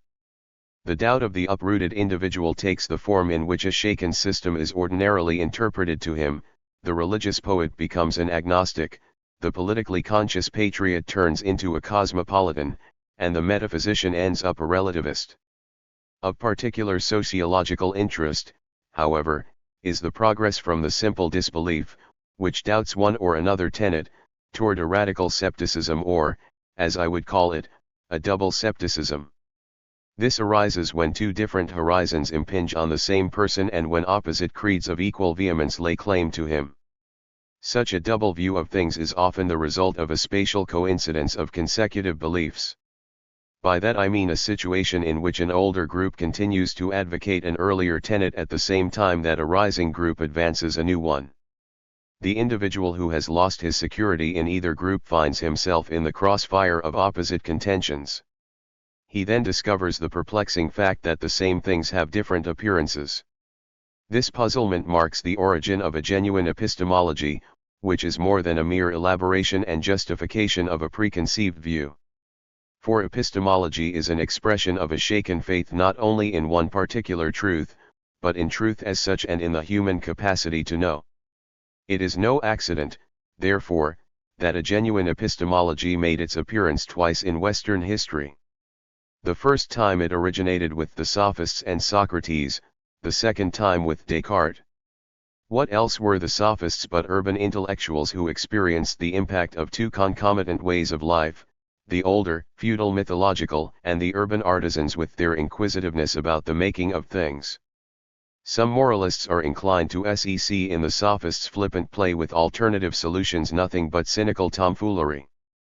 For a world in which everything used to have but one meaning, it was a shocking experience indeed to discover the multiple criteria of truth. Socrates himself was a sophist who toyed with ambiguities and contradictions before reaching conclusive solutions.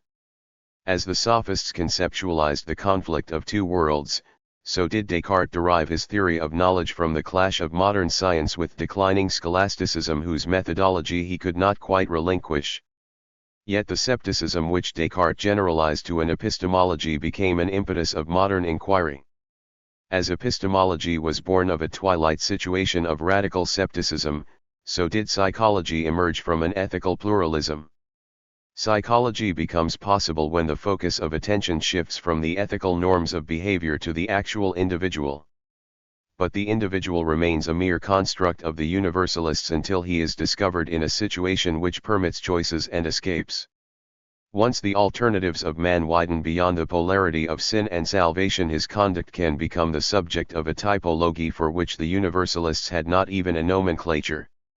It is the ethical disorientation and the Montaignian agnosticism which permitted the rise of an unparalleled curiosity about the empirical variance of human responses. Montaigne's tongue-in-cheek treatment of trivial incidents and momentous historical events on the same plane betrays an iconoclastic disregard for rank differences in human affairs and the future scientist's curiosity about the omnia ubique. Montaigne, like the sophists, took delight in playing with appearances, as Rabelais relished laughing the ruffian's laughter. What stirred Montaigne was the mutability of man and his circumstances. The feelings for good and evil depend on the opinion we form about them. But the difference of opinions clearly shows that they come only conditionally to us. The conditioning agent which Montaigne had in mind was nothing else than the variable human psyche. Scepticism enters its fifth phase when it proceeds beyond the stage of disorientation towards what I propose to call a second faith.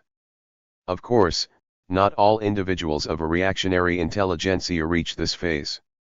A few are favored by social circumstances which permit scepticism as a permanent way of life, as was possible to Montaigne. But sooner or later most displaced intellectuals seek a way out of a state of suspense and back to an affirmative and categorical faith. A creed so embraced, however, lacks the artless and virgin simplicity of beliefs with which rising classes assert themselves.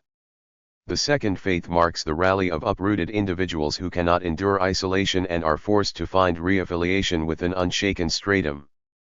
One of the disciples of Pareto, the radical agnostic in Lausanne, was Mussolini, the emigrant and sceptic intellectual who had seen through the mechanics of history and found nothing to believe in. Such intellectuals do not put their trust in the apocalyptic hopes of primitive strata facing extinction. Futile as these hopes may be, they spring irrepressibly from a common impulse of despondency, while the second faith of intellectuals bears the features of a contrived mythology. This is particularly so when historical myths are devised in an age of positivistic and critical historiography.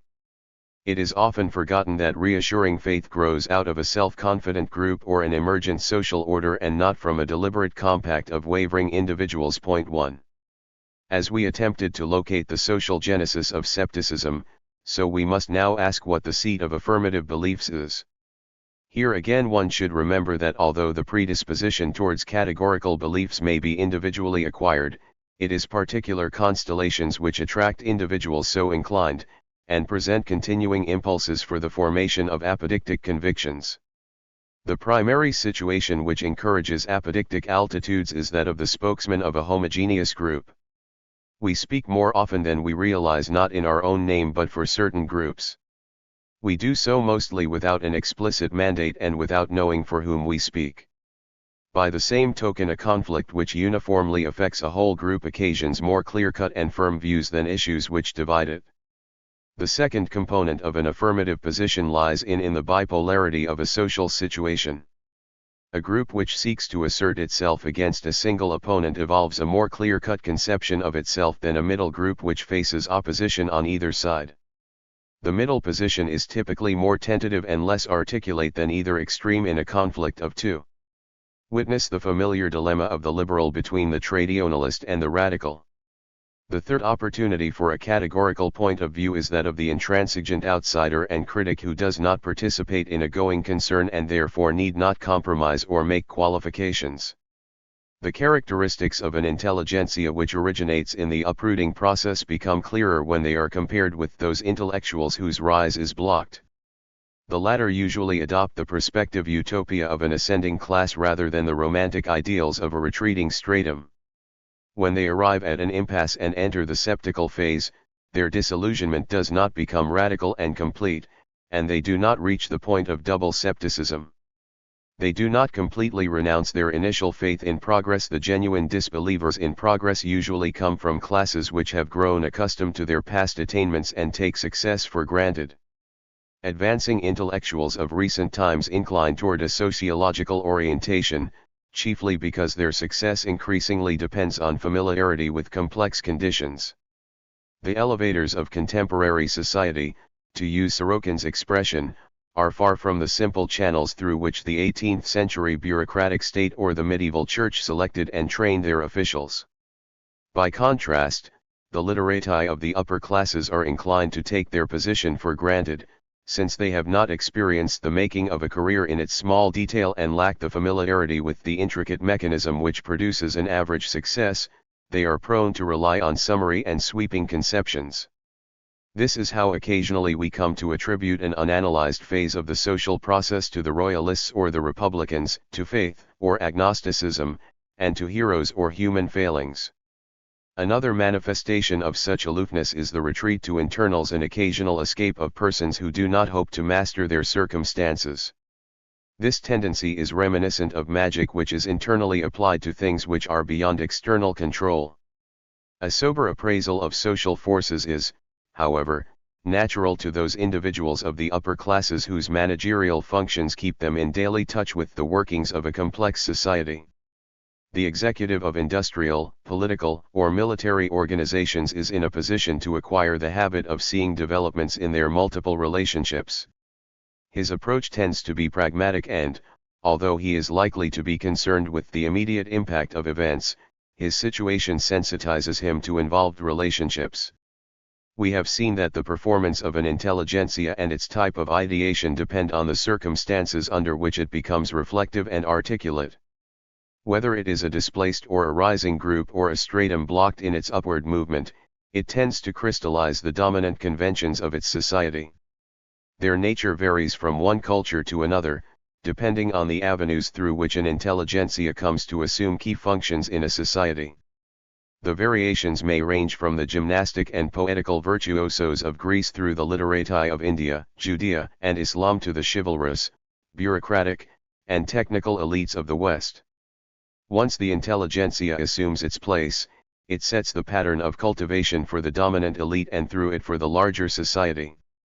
In this sense we accept Lederer's summary formulation: when this stratum is in the lead of an ascending class, its conventions will permeate that class and set the standards for the socially desirable measure of cultivation.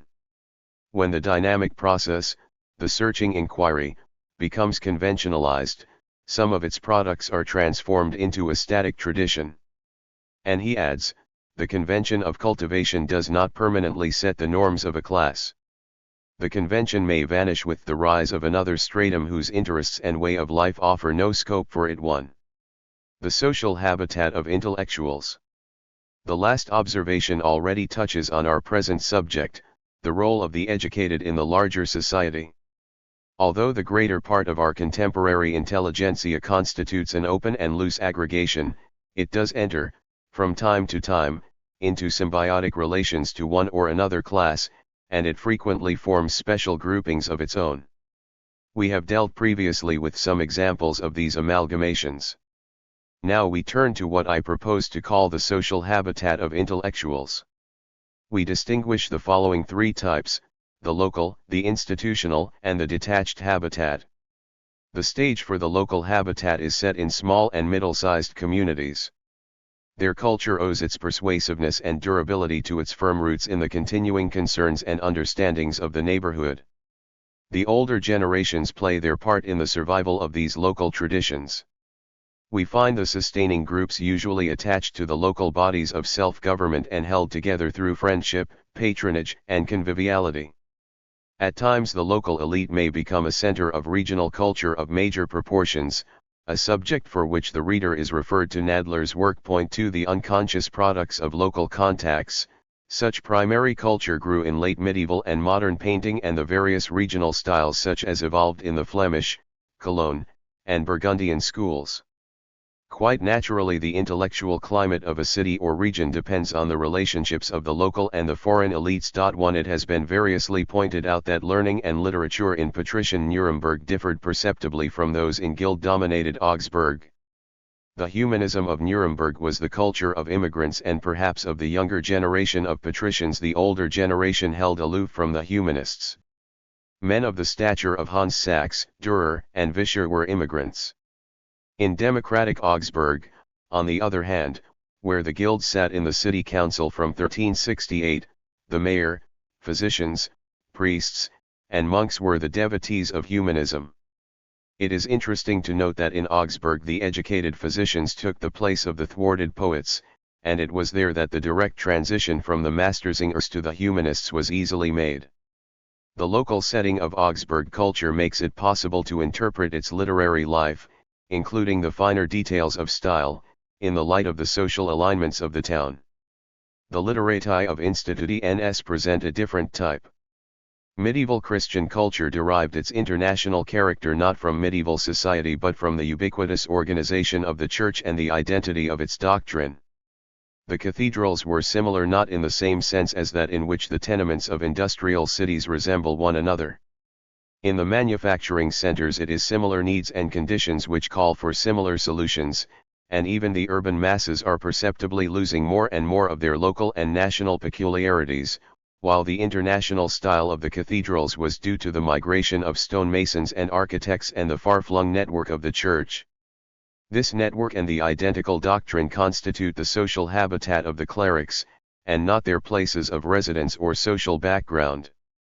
More generally, it is the social habitat of the intellectual, rather than his class or residence, which offers a clue to his ideation, although in the church the latter components asserted themselves on an increasing scale and eventually disrupted the unitary outlook of the clergy. Stable and well-entrenched political parties create their own intelligentsia. But there is today a substantial number of politically affiliated writers and professional persons who do not belong to the core organizations of parties. Their history goes back to the 18th century political clubs of London. 1 We should distinguish these from the political functionaries, proper persons who are salaried and disciplined by political organizations. They resemble the institutional types of intelligentsia of earlier periods. The humanists of a past period form another example of an affiliated body of literati, namely those who performed in close attachment to a feudal stratum. Although they never evolved a well-knit organization of their own, comparable to the church, their social dependence placed them in a position resembling that of an organizational intelligentsia. The standardization of learning made a certain internal homogeneity among the humanists possible. The detached intellectual constitutes the third category. A large number of educated persons in our age have at least a passing acquaintance with this station in life. There are still many of them whose outlook is characteristically detached. They may have their political preferences, but they are not committed to any party or denomination. This detachment, however, is not absolute. One need only think of the majority of journalists who are bound by both the obvious and intangible commitments of the press. And yet, their political choices and social affiliations are not easy to predict, for they fluctuate to a degree which is characteristic of this stratum only. The dependence of the writer on his employer does not prevent him from being affected by social, political, or religious currents which take shape outside his employer's office, his community, or his country. The journalist, the writer, the radio commentator, and the leisure time scholar do not depend for their opinion on face-to-face contacts only. Spatial barriers mean comparatively little to them, precisely because of the medium of their occupation. One cannot, therefore, adequately understand the behavior of this stratum by taking into account solely its social situation, its class interests, or its habitats. Nor is it sufficient to consider the social movements or the intellectual currents in which individuals participate. Even the professional utterances of these individuals will not help materially to predict their responses. The very fact that they continue to face open alternatives, that they are in a position to make up their minds in a variety of ways, is likely to stultify any simplified approach to the role of this stratum. In Germany, the same intelligentsia which echoed the ideas of the French Revolution became soon the banner-bearer of Romanticism and the Restoration. The Italian intellectuals who supported the political left after the First World War helped to shape fascism shortly after. An understanding of this stratum will, unlike the analysis of a clear-cut class, require that we consider a large complexity of factors which bear on the situation of intellectuals. Of those, the most important are the social background of the individual, the particular phase of his career curve, whether he is on the upgrade, at a plateau, or on the downgrade, whether he moves up individually or as a member of a group, whether he is blocked in his advancement or thrown back on his initial situation, the phase of a social movement in which he participates, the initial, middle, or the terminal shape, the position of his generation in relation to other generations, his social habitat, and, finally, the type of aggregation in which he performs. If complete determinism is impractical in any area of sociology, it is even more so in the approach to a group of individuals whose primary trait is that they are set adrift and therefore capable of vicarious participation in a great variety of social movements. Yet, Even though we cannot effectively predict the behavior of intellectuals, we are in a position to understand why a certain thought current emerges in a certain situation, what its future course is likely to be under circumstances already foreshadowed, and how individuals of known social characteristics may be expected to make their choices in given alternatives. In sum, the attempt at a prognosis from a well-circumscribed situation is not altogether futile. 7. The natural history of the intellectual. The foregoing analyses have paid little attention to the traits of the intellectual as such. We are thinking particularly of his aloofness and inclination to withdraw from the practical concerns of society. One must trace this psychology with its assets and liabilities to the position which the intellectual occupies in the division of labor. It has been often held against the intellectual that he is remote from life. While this is largely true, we must remember that a complex division of labor creates a general state of aloofness from which hardly anyone can escape. In a highly differentiated society, the overall scheme of things becomes increasingly obscure to most individuals. This holds true for the man who wields a drill press as much as for the official or the farmer. The horizon of the executive and the diplomat may include a larger part of the social apparatus, but they, too, lose touch with the masses, and they, too, see only fragments of the whole. The question, therefore, is not what occupations afford a complete view of reality, but what segments of society are within the purview of given stations in life. In this regard, the intellectual has a certain advantage. Not only is his potential compass wider, but his very aloofness helps him to escape the optical limitations of particular occupations and interests. He does not run the risk of the practitioner who is prone to conceive the world in the image of his vocation or his particular social contacts. The preoccupations of the intellectual sensitize him to stereotypes which conceal rather than expose existing problems, and he can withdraw from commitments which impose blinkers on him. Still, there can be no doubt about the morbid aspects of a permanent state of disengagement. The person who must face the daily consequences of his actions cannot but acquire pragmatic habits and a critical view within the radius of his vocational practice. The intellectual lacks some of these restraints. He meets no checks when he dwells in the long-range perspective of things or on a level of abstraction on which one faces no consequences. Ideas which cannot misfire easily become ends in themselves and a source of solitary intoxication. The thinker whom events cannot refute is prone to forget the principal purpose of thought, to know and to foresee in order to act.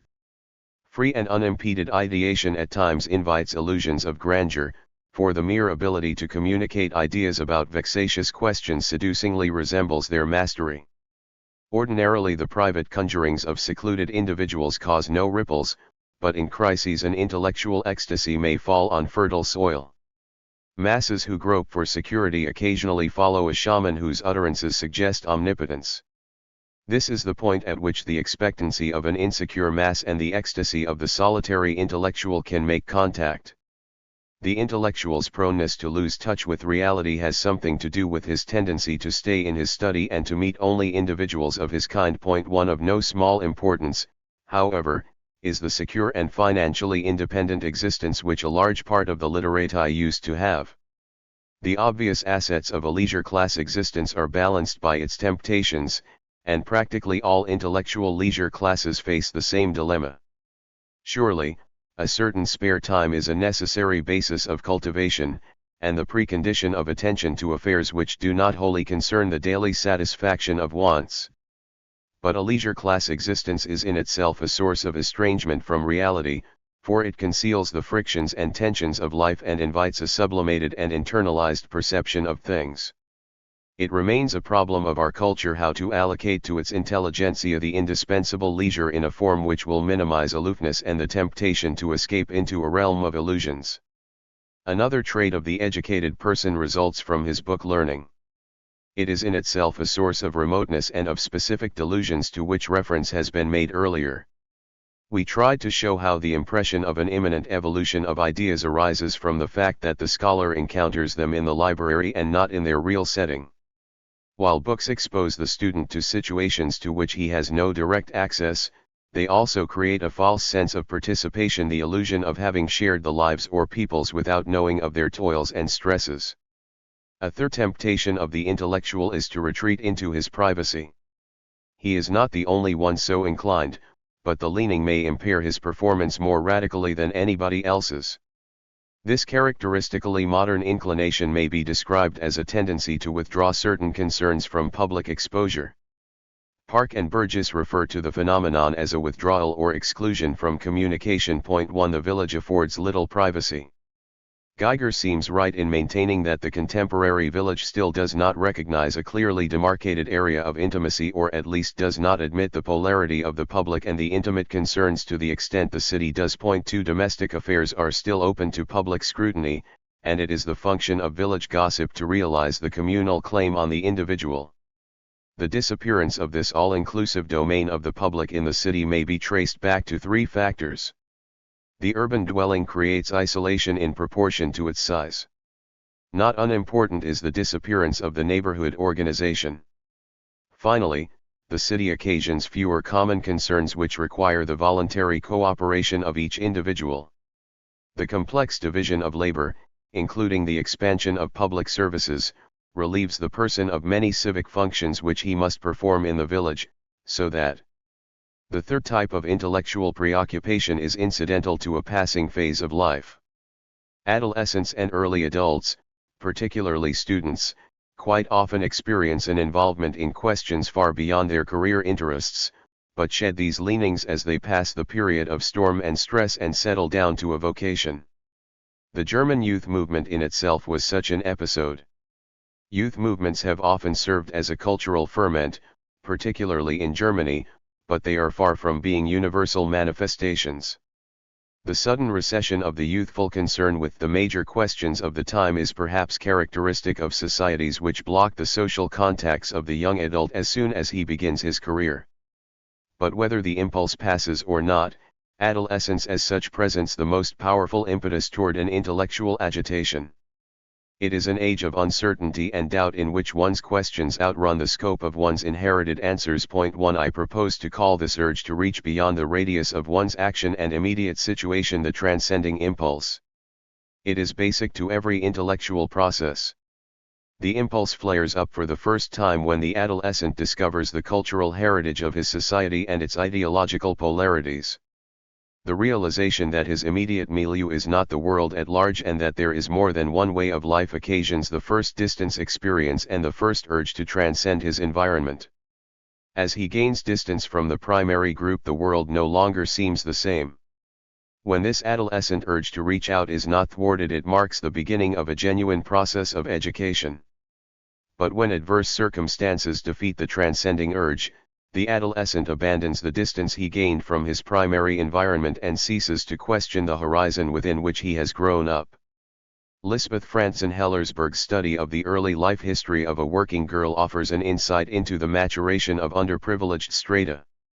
The study well demonstrates how the lack of leisure destroys the usual channels of adolescent sublimation and, we may add, blocks the impulse to reach beyond the primary situation. 2 Available experience with boarding students in adult education homes shows that the late exposure of mature persons to a broader type of education precipitates a belated adolescence with its characteristic crisis symptoms. Suddenly adult persons act like children in puberty, they pass through the experience of doubt and a newly gained distance, with a tumult and vehemence which is characteristic only of adolescence of the well-to-do classes. The symptoms of maturation are of particular significance to us, for this process marks the most universal genesis of intellectual sensitivity. The phases of this process give us an insight into the elusive subject of intellectual responsiveness more adequately than any historical analysis. Dissociation from one's previous reality and the seeking of distance from the primary environment are the principal impulses, as we have seen. It is with a sense of liberation that the adolescent discovers alternative interpretations and new values. Self-assertion and defiance accompany this experience. The second phase takes the opposite direction, it reveals uncertainty and the tendency to drift from one viewpoint to another. Although the manifestations of this second stage are fairly uniform, the resolution of the suspense varies. Some cannot bear to live in a state of multiple possibilities and grope for a firm footing. This in itself can take on different forms, which correspond to the various types of modern intellectual. One type seeks to establish an identity, by adopting a radical solution, mostly of a political kind. An overpowering wish to attain distance from the home, the primary environment, often leads to an oppositional course. Those who grew up in a rigorously traditional home may develop revolutionary leanings, while those who depart from a liberal milieu will choose a conservative course. The development, however, may become more complex and lead through a phase of oppositional radicalism, eventually back to the original point of departure, to a return to the family or the church. These are typically intellectual metamorphoses, for they are actuated by doubt and the transcending impulse. Intellectual fanaticism is not the product of a tacitly accepted heritage, but the expression of an anxiety to end the wear and tear of a state of suspense by the adoption of a categorical creed. There is, however, another type of solution. Some find it possible to endure and even to relish an open horizon, a state of suspense without final certainty, and a continuing exposure to the alternatives which are inherent in a culture. This suspense, too, is a feasible course. With some it is an episode of youth, while others adopt it as a way of life. Without attempting a detailed analysis, let us summarily indicate the various paths which intellectuals of the last type, mostly skeptics, usually choose. Some persons evolve an aesthetic view of life and become virtuosi of empathy, the capacity to live the roles and thoughts of others. They are the connoisseurs, the specialists in refined pleasures, the humanists. Others stabilize the impulse to transcend and to doubt into a routine of bypassing ultimates. They become the perennial ironists and sarcasts, the acrobats of esprit, and the professional critics of smugness and the Philistine. Finally, there are those who preserve the productive core of their skepticism. As steadfast seekers of truth, they expose hypocrisy and self-deception. Their radical disillusionment is like leaven in the bread, although they do not provide the dough. 8. The contemporary situation of the intelligentsia. The present study has attempted to trace the social roots of this ambivalent stratum and to understand not only its psychology but its social functions. This proved to be also a sociological approach to the history of the mind. Concrete samples offered illustrations of the procedure here advanced. At the conclusion, it is hard to escape the question of what the foreseeable role of intellectuals in our society may possibly be and what the future has in store for the intellectual process as we know it. The two questions are practically identical. Although the decline of a relatively free intelligentsia does not necessarily spell the end of thought and inquiry, the comparative and critical approach which an atmosphere of multipolar viewpoints stimulates may come to an end. We must, therefore, examine the survival chances of the groups on whose shoulders the free intellective process has rested. It may well be that this process as we understood it is ephemeral and confined to a few brief historical interludes. One of these falls in the period of the free city-states of Greece, perhaps a short phase of Roman history marks another, and the period since the Renaissance by no means in its entirety constitutes the third of these episodes. We have grown accustomed to equate this particular type of intellectual process with the mind as such. Yet, when we consider the vast periods and spaces in which an institutional type of thought prevailed, medieval Europe is only one instance. We can hardly escape the conclusion that the intellectual process here described is but an aspect of liberalism broadly understood. The abdication of liberalism has all but ended the era of critical evaluation, and one must be blind not to see the dwindling force of its protagonists. Let us not fall under the illusion that free thought and inquiry have a long and impressive history. Nor was the intellectual output of the liberal era overwhelmingly liberal. In a larger sense, the intellectual process was the byproduct of historical decomposition. Liberalism and free ideation are but an episode between periods of institutional culture. Can they be more than a transition?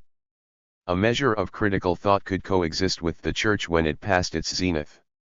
The succeeding major structures, the absolute state, mass democracy, and, of course, the Soviet Revolution, not only gravitate towards collectivism of one or another type and towards dogmas, but they are better equipped to control thought than the Church was. We who possibly live at the terminus of a period cannot ignore these facts if we wish to keep our bearings. Education is one of the major areas in which the spirit of inquiry is on the decline. The bureaucratic trend in education is inevitable, and it may be short-sighted to resist it. Increasing specialization calls for a growing army of experts, and the large-scale organization of government, private enterprise, labor unions, and parties make uniform standards of training necessary. We have referred already to the Prussian system of certifications and its original aim of training career officials who could replace the dignitaries of a semi-feudal administration. It all boils down to the simple principle that the rational recruitment of skilled personnel for large-scale operations requires consistent training and selection. But unnecessary is the overemphasis on the manipulative aspects of knowledge and the zeal with which institutions have come to train graduates for certification in the mastery of prescribed subjects in the prescribed interpretation. The retailing of knowledge in standard packages paralyzes the impulse to question and to inquire. Knowledge acquired without the searching effort becomes quickly obsolescent, and a civil service or a profession which depends on a personnel whose critical impulse is benumbed becomes rapidly inert and incapable of remaining attuned to changing circumstances.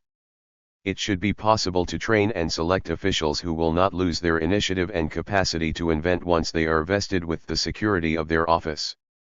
A civil service which does not train an intelligentsia of its own, defeats itself in the long run. 1. We see a proliferation of the system of training to meet certification requirements in technological institutes, schools of business administration, and teachers' colleges. Their graduates are absorbed by the state, the expanding professions, and the rapidly growing private bureaucracies. 2. Now, there is nothing wrong with the increasing scale of industry, commerce, medical and public services. It is because of their growth that such essentials as food, shelter, health services, and transport have become more broadly and more adequately available.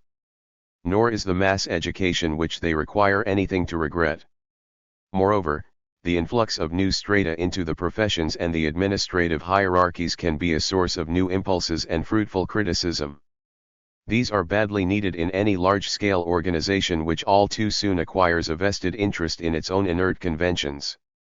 Traditionally established strata are inclined to take the customary shape of things for granted. It is the rising individual who is in a favorable position to take a fresh look at the newly gained ground. But these assets of the upgrading process are potential and not automatic. Large and well-entrenched organizations are usually able to assimilate and indoctrinate the newcomer and paralyze his will to dissent and innovate. It is in this sense that the large-scale organization is a factor of intellectual desiccation. 3. Bureaucracies narrow the field of free inquiry in another sense. Political parties, industrial organizations, and labor unions have adopted the practice of maintaining a professional staff of public interpreters, public relations experts, as they are called in the United States. They fight the battles of their corporate employers for favorable public opinion and earn their bread as purveyors of tailored ideologies through the mass media press, radio, television, and film. These promoters are usually trained intellectuals, equipped with the tools of free inquiry, who discharge their duties as experts of directed thinking, as specialists in arriving at fixed conclusions from variable premises. We have here a vigorous trend towards a new type of scholasticism. The Marxist wing of the labor movement reached the dogmatic stage some time ago and was the first to establish a new pattern of thinking in a closed system. It is true that the diverse ideologies do not form a consolidated body of doctrine and that their competitive setting tends to limit their hold on public opinion. But the growth of bureaucracies and their increasing centralization progressively cause the range of free inquiry to shrink outside the various technical fields. The area of independent inquiry is, however, narrowed, not only by the inroads of directed thinking. Free inquiry is also losing its social basis through the decline of the independent middle classes from which, particularly in Germany, an older type of the relatively unattached intelligentsia used to recruit itself. No other stratum or alternative plan has arisen to assure the continued existence of independent and uncommitted critics. The outsiders of the late Middle Ages who kept the stimulus of free inquiry alive could take refuge in the many niches and crevices which a loosely organized society left open. The existence of the outsider in a highly institutionalized society, such as ours is, is more precarious and more trying. Much of this is inevitable and even desirable. But we must take account of the trend if we are to deal with it. Social determinists may wonder whether intellectuals who customarily reflect the current can also influence it. After all, is the intellectual not a mere crest of the wave? Can one expect the weathercock to control the wind?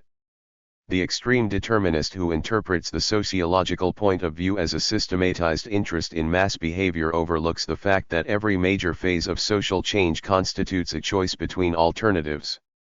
Society outlines the alternatives, but minorities can play their part in the making of choices.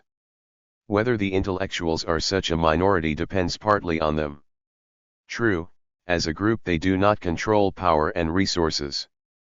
They do not even join the same parties, and we find them in opposite pressure groups and in conflicting classes, but they do leave their stamp on the public interpretation of affairs, and at times they have played a part in the making of choices when choices existed. What then can the intellectual do? First of all, let him take stock of his limitations and potentialities. His stratum is not above parties and special interests, nor can any political program or economic promise weld it into an action group. The only concern which this stratum has in common is the intellectual process, the continuing endeavor to take stock, to diagnose and prognosticate, to discover choices when they arise, and to understand and locate the various points of view rather than to reject or assimilate them. Intellectuals have often attempted to champion special ideologies with the self-abandon of persons who seek to attain an identity they do not possess. They have tried to submerge in the working class movement or to become musketeers of free enterprise, only to discover that they have thereby lost more than they hoped to win. The apparent lack of social identity is a unique opportunity for the intellectual. Let him join parties, but with the point of view which is particularly his, and without the surrender of that mobility and independence which constitute his assets. His affiliations must not become a source of self-abnegation, but added occasions for critical analysis. Bureaucratic machines are well able to create the like-mindedness and conformity they need, but to survive in the long run they also must use critical judgment which the controlled mind does not produce. Democracies sometimes falter for lack of conformity, while dictatorships usually fail in the end for want of independent scrutiny. A free society cannot default on both scores with impunity. A stratum does not have to become a party or a pressure group to be conscious and to attain its ends. Women and youth arrived at their position in society by pressing home their claims individually, in small groups, and in whatever situations they found themselves. A group such as the intelligentsia abdicates only when it surrenders its self-awareness and its capacity to perform in its own peculiar way. It cannot form a special group ideology of its own. It must remain as critical of itself as of all other groups. After all, though, the intellectual process is in all its phases the product of concrete situations, let us also remember that the product is more than the situation. Part 3. The democratization of culture 1. Some problems of political democracy at the stage of its full development. 1. A democratizing trend is our predestined fate, not only in politics, but also in intellectual and cultural life as a whole. Whether we like it or not, the trend is irreversible, and hence it is the supreme duty of the political thinker to explore its potentialities and implications. Only in this way will it be possible to influence the trend of democratization in a desirable sense. The assertion that the dominant trend of our age is toward an ever fuller development of democratic patterns of thought and behavior may sound paradoxical in view of the frequency with which dictatorships nowadays are superseding democracy. Point 2. These dictatorships, however, constitute no proof that political reality is becoming less and less democratic in its essence. Dictatorships can arise only in democracies. They are made possible by the greater fluidity introduced into political life by democracy. Dictatorship is not the antithesis of democracy, it represents one of the possible ways in which a democratic society may try to solve its problems. A plebiscitarian dictatorship may be characterized as the self-neutralization of political democracy. As political democracy becomes broader and new groups enter the political arena, Their impetuous activity may lead to crises and stalemate situations in which the political decision mechanisms of the society become paralyzed. The political process may then be short-circuited so as to enter a dictatorial phase. This is a danger that threatens precisely those societies in which political democracy suddenly reaches its full development. At the early stages of democratization, the political decision process was controlled by more or less homogeneous economic and intellectual elites. Since suffrage was not yet universal, the masses could not influence governmental policies. Those who actually wielded political power knew from long familiarity with governmental problems what was actually feasible. They did not embark upon utopian schemes. But when suffrage becomes universal, groups not yet familiar with political reality suddenly become charged with a political function. This leads to a characteristic discrepancy. Strata and groups whose political thinking is reality-oriented have to cooperate with, or contend with, people experiencing their first contact with politics, people whose thinking is still at a utopian stage. The bourgeois elite, too, had passed through that stage, but that was about a century ago.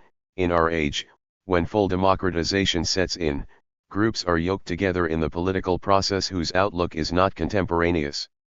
This must lead to disturbances. Democratization, then, means a loss of homogeneity in the governing elite. Modern democracy often breaks down because it is burdened with far more complex decision problems than those facing early democratic societies with their more homogeneous ruling groups. Today we can see the full extent of these problems, precisely because democracy has been realized in our age.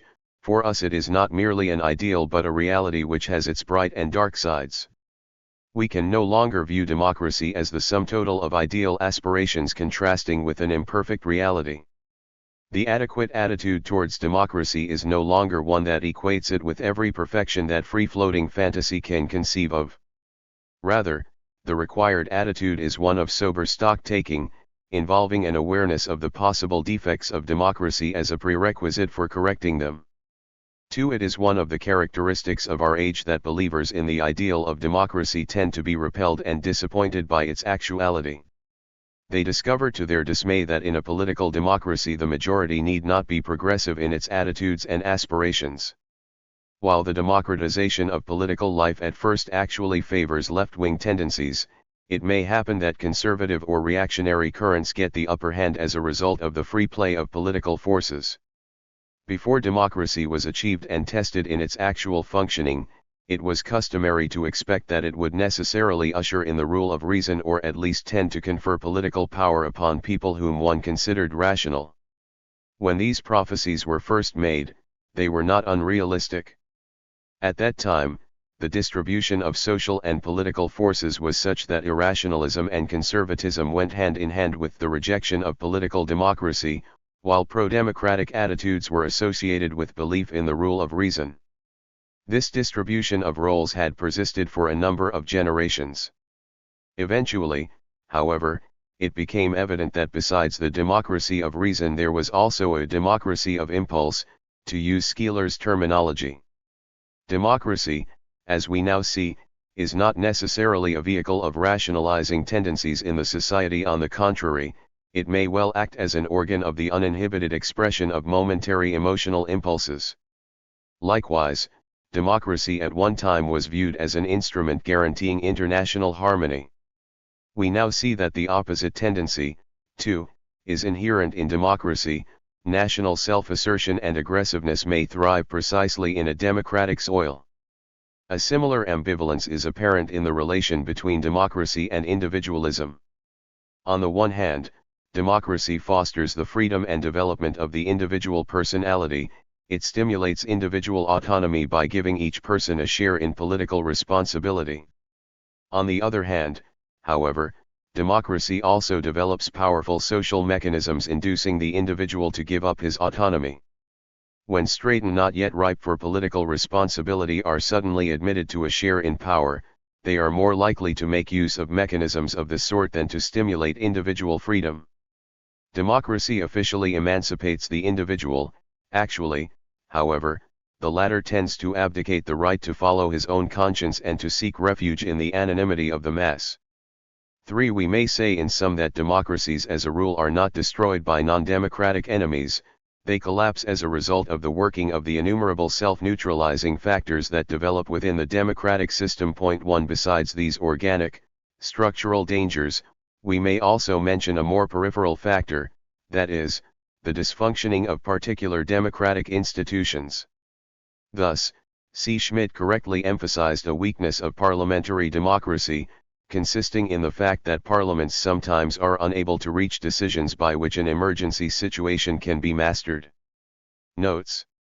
1. Translator's note: the original title of this essay, Demokratisierung des Geistes, cannot be rendered exactly in English.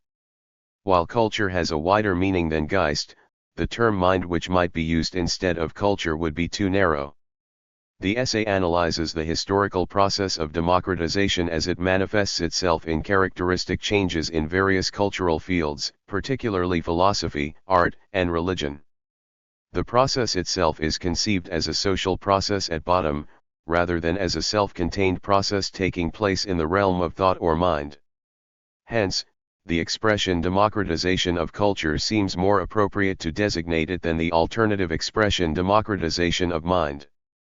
The German text has been rendered in free translation, clarifying obscurities and omitting redundant passages but closely reproducing the meaning intended by the author. The omission of longer redundant or incompletely developed passages is marked by dots.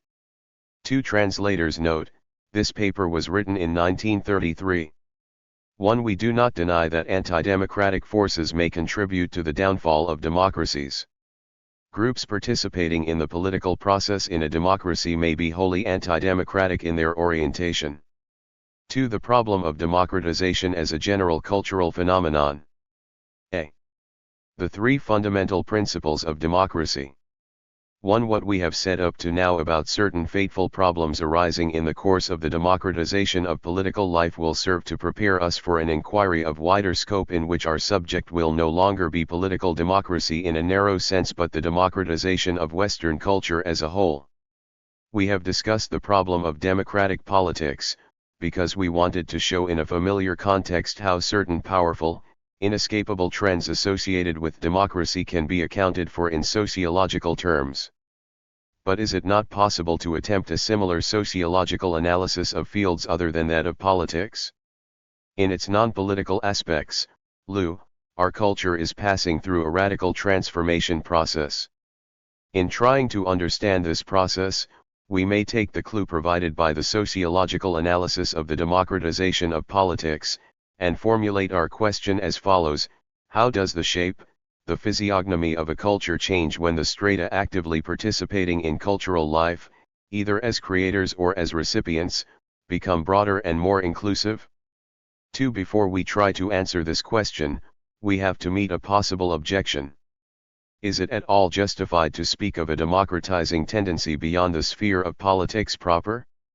In a society whose tradition is essentially idealistic in the German sense, this objection will carry much weight, for such societies are wont to look upon their culture as divided into separate, watertight compartments whose self-contained autonomy must never be questioned. To a German idealist, the suggestion that a mundane thing like political democracy might represent a tendency also operating in the sacrosanct realms of art or philosophical thought will sound like blasphemy. But what if it could be shown that political democracy is merely one manifestation of a pervasive cultural principle? This is in fact the thesis we propose to defend. That there are certain essential differences between the artistic or intellectual products of aristocratic and democratic cultures was noticed by Nietzsche. He made many penetrating observations along these lines, even though his comments show a pronounced elitist bias and a strong resentment of democracy. Nietzsche's romantic disciples as a rule do not go beyond trivialities. Democracy levels everything, it ushers in the dominance of mediocrity and the mass, and so on. Such judgments may have their partial justification, but they do not go beneath the surface. The real task, in fact, is to push through to the fundamental, structural differences between aristocratic and democratic cultures. This is a problem in comparative sociology. 1. 3. Our next task, then, is to indicate the nature of democracy as a structural, sociological phenomenon, one that can be studied in the narrow sphere of politics as well as in the broad context of the cultural process as a whole. To start with political democracy, its basic, formative principle is obviously that all governmental power emanates from the people. Every individual is called upon to contribute his share to the determination of governmental policies. This implies a basic attitude which reaches beyond politics proper and shapes all cultural manifestations of societies of the democratic type. Political democracy, in fact, postulates the sharing of governmental power by all because it is convinced of the essential equality of all men, and rejects all vertical division of society into higher and lower orders. This belief in the essential equality of all human beings is the first fundamental principle of democracy. This principle of the essential equality of all men and the actual behavior patterns reflecting it in society have two roots, an ideological and a sociological one. Ideologically, the belief in the essential equality of all men derives from the Christian conception of the brotherhood of all men as children of God. Without this conception, our society could never have developed a political order granting equal status to all. On the other hand, however, this teaching could not have informed social reality if it had not been for certain favorable shifts in the social and political structure of Western societies. The pressure of broad middle and lower strata gaining an increasing share in social and political influence was needed to transform the Christian principle of the equality of all human beings into an institutional and political reality.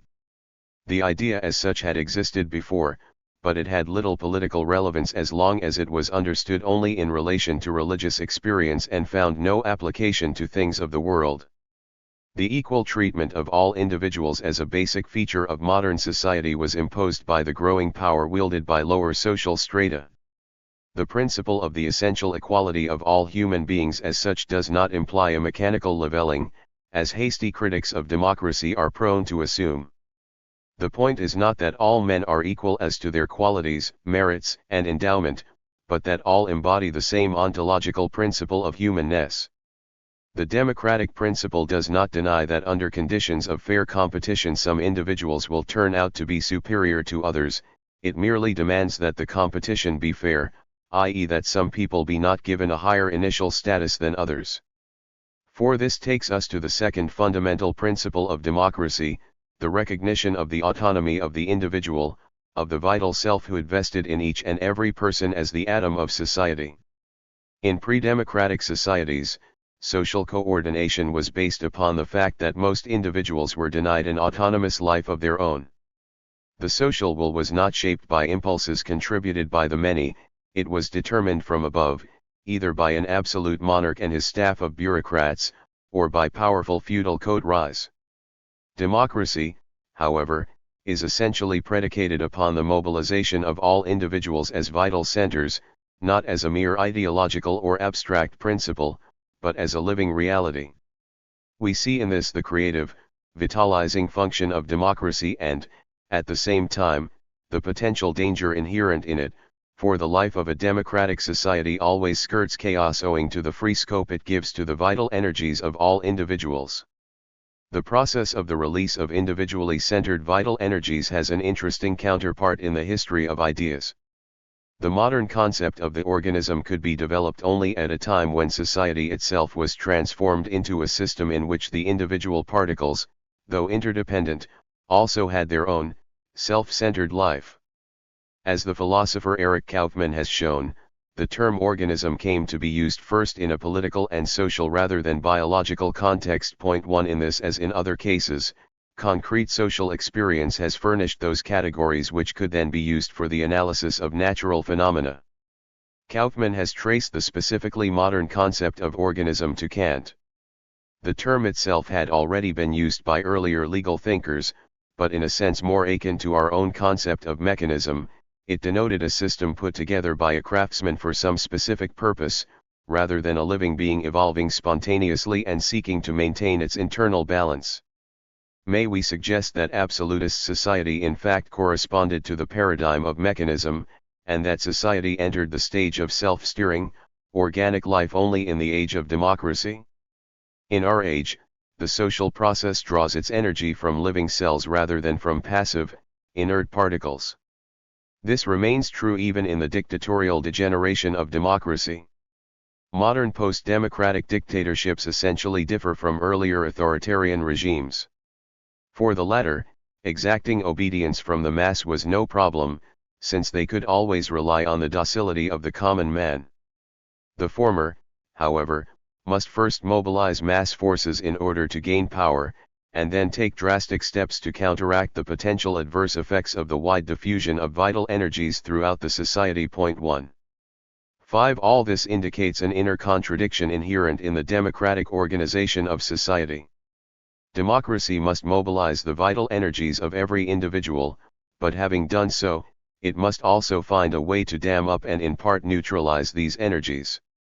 Orderly social life would become impossible if every individual constantly made full use of his right to influence public decisions. This would spell the end of all social cohesion. Hence, all democratic societies need certain neutralizing devices involving undemocratic or anti-democratic potentialities. These devices, however, are not imposed upon democratic society from without. They consist essentially in a voluntary renunciation by the mass of the full use of its energies. This voluntary abandonment of the individual's autonomous aspirations may assume many forms. There is, for example, that susceptibility to propagandistic manipulation which we observe precisely in fully developed mass democracies. One may see in this and related phenomena signs of the degeneracy of democracy. When this trend goes to the limit, as it does in the cult of a leader, society ceases to be democratic altogether, since the institutions that enable the individuals to shape political decisions from below are abolished. However, even a healthy democracy requires a certain self-limitation on the part of its individual members. Thus we see that direct democracy cannot exist in societies of large size. The governmental system of modern territorial states of democratic character is representative democracy. That is, the actual shaping of policy is in the hands of elites, but this does not mean to say that the society is not democratic. For it is sufficient for democracy that the individual citizens, though prevented from taking a direct part in government all the time, have at least the possibility of making their aspirations felt at certain intervals. It is in politics as in culture at large. Democracy does not imply that there are no elites, it rather implies a certain specific principle of elite formation. Pareto is right in stressing that political power is always exercised by minorities, and we may also accept Robert Michael's law of the trend towards oligarchic rule in party organizations. Nevertheless, it would be wrong to overestimate the stability of such elites in democratic societies, or their ability to wield power in arbitrary ways. In a democracy, the governed can always act to remove their leaders or to force them to take decisions in the interests of the many. Democracy, then, has its own way of selecting and controlling its elites, and we can take this to be the third fundamental characteristic of democracy both in a narrow political and a broad cultural sense. 6. In the following parts of this paper, we shall discuss the way in which the cultural process as a whole is shaped and influenced by the three fundamental democratic principles we have distinguished, that is the potential ontological equality of all individual members of society, the recognition of the vital selfhood of the components of society, and the existence of elites in democratic society, together with novel methods of elite selection. We shall treat these points, not as ideal desiderata, but as features to be detected in actual social reality. In other words, we shall not attempt to prove that in all democracies, all individuals are actually treated on an equal footing, or that their autonomous vitality is always respected. Our point is, rather, that the actual social process in societies evolving towards democracy cannot be understood without assuming formative trends putting horizontal equality in the place of vertical, hierarchical inequality, and so on. The scientific, sociological problem consists in seeing this process as a whole, a gestalt, and also in validating this synoptic view by a detailed analysis of the myriad small changes entering into it. Morphology, distinguishing large gestalt-like entities as wholes, and analysis, dividing them into their smallest components, must go hand in hand. b. The principle of the ontological equality of all men. 1. In democratic society, all social authority is inextricably linked to the idea of the ontological superiority of the wielder of authority. No person, family, or institution can exert authority without being regarded as made of higher stuff than the ordinary run of humanity. We may think in this connection of the magic origin of the institution of kingship. 1. It will be seen that our methodological position is, so to speak, double-edged. Here as elsewhere, we reject the wholesale denial of the legitimacy of the morphological, Gestalt approach in the cultural disciplines.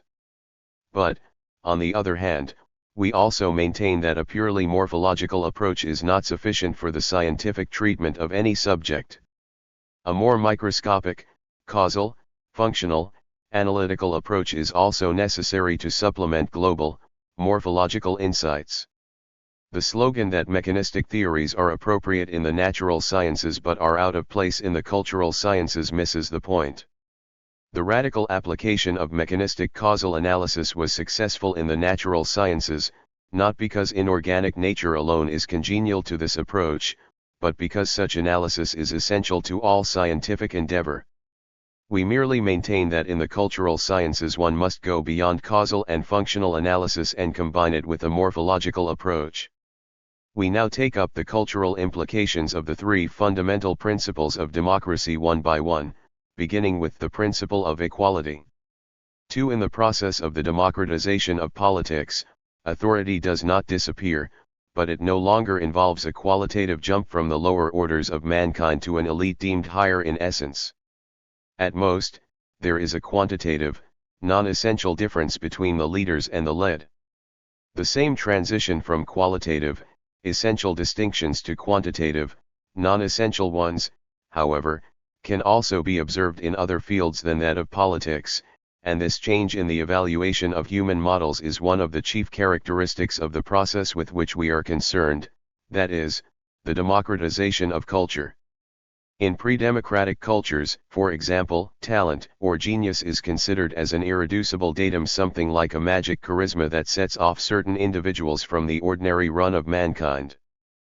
Pre-democratic education works very largely with such concepts of human excellence. It considers the man of genius as he appears at the full height of his powers. His genius is an ultimate datum, unrelated to the facts and circumstances of life in terms of which the development and maturing of ordinary individuals may be understood. The authoritarian, pre-democratic mind shuns the idea of process and genesis in favor of static, hierarchically ordered models of excellence. The democratic mind, on the other hand, stresses the plasticity of man. When Goethe says, "This is what thou art, thou canst not escape thyself," he voices a pre-democratic sentiment. The typically democratic mood, however, is one in which we feel that everything could be different. The democratic type of mind, then, is prone to explain phenomena in terms of contingency rather than essence. Now there is nothing in this style of thought that is manifestly and explicitly related to the democratic attitude towards equality and authority. Yet, to the sociologist of culture, the two things are closely interrelated.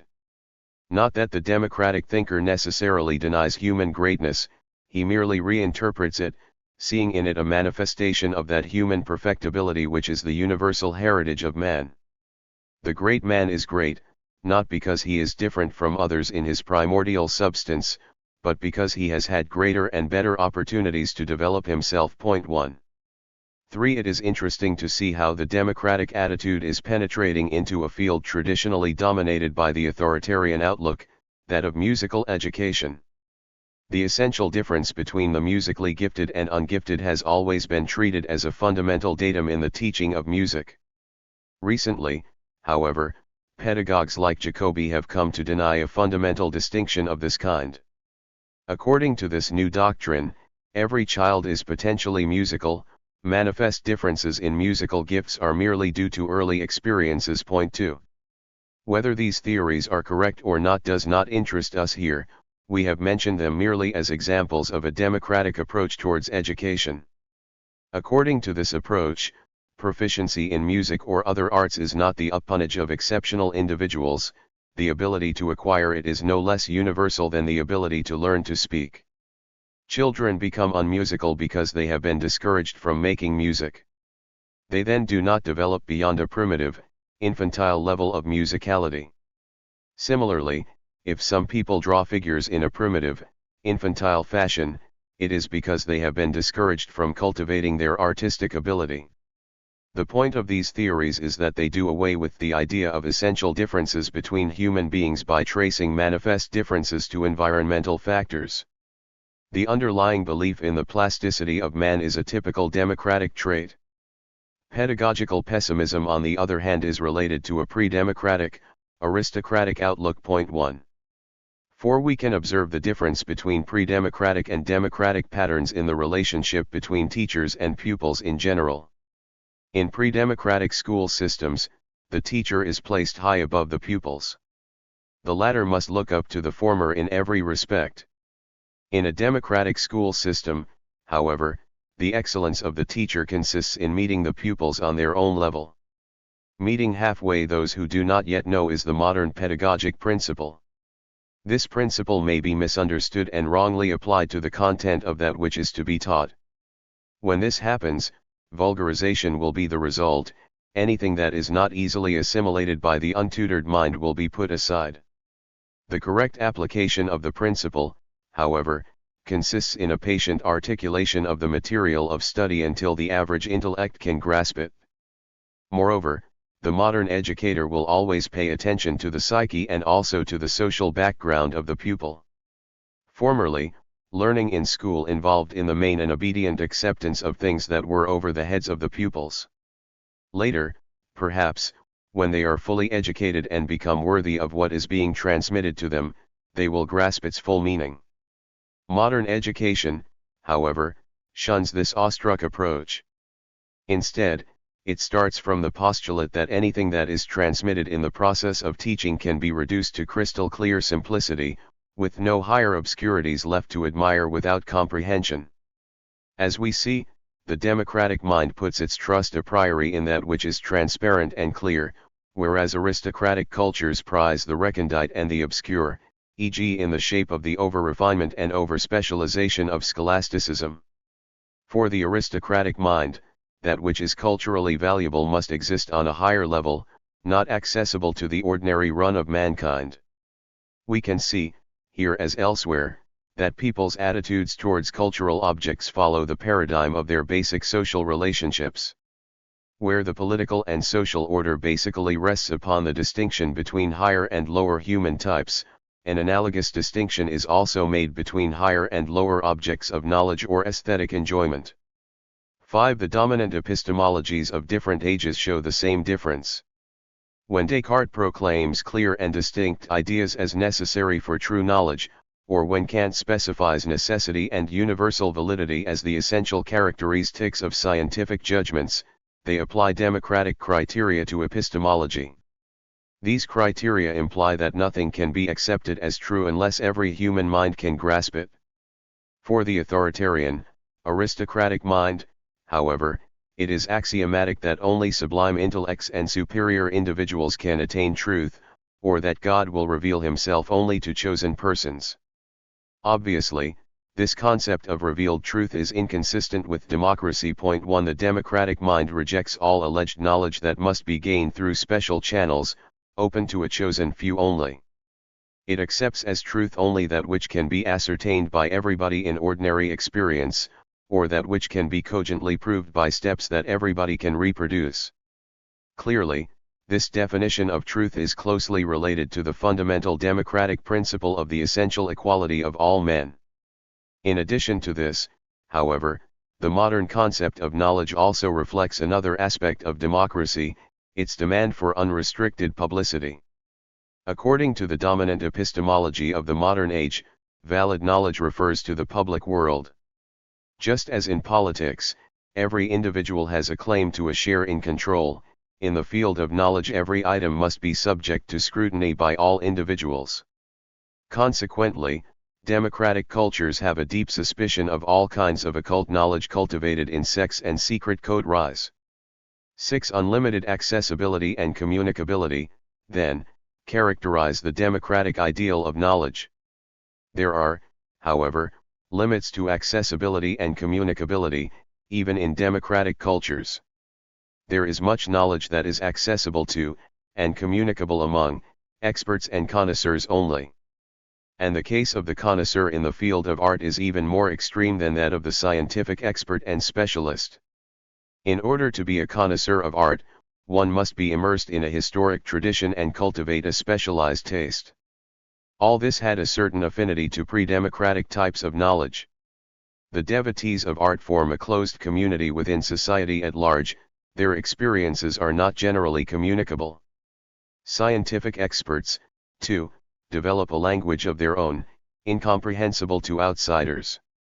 But the scientific community is not as radically separated from society at large as is the community of aesthetic connoisseurs. Scientific thinking, in fact, is highly formalized and supremely objective. It leaves no room for subjective, purely private experiences. In principle, every scientific theory and finding could be grasped and reproduced by every normal individual. If the non-expert cannot follow the scientist, it is not because the latter's experiences are beyond the range of the former's receptivity, but because the layman rapidly loses his way in the intricacies resulting from the repetition and combination of basic mental operations that are simple in themselves. As against this, critics and historians of art derive their insights from a type of experience that cannot be shared by all men. Theories developed in these fields cannot be formalized and objectivized in such a way that every individual can reproduce them in his own mind. Connoisseurship is not teachable in the way in which natural science is teachable. The learning of formalized procedures of research does not suffice to make one a connoisseur. In order to become one, the student must come into contact with the works themselves, and be stimulated by them to the depths of his personality, emotionally, intellectually, and spiritually. Such experiences are not fully and readily communicable. They may even be confined within the limits of an epoch of art. Connoisseurs of modern art may be insensitive to the specific values of Renaissance art, and vice versa. 7. We may say in the sense that certain types of knowledge are non-democratic in character, since they are accessible only to the elite of connoisseurship. Now it is interesting to observe what happens to these types of knowledge in a democratized culture. The first reaction will be to devalue them.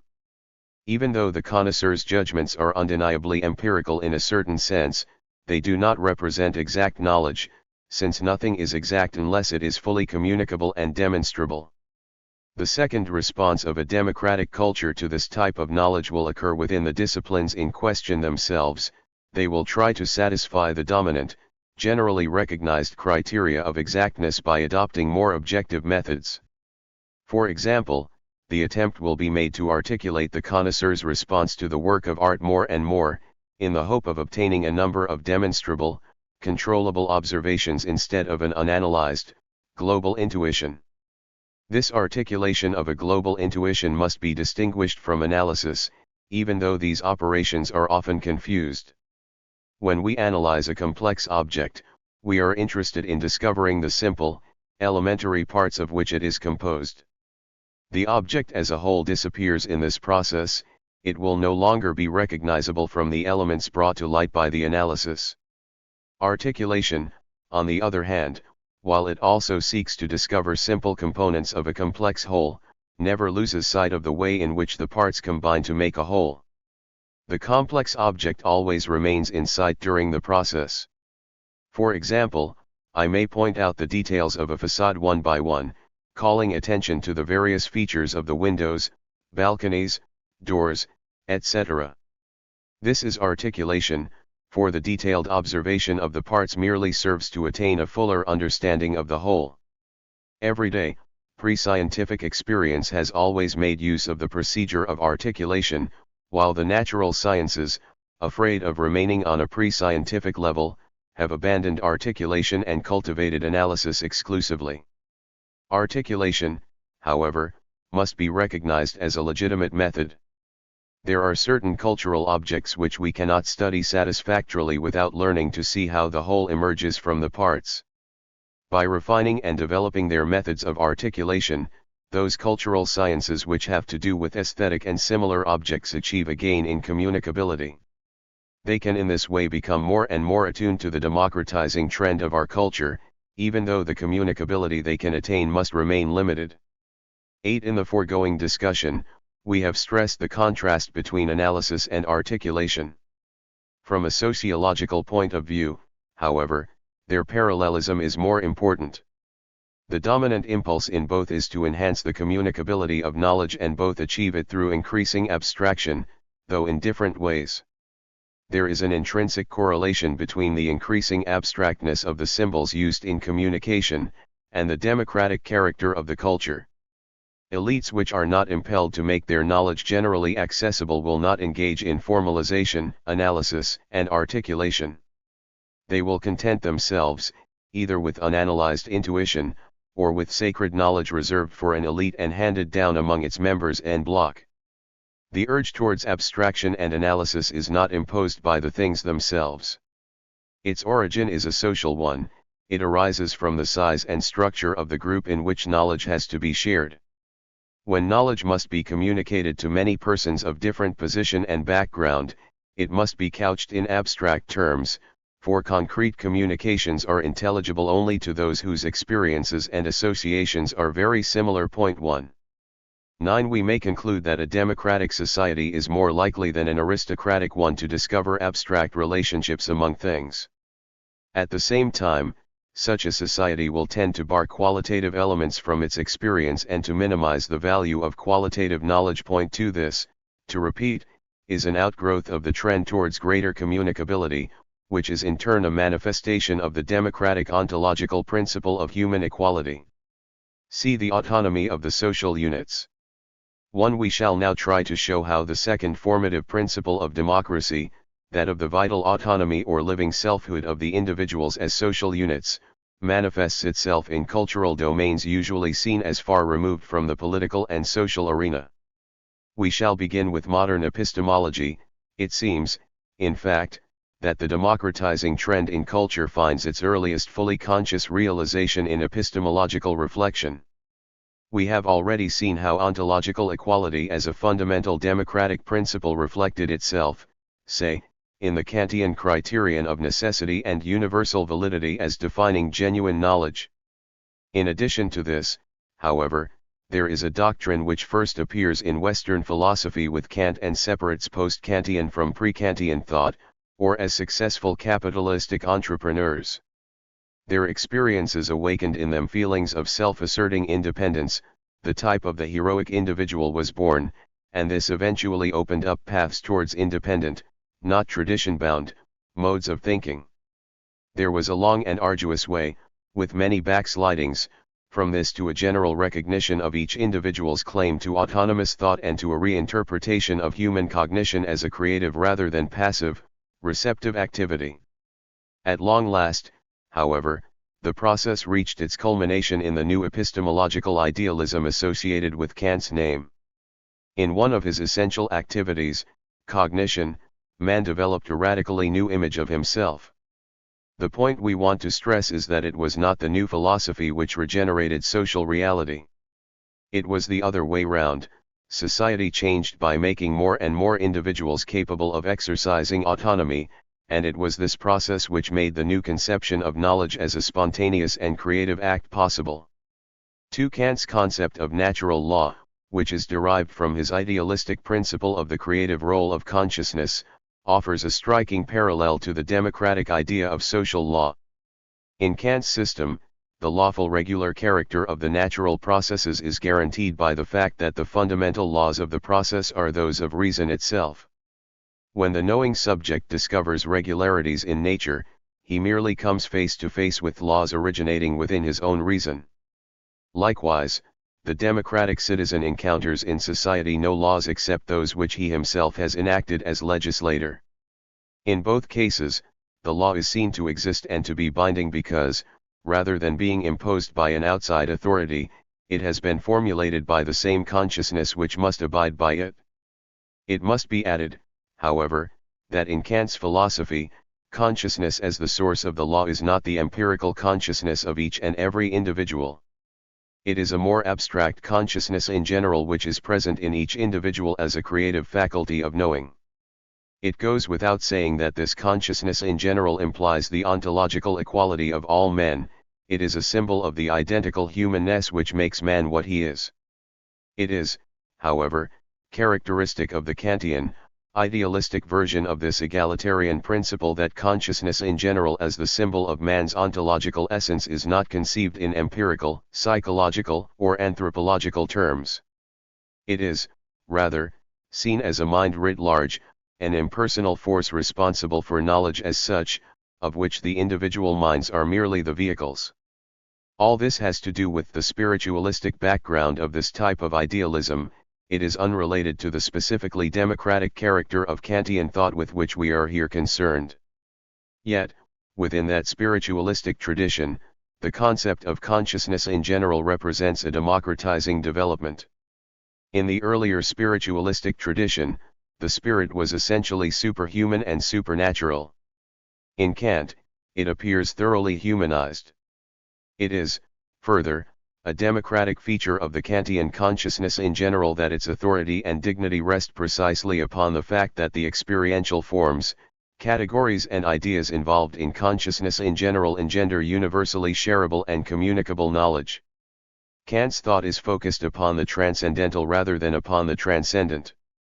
3. There is only one step from the Kantian consciousness in general to a characteristic feature of modern, democratic society, its faith in the all-healing virtue of free discussion. Carl Schmitt was not wrong in describing this faith as fundamental to modern parliamentary democracy. 1. He was also right in pointing out that people expected so much from discussion because they believed that articles of a universal reason were present in the mind of every individual and that therefore a wholly reasonable conclusion would necessarily emerge when individual minds were rubbed together. Pre-democratic ages have had no use for discussion. They recognized, as ways to truth, only conversion or illumination. Those who refuse themselves to the true faith are simply lost. One cannot argue with them. Likewise, in early forensic practice, proof based upon orderly deduction from general principles is unknown. Judgments are found, either by a kind of magic, formalistic ritual, or by intuition, by appeal to a sense of justice. 2. Genuine discussion as a way of discovering truth is found first in a typically urban milieu, among the sophists of Greece and in Socrates. The essential preparatory stages were skepticism and systematic doubt. When nothing was taken for granted, one could try to find truth only by carefully defining terms and agreeing on rational methods of deduction. In such discussion, partners could be chosen at random. Thus, Socrates talked to anyone he met in the marketplace and appealed to the spontaneous reasoning faculty present in him. This is how the first genuine discussions of which we have a record came about. Their essential scheme has remained unchanged to our day. The essential feature of genuine discussion is that no argument from authority and no dogmatic assertion based upon mere intuition is admitted. Truth can emerge only from radical doubt, as the residue which is left when anything that can be doubted has been eliminated. The final conclusion must not be held as a dogmatic belief in advance. The possibility of its falsehood must be admitted, if there is to be any genuine proof. For the type of argument we find in the writings of the schoolmen is, therefore, no genuine discussion in our sense. The conclusion is given in advance, it is firmly held in an attitude of faith. If over and above the certainty of faith rational proof also is sought, this represents a concession to a mentality entirely different from that of the believer. Since the democratic approach of antiquity still survived in the medieval world, demanding rational proof, the schoolmen undertook to provide it, i.e. to prove that which is not provable. But the discussion launched under such auspices was a sham.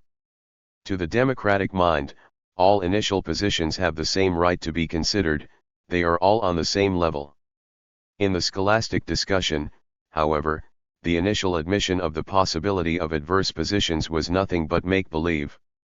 A real latitude existed, of course, regarding questions not decided by dogma, but on the important issues on which the dogmatic position of the Church was clearly defined, argument merely served to justify an already existing belief, rather than to establish original truth.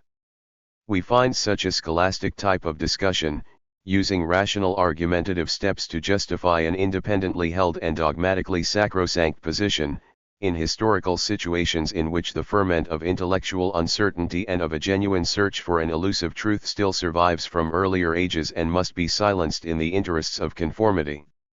We may call this the neutralized type of discussion.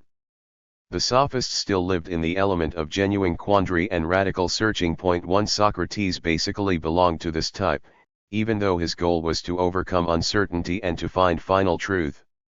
In Plato, we already see the romantic reaction to the rationalistic ferment of the age of the sophists in the dialogues. The freewheeling, unconstrained method of discussion is sometimes used to demonstrate definite theses, initially held to be certain. 5. A notable example of silencing genuine discussion by using its formal schema in order to justify a conclusion given in advance is provided by Hegelian dialectic. All the antithetical positions developed by the age of the Revolution and rationalism on the one hand, and that of the Restoration and Romanticism on the other, whether in logic, or in politics, or in private experience, all these positions are represented in the theses and antitheses dialectically marshaled by Hegel. The discussion, however, is being steered towards a predetermined solution. In fact, it appeared, in Hegel's time, that a new stability, a new synthesis was emerging from the conflict of two worlds, that of feudalism and of the bourgeois. The new stability was to be based upon the consolidated position of the victorious bourgeoisie. This expectation, that of a world in which past conflicts are resolved in a higher harmony, provides the content of the Hegelian conclusions. In the dialectic, discussion neutralizes itself. 2. 6. In genuine discussion, all participants are equally and jointly responsible for the conclusion reached. This equal distribution of responsibility is one of the characteristics of democratic society. It contrasts sharply with the pre-democratic order of things in which responsibility is concentrated in one point. In the old Chinese monarchy, for example, the emperor had to be deposed if grave misfortune befell the people under his rule. This was a sign that the emperor's life was not according to the way. In early society, responsibility is borne by charismatic personalities, prophets, or saints. Later, traditionally entrenched power groups may act as guarantors of the correctness of the social process. In the traditional system, the correctness and truth of the prevailing order seem to be guaranteed by the long duration of its existence. Romanticism also sees in mere growth a criterion of value and lightness. It is common to all the pre-democratic patterns of order that the source of social authority is not the autonomous life of the units of society but something outside and above it, either direct divine revelation or, at times when divinity can no longer be consulted directly, tradition, time, the imperceptible growth of institutions. Authoritarian ages do not recognize the joint responsibility of all. Something like joint responsibility does, however, exist in primitive democracy. This primitive, pre-individualistic democracy must, of course, be distinguished from modern, mature democracy in which all citizens share in responsibility as autonomous agents. It is true that in the primitive democracy, authority is not hierarchically graded, all are on the same level. But at the same time, the individual is wholly controlled by the group. He cannot act or think except according to the group's directives. Durkheim speaks in this sense of a mechanical solidarity as characteristic of primitive societies. 1. In modern, mature democracy, solidarity is not automatic, it must be realized anew all the time through conflict and stress. Since all social units are fully autonomous agents, they would prefer to go their own way. As long as acute massification does not set in, however, a middle road on which all can agree can always be found. Impulses coming from below find adjustment in compromise expressing the representative will of the moment. At this point, only norms endorsed by all are valid, they must be constantly scrutinized, revised, and reasserted from below. In this way, responsibility becomes individualized. It is, as a rule, not only implicitly assumed but also consciously experienced as such.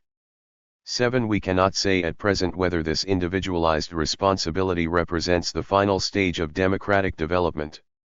Right now we seem to have reached a turning point. When the incomplete democracy in which economic and intellectual elite strata occupy the positions of control is suddenly transformed into full democracy, the tendency towards the full autonomy of all social units goes to the limit, and at the same time massification results in the self-neutralization of democracy. In the incomplete democracy, the enlightened self-interest of the leading groups is tempered by the voice of conscience. While this does not result in perfect social justice, it does have the result that the individual has well-defined rights which are generally respected. This balance between morality and self-interest, however, is overthrown when propagandistic dictatorial movements come to the fore. The individual then counts for nothing. Large groups make themselves homogeneous and clash with other groups equally moving under centralized command. All the gains made in the moral sphere, such as the refinement of conscience and the tempering of interest by rational, impartial morality, are lost. Only large collective welfare interests, statistically determined, can get a hearing, aided by the aggressive clan of competing leader cliques. 8. Such things as the making, enforcement, and administration of law undergo decisive changes under the impact of the self-neutralization of democracy. Under incomplete democracy, the trend was towards an ever-growing refinement of the ethic of intention, according to which the individual must be judged according to the intent behind his actions rather than the effect produced by them. This had the result that nearly every action, when sufficiently analyzed and understood, had to be excused. In the end, hardly any lawbreaker could be punished, since psychology and sociology jointly demonstrated that he could not help acting as he did. At the dictatorial stage, however, subjective intentions become well-nigh irrelevant. Nothing counts except the objective outcome of the action to be judged. Did it, or did it not, interfere with the optimal functioning of the body social? The law at this stage has little to do with justice as a moral category. The question before the legislator is how to frame commands which, given the probability distribution of the foreseeable responses of the individuals, will minimize the likelihood of antisocial behavior. The law, coupled with propaganda, thus becomes an instrument of social manipulation. The judge, on the other hand, will have to determine the degree of liability to punishment, not in terms of subjective intent but in terms of the actual effect that an action had upon the integrity of the existing social order. We are, in this way, thrown back to the stage of the mechanical solidarity of primitive democracy. The individual is nothing but a specimen of his group. 9. Will this be the eventual consummation of the development of democracy? Nobody can tell. The phenomena we just described may well present a transitional stage. That stage may be of long duration. It will last as long as massification prevails. It must be stressed, however, that massification cannot be overcome by reducing the number of individuals actively participating in the political process. The solution, in other words, cannot be found in a return to the elitist pattern of pre-democratic societies or of incomplete democracy. Our culture can overcome massification only by getting away from the compulsion to integrate people in huge, homogeneous masses, in which their autonomous individuality is drowned. The first step towards overcoming massification might consist in the creation of numerous small communities providing all their members with an opportunity to arrive at responsible, individual conclusions. In this way, the large numbers of people who participate in the political life of fully developed democracy could become rounded individuals, as were the responsible elite members at the stage of incomplete democracy. If these communities of autonomous individuals could achieve a balance among themselves, self-neutralization would gradually recede and disappear. We may look towards the emergence of such a higher type of fully democratized but no longer massified society as an ideal. In practice, however, we cannot expect such a process to unfold itself painlessly.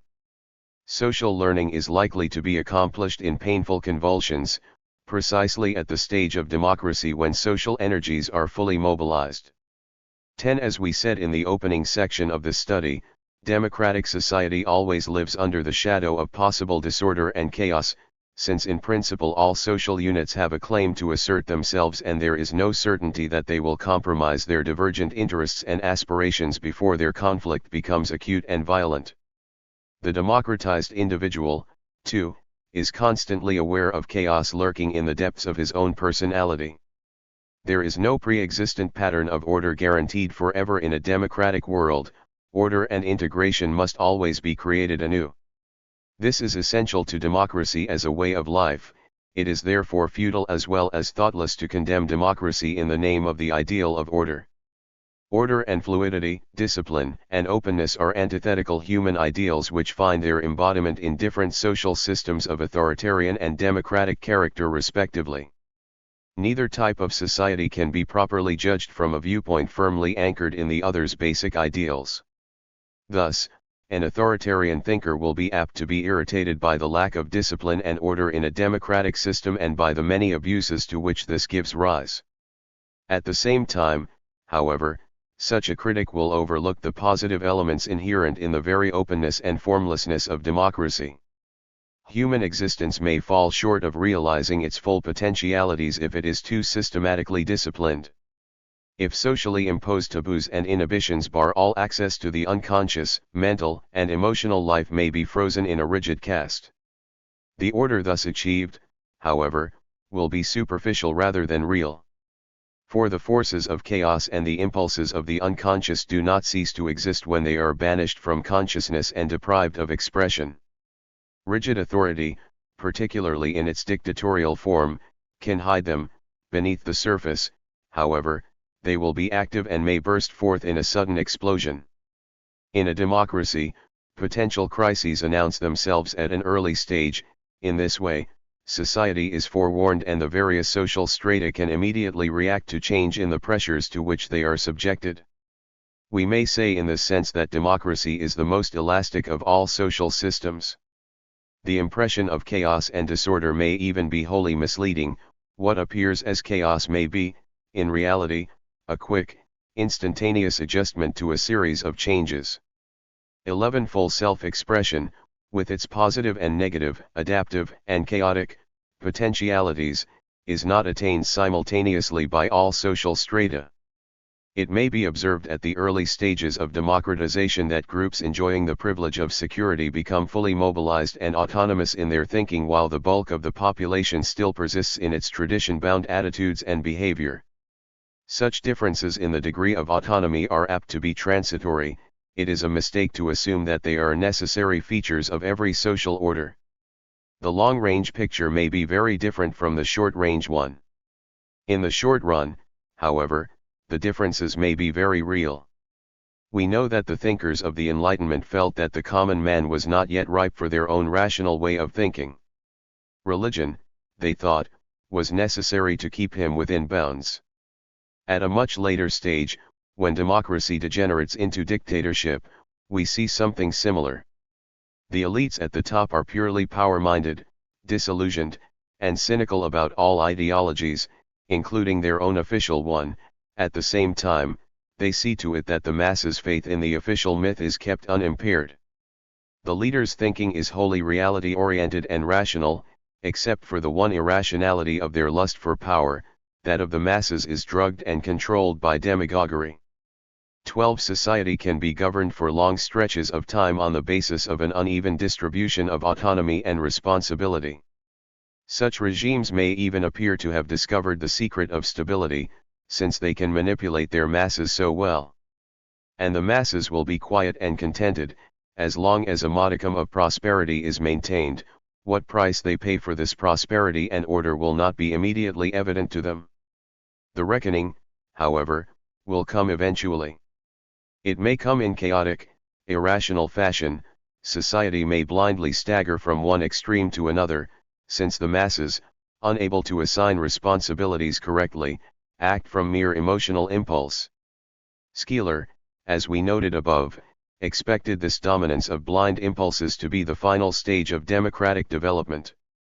It may, however, be something different, a stage in a painful learning process. For eventually, the masses which had been kept out of contact with reality will come face to face with it. They will learn to appraise policies in terms of what they do to their own interests.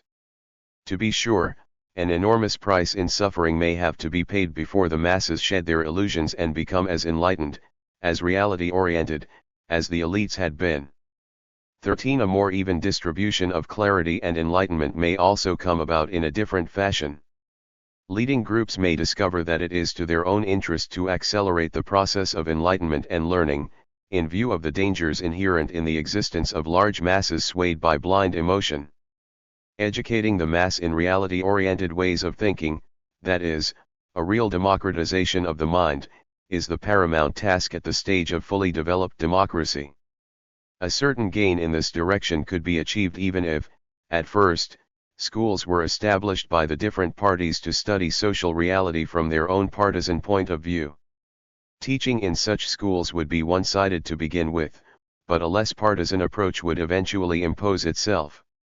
There are many reasons for this: the need to understand the opponent, the need to win over opponents and uncommitted groups, the need to form coalitions with others, and the need to find a common ground among major rivals who in a democracy must expect to alternate in the government and therefore must get away from the idea that once in power, they can and must make society over completely in their own image. Finally, as I said elsewhere, the coexistence of rival schools of thought in itself tends to slough off whatever is extreme, one-sided, and irrational in each of them. Clearly, education in realism in this less painful fashion can be undertaken only in democracies whose functioning is not yet dominated by dictatorial and self-neutralizing forces. Democratic elites and their mode of selection. 1. Is it not a contradiction in terms to speak about elites in a democratic society? Does democratization not do away with the distinction between elite and mass altogether?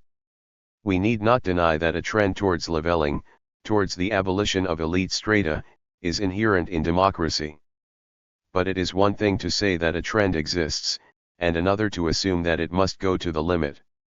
In all democracies that we know, it is possible to distinguish leaders from led. Does this mean merely that the democracies that have come into being thus far have been imperfect or imperfectly democratic? Should we not say, rather, that there is a democratic optimum of the elite-mass relationship which falls far short of the complete disappearance of the elite? An optimum need not be a maximum. If democracy involves an anti-elitist trend, this need not go all the way to a utopian leveling of all distinction between leaders and led. We assume that democracy is characterized, not by the absence of all elite strata, but rather by a new mode of elite selection and a new self-interpretation of the elite.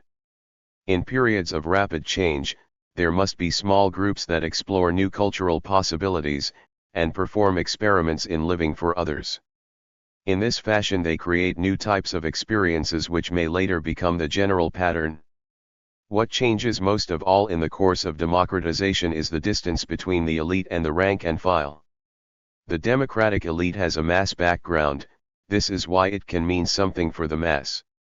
Now it may happen that, after some time, this elite abdicates its role again. The mobilized mass will then recapture the experimenting elite, and will regress to a primitive level instead of forging ahead towards a richer life.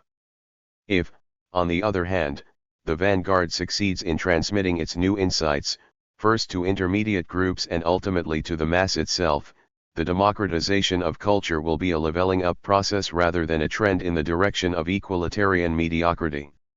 2. One may study the genesis and the role of elites in democratic societies from various points of view. We shall mention 5 important areas of research in this field.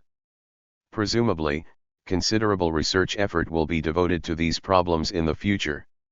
In the present paper, we shall content ourselves with more general considerations of an introductory kind, without trying to treat any of the problems fully. The problems we propose to discuss are the following: the mode of selection by which elites are recruited from the mass, the inner structure of various elite groups, their mutual relationships, and their relation to society at large, their self-interpretation and self-evaluation, and their assessment by outsiders. The social distance between elite and mass, understood primarily as the function of elite consciousness. The cultural ideals produced by various elite groups.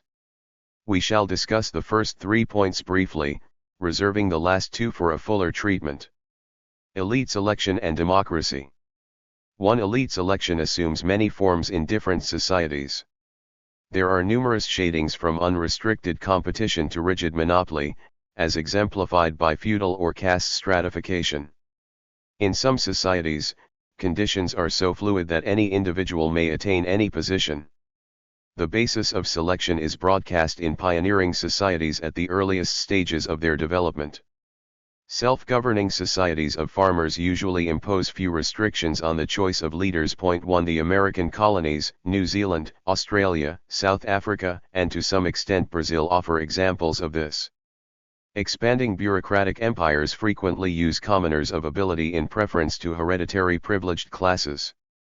Commercial aristocracies have often absorbed selected commoners in their elite strata while maintaining rank distinctions. In other societies, certain conditions have led to rigid caste stratification, barring practically all vertical mobility. Examples of this may be found from early Indonesia and India to Ethiopia and the Sudanese empires. 2. In modern society, elite selection takes 3 major forms: bureaucratic advancement, unregulated competition, class pressures. People who rise into elite positions show marked differences, depending on which of these 3 mechanisms was operative in their ascent. The bureaucratic type of elite selection favors methodical workers who have a flair for meeting every situation in terms of prescriptions previously laid down. Their perspective must be limited to rules and regulations. Individuals who show free-ranging interests and propensities for improvisation are passed over in promotion. As against the systematic and pre-arranged pattern of bureaucratic advancement, competition for leadership in political arenas such as 19th-century parliaments is unregulated. The essential thing for the seeker of political prominence in that milieu was not proficiency in some special field, but a generalized popular appeal and magnetism, compounded of oratorical ability, stamina, identification with collective causes, intellectual resourcefulness, and so on, down to such elusive but important things as erotic glamour. With the rise of class parties in the 20th century, political success began to depend to a lesser extent on personal magnetism and more on party regularity. Not the personal endowment of the individual but the strength of the group which he represents is basic for advancement into political elite positions. 3. Insofar as the difference between democratic and non-democratic elite selection is concerned, the most important thing is obviously the breadth of the basis of selection. A system is democratic only if elite recruitment is not limited to members of a closed group. But even where elite recruitment is democratic in this sense, elites different in their structure and self-interpretation may be formed, depending on certain aspects of the mode of their recruitment. There is a characteristic difference in this respect between the mode of recruitment of liberal and labor leaders. The former rise in the political world individually, that is, the degree of influence and of political power that they achieve does not depend on the increase in power of any given social stratum. A labor politician, however, rises in the political world only if, and because, labor as an entire group rises. This difference in the origin of the elite position of the 2 types leads to characteristic differences in their mentality. Before labor parties appeared on the European political scene, the rise of politicians to prominence and power was largely an individual affair. When a politician achieved fame and influence, he did not feel that he owed this to his being associated with a distinct stratum or interest group. Had he chosen to represent another interest group, he would have made his mark nevertheless. It all was a matter of his own superior gifts. Such personal histories tended to produce a heroic posture and a general outlook according to which one's career depends on his own endowment rather than on the impersonal social configurations within which destiny has placed him. Life, according to this philosophy, gives the same opportunities to everyone. There are everywhere chances to be exploited. Against such a background, rise into an elite position appears like the fruit of personal achievement. Newcomers who enter the ranks of the elite by such a route tend to believe in the decisive role of the exceptional individual in human affairs. In drama, they look for strong-willed heroes; in history, for great personalities. Nor can we say that, As professed by this type, individualism is a mere ideology, unrelated to real life as he experiences it. This individualism is a straightforward enough distillation of a peculiar kind of life experience, even though it is wholly inadequate as a general theory. For a sociologist, it is easy enough to see the working of social configurations where the naive individualist perceives only personal merit and achievement. This heroic type of individualism is capable of great spiritual sublimation. In German idealism, the individualist outlook of the liberal bourgeoisie has achieved depth and moral dignity. Yet idealism and its successor, existentialism, also tend to isolate the individual from his fellows, and to make him blind to man's dependence on fellowship and communication. In their metaphysics, these types conceive of man as a non-intercommunicating monad. What one man can mean to another finds no recognition in this philosophy of the self-made man. The typical outlook of labor politicians achieving elite positions is entirely different. It is not true, of course, that the group they represent rises together with them. On the contrary, they enter a higher social stratum when they become influential. Yet they cannot forget for a moment that their own rise in society has been indissolubly linked to their identification with a particular group interest and with the relative increase in that group's influence. Even when they leave their original social peers far behind and ascend to a lonely peak of eminence, they are not likely to generalize this experience in terms of a great man theory of history. They are far likelier to hold that group forces and collective factors are behind the achievement of the individual. As we see, elites differing as to their mode of recruitment are apt for this very reason to adopt a different outlook towards life and destiny. An analogous difference may be seen in the attitudes of these two types of elite member towards culture and civilization. In keeping with their heroic and individualistic outlook, elite members who rise individually are likely to feel that the highest peaks, the great masterpieces, are the essential content of culture. The works of supreme geniuses determine the value of a culture as a whole. Culture appears here, not as a continuous flow of cooperative achievement, but as a discontinuous series of sublime moments of creation. The average, the day-to-day effort of the many is devalued. This is, however, what elites recruited by a collective mechanism view as the essence of the cultural process. Their self-esteem is rooted in modesty. They like to contemplate the gradual accumulation of small gains, the confluence of many tiny streams into a mighty river. Continuity in space and time is what they value, and they emphasize transitions and differences in degree where the other type focuses upon qualitative, essential differences. In education, they hold the good average to be more important than the lop achievement. In history, they maintain that the destiny of groups, and of mankind as a whole, depends more on the steady efforts of the anonymous mass than on the awe-inspiring flights of rare genius. 1 Needless to say that it is the outlook of the collectively recruited elite which corresponds to the democratizing trend with which we are concerned in this paper. Group structure and relation to other groups. The inner organizational structure of elite groups and their relative position towards other groups also have important consequences for their interpretation of man and the world.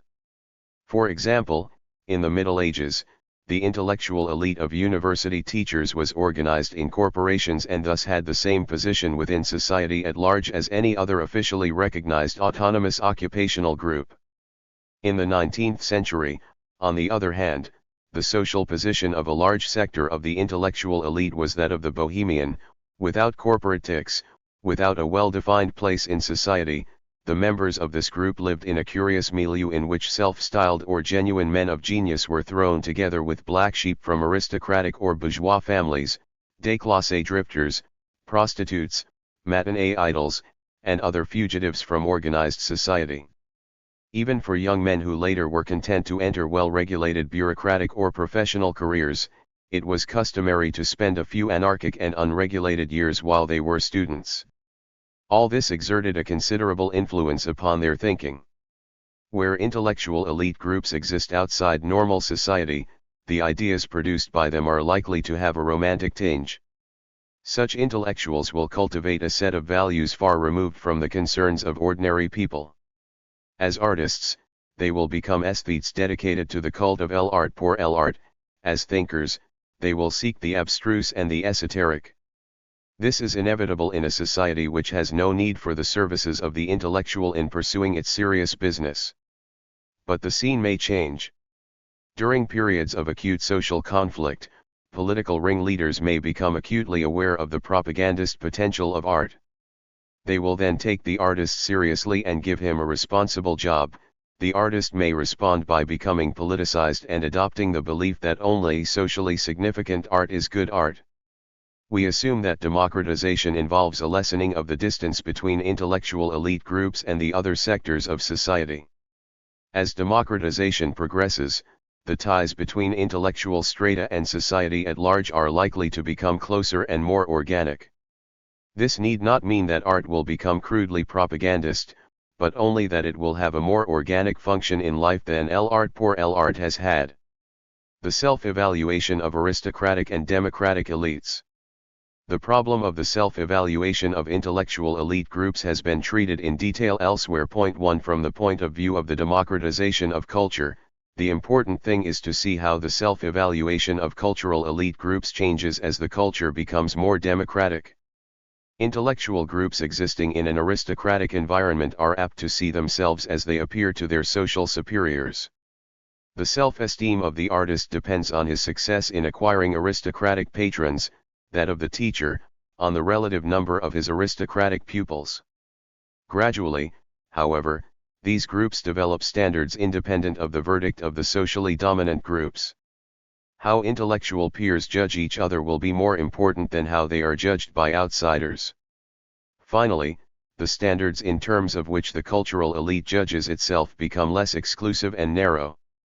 Intellectual prowess which sets the elite apart from the uninitiated both in high and low social groups will no longer be treated as the supreme human value. The intellectual will no longer look down upon the manual worker, just as he is not looking up to the aristocrat. He will treat his speciality as being essentially on a par with other skills possibly superior to others in quantitative terms as involving more knowledge and training, but not superior in an essential and qualitative terms, as the realization of a higher human type.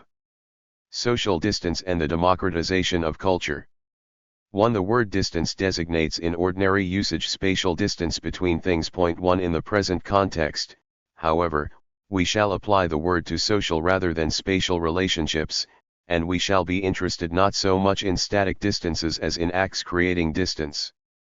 Distance as a social phenomenon is produced by agents who are interested in maintaining social distance between themselves and others, precisely when they live closely together in a spatial sense. Social distanciation in this sense is akin to, but not identical with, alienation. The latter consists in the cooling off of emotional relationships. When we become alienated from someone, we undo ties of identification that formerly had bound us together. Similarly, we may become alienated from places or groups in which we had once felt at home. But this is not what makes the essence of distanciation. The element of spontaneous activity creating a distance is well brought out in a visual example used by Boluv. Point 2. A ship is approaching port, the town can be seen quite distinctly. Then mist descends and the town again recedes into the distance. This is distanciation, for the town remains spatially near, it becomes more distant only in a psychological sense. Of course, however, it is not the subject's social act which creates the distance, the subject merely registers greater distance because his sight is blurred by mist. In the social field, distanciation may well express itself, quite literally, in a movement away from the other, as when we keep ourselves at a distance from a threatening individual. Such behavior is often found in animals. Point 3. In Rivet's observations on monkeys, the first few times the animals were fed, each monkey sought to fight off all others, but as soon as one animal established its superiority over all others, all except the weakest and hence privileged baby kept a safe distance from the champion, particularly at feeding time. Dominance and fear imposed both spatial and social distance. Point 1. We assume that social distanciation first appears in the form of avoiding actions actually creating spatial distance. Later, social distanciation becomes more sublimated, no longer necessarily requiring spatial avoidance. Certain types of distance-creating behavior, however, are still being characterized in everyday speech by means of spatial metaphors, as when we speak of somebody being kept at arm's length. Such expressions have the connotation that a distance greater than normal, or than expected by the subject who is kept at arm's length, has been created. Within each social milieu there is a normal distance which interacting individuals are supposed to observe. Deviations from the norm are noted as undue aloofness or as uncalled for forwardness. Metaphors involving spatial distance are typically used to characterize such infringements of rules for social behavior. The ritual of social intercourse changes when we pass from one degree of intimacy to another, when, in a situation calling for the observance of one ritual, a person incongruously applies another. Our feeling is that he is too close or too distant.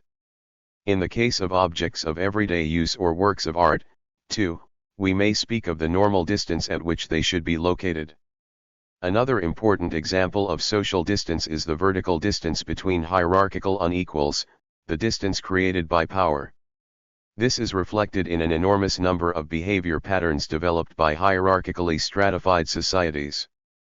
We may mention differences in dress from one caste or class to another, differential modes of address, ceremonials of deference, gestures of submission, and so on.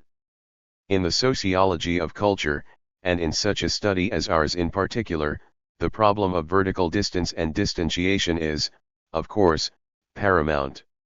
It is important to see that vertical distantiation may concern, not only the mutual relationship of two groups, but also the relationship between a person or group and inanimate objects of cultural significance. There is, in other words, a difference of high and low among cultural products. This spatial metaphor is neatly illustrated by cases in which things of high significance, like objects of worship, are placed so high that one has to look up to them. In speech also, there is a difference between high and low. Certain high subjects demand a solemn vocabulary and cadenced delivery, while lower topics can be treated in a less straight-laced fashion. In the erotic sphere, the difference between high and low is particularly conspicuous. Idealizing love comes into being through a distantiation of sexuality, and the object of such love is put on a pedestal, just as the experience itself is of a higher nature. Beyond social distantiation, whether in the sense of vertical distantiation or degree of intimacy, one may discern a more fundamental type of distance between man and man that we may call existential distance. This is the distance between the I and the other purely as a person, regardless of conventionalized social relationships. Sometimes the other himself, as a person, is extremely vivid for me in an upsurge of empathy. At other times, he recedes into an existential distance. He is not real and present to me as a person. A particular variant of existential distantiation is self-distantiation, the experience that I am a stranger to myself, or rather that I can be more or less close to myself. Like other forms of existential distantiation, self-distantiation cannot well be observed in isolation from its concrete, social, and historical context. There are cultural and social constellations which virtually impose self-distantiation, others make it possible to overcome self-distantiation, to recover oneself. During such epochs, many individuals seek to restore the integrity of their existence, to get closer to the real core of their being. The various types of distantiation we have just distinguished are subject to change in the course of history, and it is the task of cultural sociology to ascertain the regularities involved in this process. Our own leading hypothesis is that the most fundamental, causally decisive type of distantiation is the social one. How the pattern of distantiation of cultural objects changes will be determined by what happens in the sphere of power, that is, of vertical distantiation. In fact, the fundamental character of a culture as an aristocratic or democratic one depends primarily on its vertical distance patterns. Democratization means essentially a reduction of vertical distance, a de-distantiation. Let us consider, for example, a pre-democratic culture. Its essential feature is the vertical distance between the rulers and the ruled, and we mean this in the sense that innumerable psychic acts asserting and acknowledging that vertical distance are the chief mechanism through which the rulers wield power. Of course, the rulers control a great many material instruments that help them maintain their power, but it is not these material things that endow them with power. It is, essentially, their subjects' propensity to look up to them, to consider them as higher beings. Hierarchically organized groups within the larger society, such as armies and bureaucracies, may also be considered in this sense as products of acts of distanciation. The regular and reliable occurrence of these acts makes these organizations what they are. Vertical distance is the constitutive principle in which the very existence of such groups is grounded. In the aristocratic society, the ruling strata create a distance between themselves and the lower groups by meeting the members of the latter, so to speak, from a higher level. Every contact between high and low is made subject to a highly formalized ritual.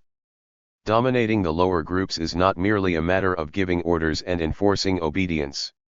It consists, to a very large extent, in the maintenance of a vertical distance which becomes an organic part of the thinking, not only of the rulers but also of the ruled.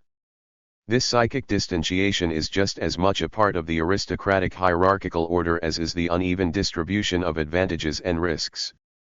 Strict standards of conduct, prescribing a formal etiquette for every occasion, are a powerful instrument for maintaining distance. Aristocratic cultures frown upon spontaneous, impulsive behavior which is deemed vulgar. They adopt such behavioral ideals as the Greek kalokagathia or the medieval German maze. We may also mention in this context the code of chivalrous conduct worked out by the Provençal nobility which became a universal norm. These examples show that aristocratic cultures tend to maximize distance not only in the vertical dimension, i.e., between high and low groups, but also among equals. The typically aristocratic attitude is distance and formality even in the intimate circle. Distanciation in the hierarchically organized society affects not only interpersonal relations but also attitudes towards cultural objects. Certain social norms and institutions are endowed with absolute authority. Critical thoughts concerning them are tabooed. Aristocratic societies have their official philosophy which must on no account be questioned. Aristocratic elites typically seek to create an elite culture of their own. They see to it that certain essential features of their group culture, such as forms of social intercourse, pastimes, patterns of speech, but also various techniques and systems of knowledge, shall be unshareable by the many. The adoption of the vernacular for literary or liturgical purposes is, considered from this angle, an important vehicle of the democratization of culture, and so is the eruption of lower concerns into the sacred precincts of science. Aristocratic speech is typically formal, stereotyped, and stylized. Its horizon is severely limited, certain low objects are excluded from it. Things which have the greatest urgency for strata struggling for bare existence, such as food and money, and the means of satisfying elementary needs in general, must not be mentioned. On the aristocratic level, one pretends not to notice such elementary concerns.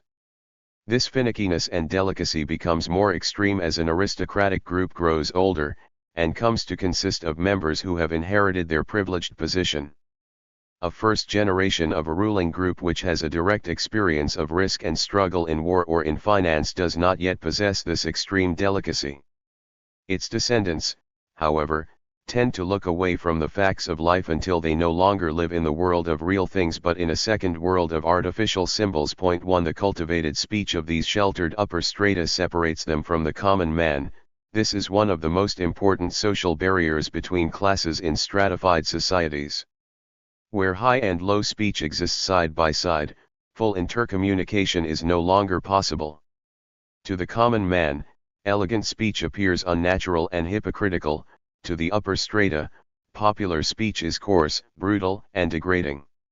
One of the symptoms of distanciation is the tendency of terms designating lower social groups to acquire a pejorative value connotation. A well-known example is the change in the meaning of the word villain in English and villain in French. Originally, these words designated the villager.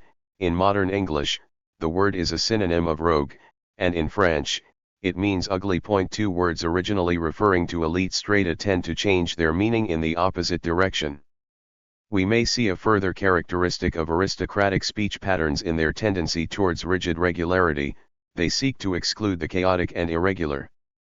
Fulfilling the requirements of an aristocratic society, the French Academy in the 17th century undertook the standardization of the French language.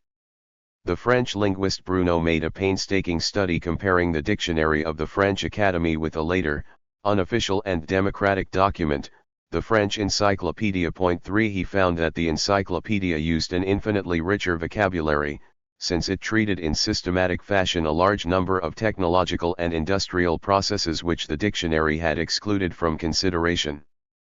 According to Bruno, the difference is not one of subject matter only, the entire use of the language is a different one, since the new language is replete with metaphors and turns of phrase inspired by vulgar concerns, while the old one largely limited itself to courtly, refined phrases and metaphors. 1. 3. The study of certain changes in fashionable vocabulary enables us to follow the process of democratization of culture. It is a symptom of democratization that certain key terms antithetical to the static and hierarchical spirit of aristocratic culture become fashionable in times of transition. We have already referred to the changed meaning of the term organism in a similar context. Bruno, in the work cited above, refers to the vogue enjoyed by the term fermentation as one of the symptoms of the change in outlook described by him. Other words which come into general use during the 18th century include social and civilization. Their new vogue reflects a general reorientation of thinking, a branching out into new realms of experience. Progress, of course, is a key term summarizing one of the chief aspirations of the Enlightenment period. 2 Together with the related term evolution, it signalizes nothing less than the advent of a new ontology, of the rethinking of the sum and substance of human experience from a radically new viewpoint. The static ontology which equated real being with what is unchanging and permanent is replaced by a dynamic one, intent upon seizing real being precisely in whatever is going through a process of change. 3. It is one of the characteristics of this new ontology that it puts function and process in the place of gestalt. Conservative thought is morphological. It explains the world in terms of unanalyzed and unanalyzable given wholes in their unique gestalt. As against this, liberal and progressive thought is analytical. It decomposes the seemingly monolithic entities of the traditional worldview into functional elements. The sociological explanation of this dichotomy is a complex and difficult matter, but one aspect of it at least may become clearer precisely through the use of our concept of distantiation. Gestalt, in fact, is the product of a specific type of distantiation. A social entity like a group or an institution will appear to me as a static whole, a gestalt, only if I am far enough removed from it, that is, from a distance. If I am a part of the group myself, I can see from within both its internal divisions and the mechanism that makes it run. For someone far removed from the governmental sphere, say, a provincial farmer, the government is a monolithic unit, something like a mythical figure or a person.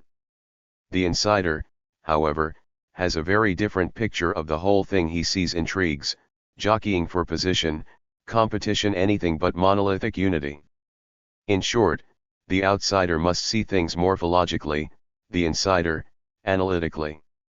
For if we combine this conclusion with some of our earlier findings concerning different modes of elite selection, it will be seen immediately how democratization entails a shift from the morphological to the analytical outlook. In status-bound societies without vertical mobility, the morphological view is practically all-pervading. The mass of people is in the position of the outsider, contemplating from afar the central authorities like the papacy or the empire. These powers have their unique, gestalt-like concreteness. The people experience them through the medium of their symbolism and their ritual. What actually goes on within the precincts of power is shrouded in mystery. The secret was pierced for the first time in the West during the Renaissance period, when in the course of social changes new elites penetrated into the top region and came to see the actual process instead of the stereotyped symbol. We may mention Machiavelli as one of the first writers to analyze events in the highest strata of society in terms of a mundane power process, stripped of their metaphysical aura of mystery. This disillusioned, realistic, Analytical attitude towards high politics eventually became quite universal in the 17th century. It came to be taken for granted that the substance of politics is a struggle for power in which everything is calculable and nothing is sacred. The same sequence, running from the mystifying concealment of the realities of the power process to their disrespectful debunking, repeated itself in more recent times. During the age of absolutism, the disillusioned and analytical attitude towards the political facts of life was in no way prejudicial to authoritarian rule, because that attitude was largely confined to the wielders of power themselves. They could afford to look at their world without prettifying illusions, since their authority was unchallenged. The people did not participate in the political process and was not aware of its inner mechanism. Again, it perceived the central authorities as a towering gestalt. When the process of democratization began, however, large groups of outsiders became interested in the governmental process and challenged the authority of the rulers. Public opinion demanded an accounting for the exercise of authority, and a wholly realistic account, admitting that all was merely a matter of power and nothing else, would have been quite unsatisfactory. It became necessary to idealize the process, and to provide ideological justifications of power. It was at that time that the theory of the state as a civilizing agency was developed. 1. This corresponded to the novel need felt by the bourgeois middle class and the professional bureaucracy to experience authority, not as naked power, but as an instrument of the universal good. Such ideologies of power, however, lost their suggestive force when very large numbers of people, formerly excluded from political influence and from higher education, penetrated into the sphere of government and of official culture. As they took cognizance of the inner workings of the system of which they previously had only seen the symbolic facade, their awe and respect were gone. Democratization, in fact, means disillusionment. It is often pointed out that democratic parliamentary regimes cannot command respect because the public is constantly aware of the non-edifying bickering among parties that makes up much of the parliamentary process. We may also mention in this context the iconoclastic aspects of the sociology of knowledge. The latter, in fact, refuses to contemplate the representative works of a culture at a distance and adopts an analytical attitude towards them, exploring the minute interrelationships among the myriad impulses impinging upon the cultural process. Thus, the advent of mass democracy puts analysis in the place of gestalt, just as the novel analytical methods discovered by Machiavelli's generation did. There is, however, a difference between the two epochs. During the Renaissance, only a few exceptional intellectuals practiced the analytical view, whereas in the age of modern mass democracy, this approach is universally shared.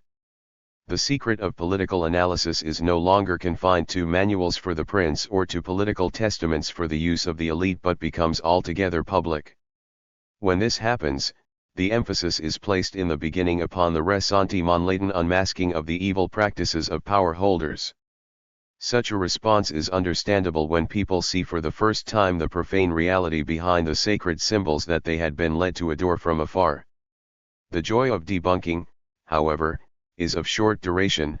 In time, the realities of the power process come to be taken for granted. The dominant feeling then tends to be one of concern about this Leviathan, together with a sense of responsibility for taming him. In pre-democratic times, the masses, while reduced to a passive role, had also the advantage of not being burdened with responsibility for the shaping of their own destiny. The world was simple, traditional routine took care of most economic and social problems, and where decisions had to be made, these could be entrusted to a central elite. Democratization, on the other hand, seems to be associated with a growing complexity of the social and economic process, involving the necessity of making choices and of applying analysis instead of just trusting in the automatic working of tradition. All this does not mean to say that the advent of the modern analytic approach is solely a matter for the broadening of the elite. In fact, it may happen that participation in the decision-making process becomes broader and more democratic without a noticeable advance in analytical thinking taking place. For the latter to come about, a certain maturity of critical intelligence is needed, an ability to overcome the suggestive power of symbols, resulting from distantiation. But mere change in social location does not necessarily create this ability, the latter must have other sources as well. We may say, however, that greater proximity to the seat of power is necessary for the discovery of its inner mechanism. 5. A contrast similar to the one just discussed is that between genetic and systematic thinking. The modern, analytic mind prefers to use the genetic approach, whereas authoritarian cultures recoil from it and seek a system of timeless truth, untouched by historical changes and vicissitudes. To the authoritarian mind, validity must be independent of genesis. 1. This contrast again seems to be analyzable in terms of distance. Traditional authority, perpetuating itself through a series of generations, gradually pushes its origin back into a mythical distance. Such distant origins are incommensurable with anything that can be observed here and now. Authority, then, comes to be experienced as timeless and existing by necessity. Traditionally sanctioned authority leaves no room for the idea that things could be otherwise. Its wielder acts as if he were just a timeless embodiment of superiority. When a new generation grows up in a traditionally governed society, it will tend to grant these claims of the authority wielders, since its members cannot remember any time when things were different. Such generations, then, are not likely to think in genetic or analytical terms. Skeptical, destructive, analytical thinking is likely to be found among the members of generations that had gone through radical changes in the realm of power. 2. It is clear from the preceding discussion that the traditional way of thinking, while antithetical to the genetic method, does not ignore the problem of the origins. What it does is to place them at a mythical distance where they are no longer subject to realistic analysis. The origin of power is not laid bare but concealed in a sacred myth. A later variant of the conservative philosophy of history replaces the super-rational myth by a rationalistic interpretation. History appears as meaningful, as the unfolding of a rational plan. Such interpretations serve as a justification of the prevailing authoritarian order. How power is generated, this question remains unexamined, it is banished from consciousness. A democratic society, however, cannot well ignore the problem of the genesis of power, since its mechanism involves precisely the generation of power in the course of the democratic process. Nevertheless, this point is not valid without qualification. In democratic societies, too, the origin of power and authority is subject to a certain amount of distantiation, in keeping with our general point that democracy reduces vertical social distance without completely eliminating it. Distantiation does not disappear in democracy, it merely assumes a different form. Accordingly, democracy does not dissolve every problem of social authority into a problem of genesis. It uses genetic analysis to discredit pre-democratic authority, but its own basis of authority is also distantiated in a certain way. How does this democratic distantiation differ from the traditional one? Primarily, one may suggest, through its impersonal character.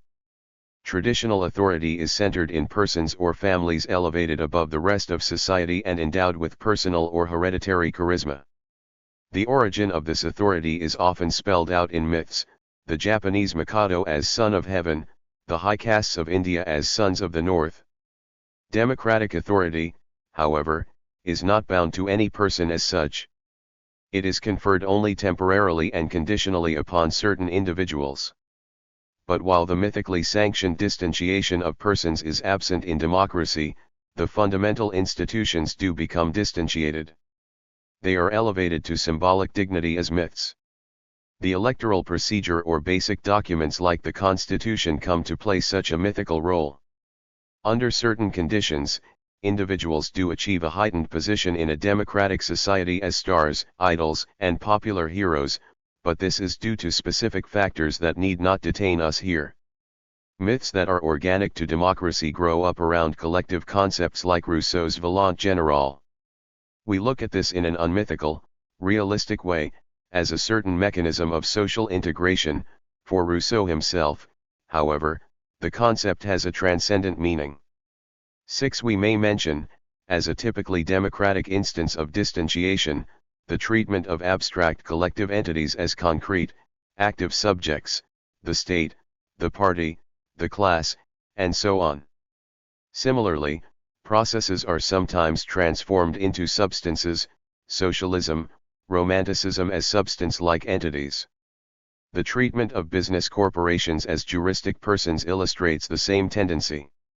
It is characteristic that conservative thinkers have vehemently opposed the distantiation of such abstract and rational entities as the state or law. For these thinkers, a collective entity could be endowed with authority, but only if it presented itself in a rich garb of symbolism that put it above and beyond everyday reality. No authority could accrue to mere profane instruments of social integration. 1. The modern mind, however, tends to isolate certain strands of social reality and endow them with a higher, metaphysical dignity. This combination of the analytical approach with distance-creating myth-making introduces a certain ambiguity into democratic thought.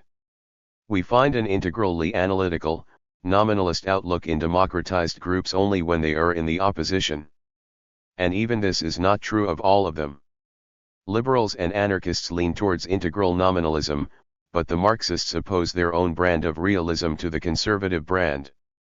All that we can say is that the analytic and nominalist approach is likely to come to the fore when the democratizing trend is dominant, so that eventually the democratic distantiation of abstract entities, too, will be subjected to critique. But critical analysis cannot hope to eliminate all distantiation whatever. In the above, we contrasted pre-democratic distantiation with democratic distantiation. The latter is, in fact, far more characteristic of our own age than the former. Nevertheless, it would be a mistake to see in Western history a unilinear progress from the pre-democratic to the democratic. What is later is not necessarily more democratic. Thus, we may already look upon the Middle Ages as driving underground the earlier, typically urban and rationalistic tradition of the Greek city-states. As against this, the dominant culture of the Middle Ages stressed irrational, mystical, primitive thought patterns, even though elements of the rationalistic tradition of antiquity were preserved precisely in learned clerical circles. Further, a genuine process of cultural democratization set in during the late Middle Ages when urban groups became culturally dominant in Europe. After this early upsurge of democratization, a retrograde tendency set in, and European society became refeudalized. We shall now discuss these phenomena in some detail. 7. We shall turn first to the democratizing tendency as it manifested itself in the late Middle Ages. The underlying social change, i.e., the growing strength of urban groups, was accompanied by radical stylistic transformations in the realm of art, literature, and religion.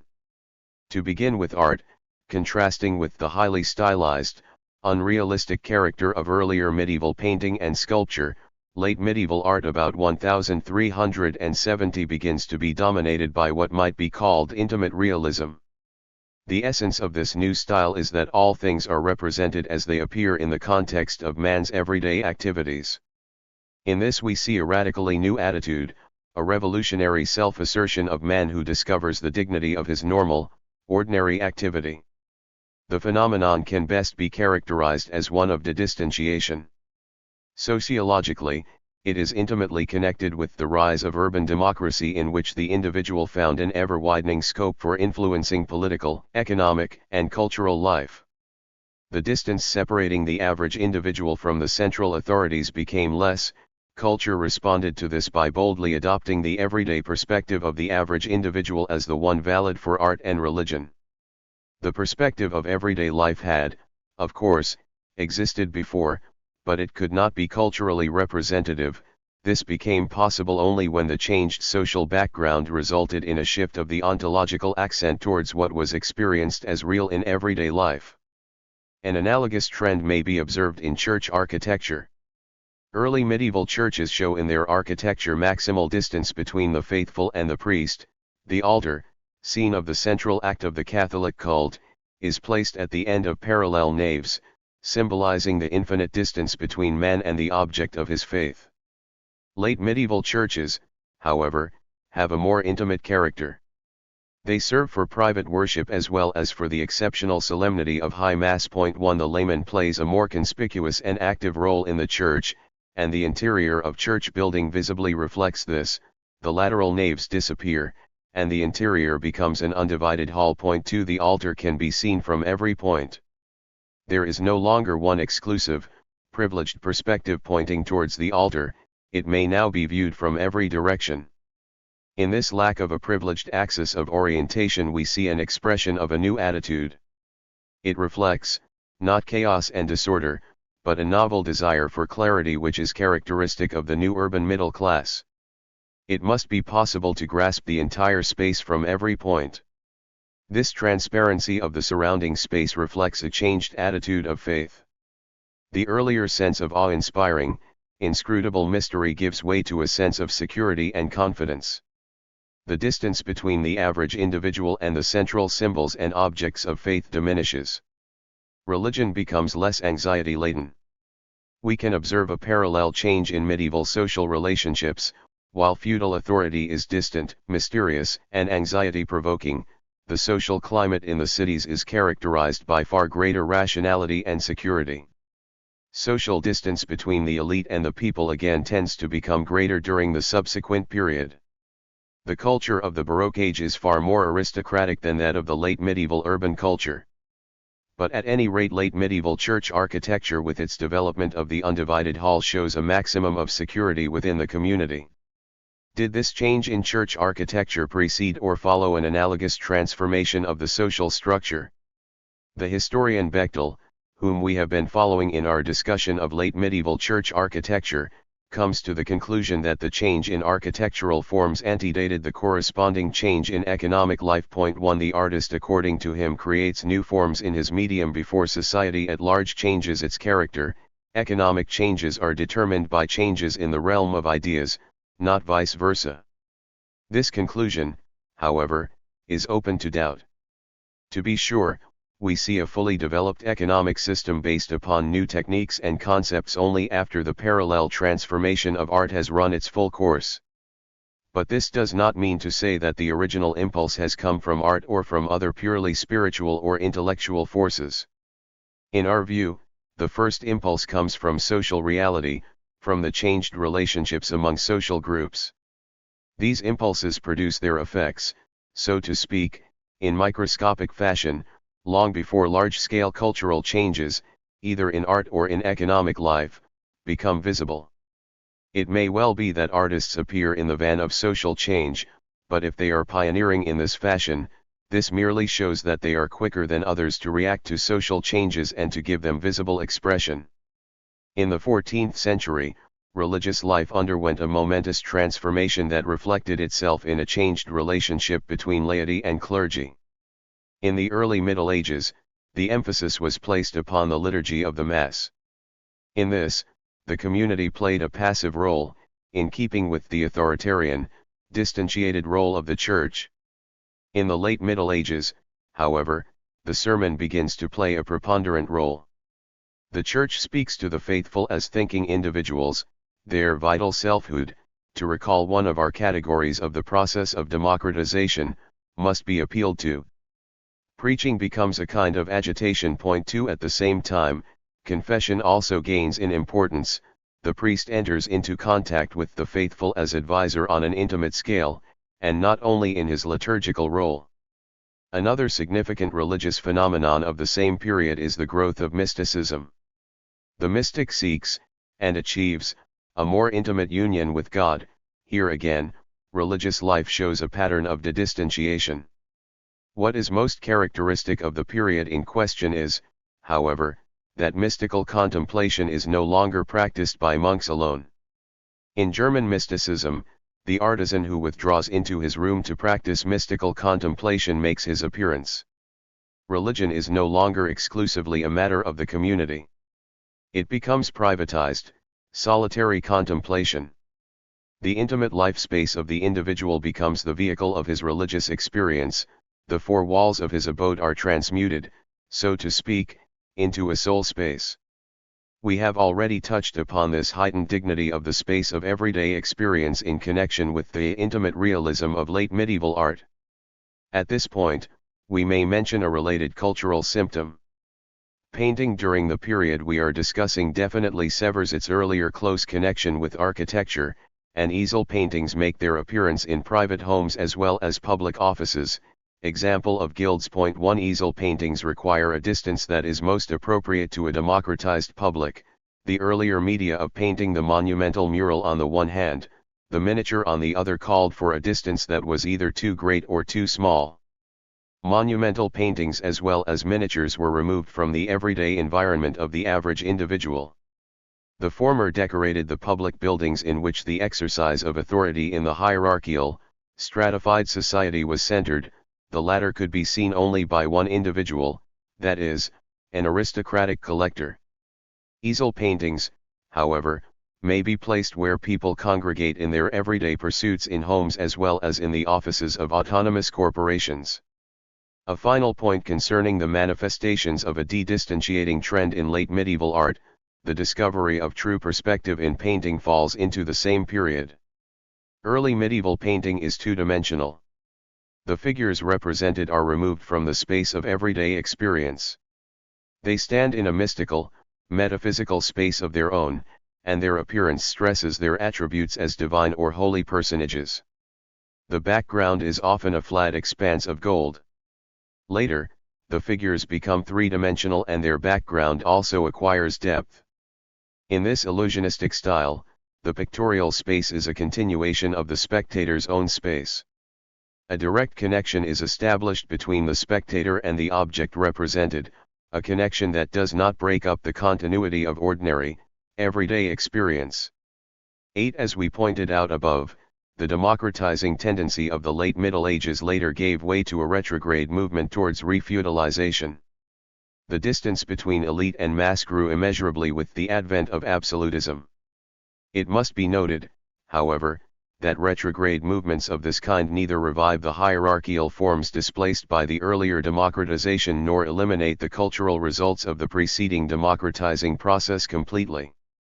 The refeudalization of European society during the 16th and 17th centuries by no means restored early medieval feudalism. It rather combined feudal elements with novel forms of stratification and novel techniques of control. Insofar as the cultural evolution is concerned, it is a fundamental postulate of the sociology of knowledge that whatever has come into being in the cultural process cannot simply disappear, it will enter into later cultural configurations in changed form. Thus, the authoritarianism of the Church reasserted itself in the Counter-Reformation, and in politics the absolute monarchy became dominant at the same time. Both these authoritarian control systems, however, made use of the achievements of the preceding rationalistic eras.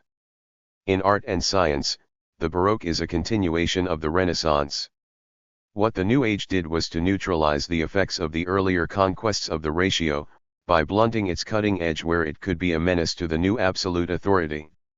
This was done, for example, by introducing new super-rational elements into the rational system of the Renaissance. Baroque religion is ecstatic, not in the manner of the mystic contemplation practiced by isolated monks and artisans, but in the form of an intensification of fervor beyond all measure, in a kind of overheated and sublimated eroticism. Baroque art, on the other hand, does not abandon the earlier illusionistic realism of the Renaissance. On the contrary, it exaggerates it to the point of extreme naturalism, but for the purpose of conveying a transcendent, metaphysical message. The super-rational principle of the Baroque is the heroic and superhuman. The emphasis is upon the incomparable power of the ruling individual. At the same time, Baroque art, and Baroque culture in general, emphasizes rational calculation and classic measure. Classical conventions and models predominate, guiding imagination in pre-existent channels. Baroque art is cool, conventional, and yet fervent and declamatory. It depended on circumstances which aspect of this culture, the rational or super-rational one, became dominant. The calculating rationalism of its ruling groups could produce a wholly this worldly, critical state of mind from which some of the impulses responsible for the Enlightenment flew. Also, Baroque society was by no means wholly permeated by the authoritarian and aristocratic spirit. The middle class, though crushed and overawed by the enormous prestige of the aristocracy, lived its own life, had its own corporate institutions, and cultivated its own intellectual and artistic taste. Besides official, heroic art, there is also the intimate art of the Dutch painters, and some of the writers of the period show considerable acumen in their ironic, disillusioned analysis of society. 1. 9. Our contemporary culture is characterized by a radical negation of distance both in social relationships and in the realm of culture. Our field of experience tends to become homogeneous, without the earlier hierarchical gradations between high and low, sacred and profane. In all earlier ages, such divisions were all-pervasive. In the medieval university, branches of learning were divided into higher and lower. In ancient Greece, as Zilsel has pointed out, poetry was considered infinitely more honorable than plastic art, simply because the sculptor and painter had their social origin in the class of craftsmen who were often slaves. 2. In pre-modern times, among topics of knowledge, high was sharply separated from low, knowledge of divinity and metaphysics belonging into the former category, knowledge of the objects of everyday experience into the latter. In art, too, representations of ideal beauty ranked high above portrayals of everyday objects, and this distinction was reflected in the formal structure of academic paintings. Their very composition revealed a hierarchical structural principle. The things represented were arranged in a more or less regular design enhancing the dominant position of the central figures. In these academic paintings, the haphazard, random arrangement of things as we encounter them in real experience is replaced by order. As against this, Impressionism strives for a photographic effect, reproducing the unregulated, spontaneous freshness of momentary combinations of things. Photography, indeed, expresses well the spirit of modern distanciation. It marks the greatest closeness to all things without distinction. The snapshot is a form of pictorial representation that is most congenial to the modern mind with its interest in the unretouched and uncensored moment. In the modern, homogenized field of experience, every single thing is an appropriate object of scrutiny, none has a greater dignity than any other. The study of theological ideas is on a par with that of chemistry or physiology. This, however, leads to a characteristic difficulty which is inherent in the process of democratization. If the field of experience is homogeneous, if no object is respected above any other, how can man himself, the individual unit of society, claim any particular dignity? The principle of equality thus comes into conflict with that of vital autonomy, a contradiction which is as yet unsolved. If we stress the one, we can hardly avoid slighting the other. The ideal of freedom, of the autonomy of vital selfhood, is difficult to reconcile with the ideal of equality, the assertion of the equal to value of all social units. We have to do here with a contradiction, an antinomy that reveals the deep inner conflict of our age. This conflict manifests itself with particular sharpness in those sciences which deal with man, psychology and sociology. Psychology as a natural science works with a completely homogenized field of experience. It is not only that all individuals are treated on the same footing, in addition to this, classes of psychic phenomena which for the experiencing subject have very unequal value and dignity are just data, without any difference of rank, for the scientific psychologist. Sense data or religious striving for psychology, they are just empirical phenomena subject to ascertainable laws. In this way, forms of experience are distantiated, just as individuals and objects are. This is inherent in the scientific attitude, but it leads to a discrepancy between the image of man as drawn by science, and the self-image of man as given in immediate experience. In sociology, similar problems arise in connection with the problem of freedom. Sociology seeks to ascertain regularities of behavior in a homogenized field. Now, if these behavioral regularities alone are observed, disregarding individual choices and their meaningful rationale, all human groups will begin to resemble calculable mechanisms. But if we start from the individual and his vital selfhood, we shall discover that there is another side to behavior, and that human actions considered in themselves result from choices due to autonomous initiative. Each individual is the center of his own universe, and is free in this sense. It is difficult for behavior science, with its predominant interest in observable regularities of behavior, to render justice to this other side of the problem. We cannot undertake here to solve this antinomy, all we can do is to call attention to it. The homogenization of the field of experience is by no means a matter of the scientific approach only. We can observe it also in everyday experience. Just as science obliterates the differences of rank among different classes of objects and phenomena, the modern attitude towards time tends to disregard the distinction between working day and holiday. The articulation of time in terms of periodically recurrent, distantiated, sacred dates has not for modern man the decisive importance it had for earlier generations.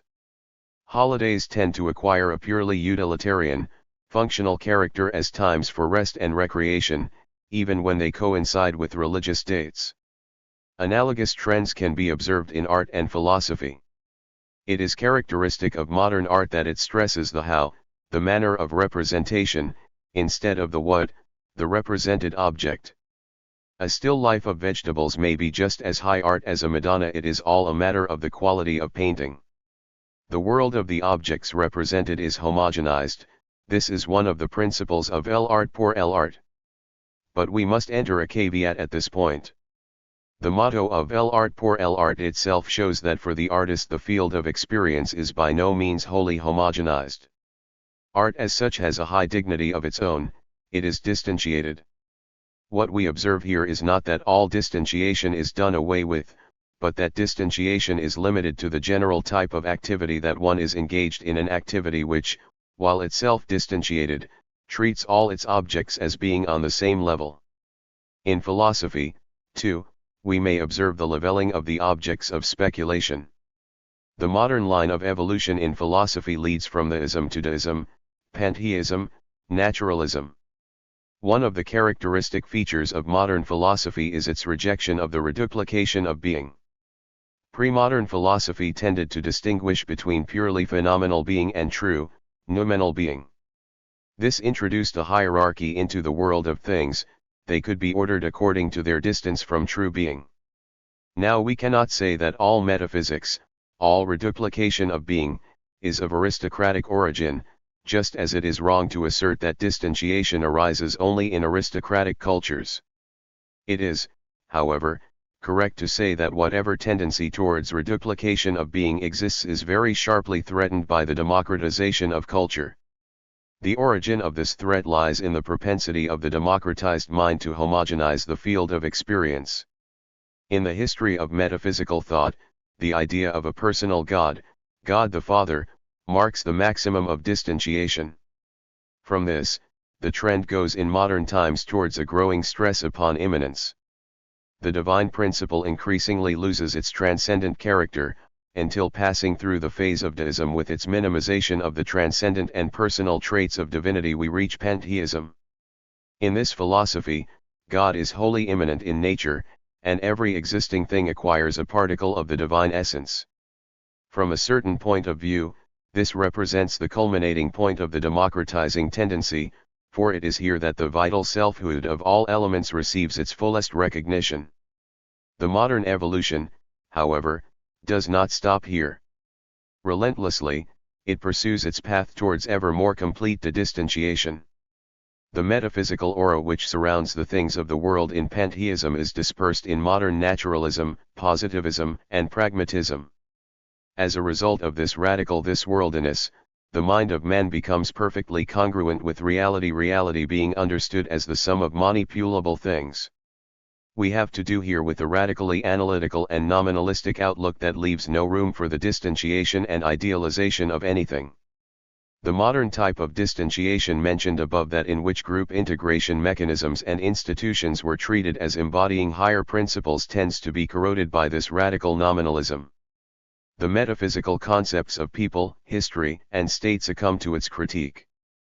This is inevitable in the long run, for two reasons. For one thing, these concepts become party labels and thus must undergo the invidious scrutiny of the adverse party. For another, the thinking of democratized elites tends to become more and more analytical, and they therefore cease to believe in metaphysical substances.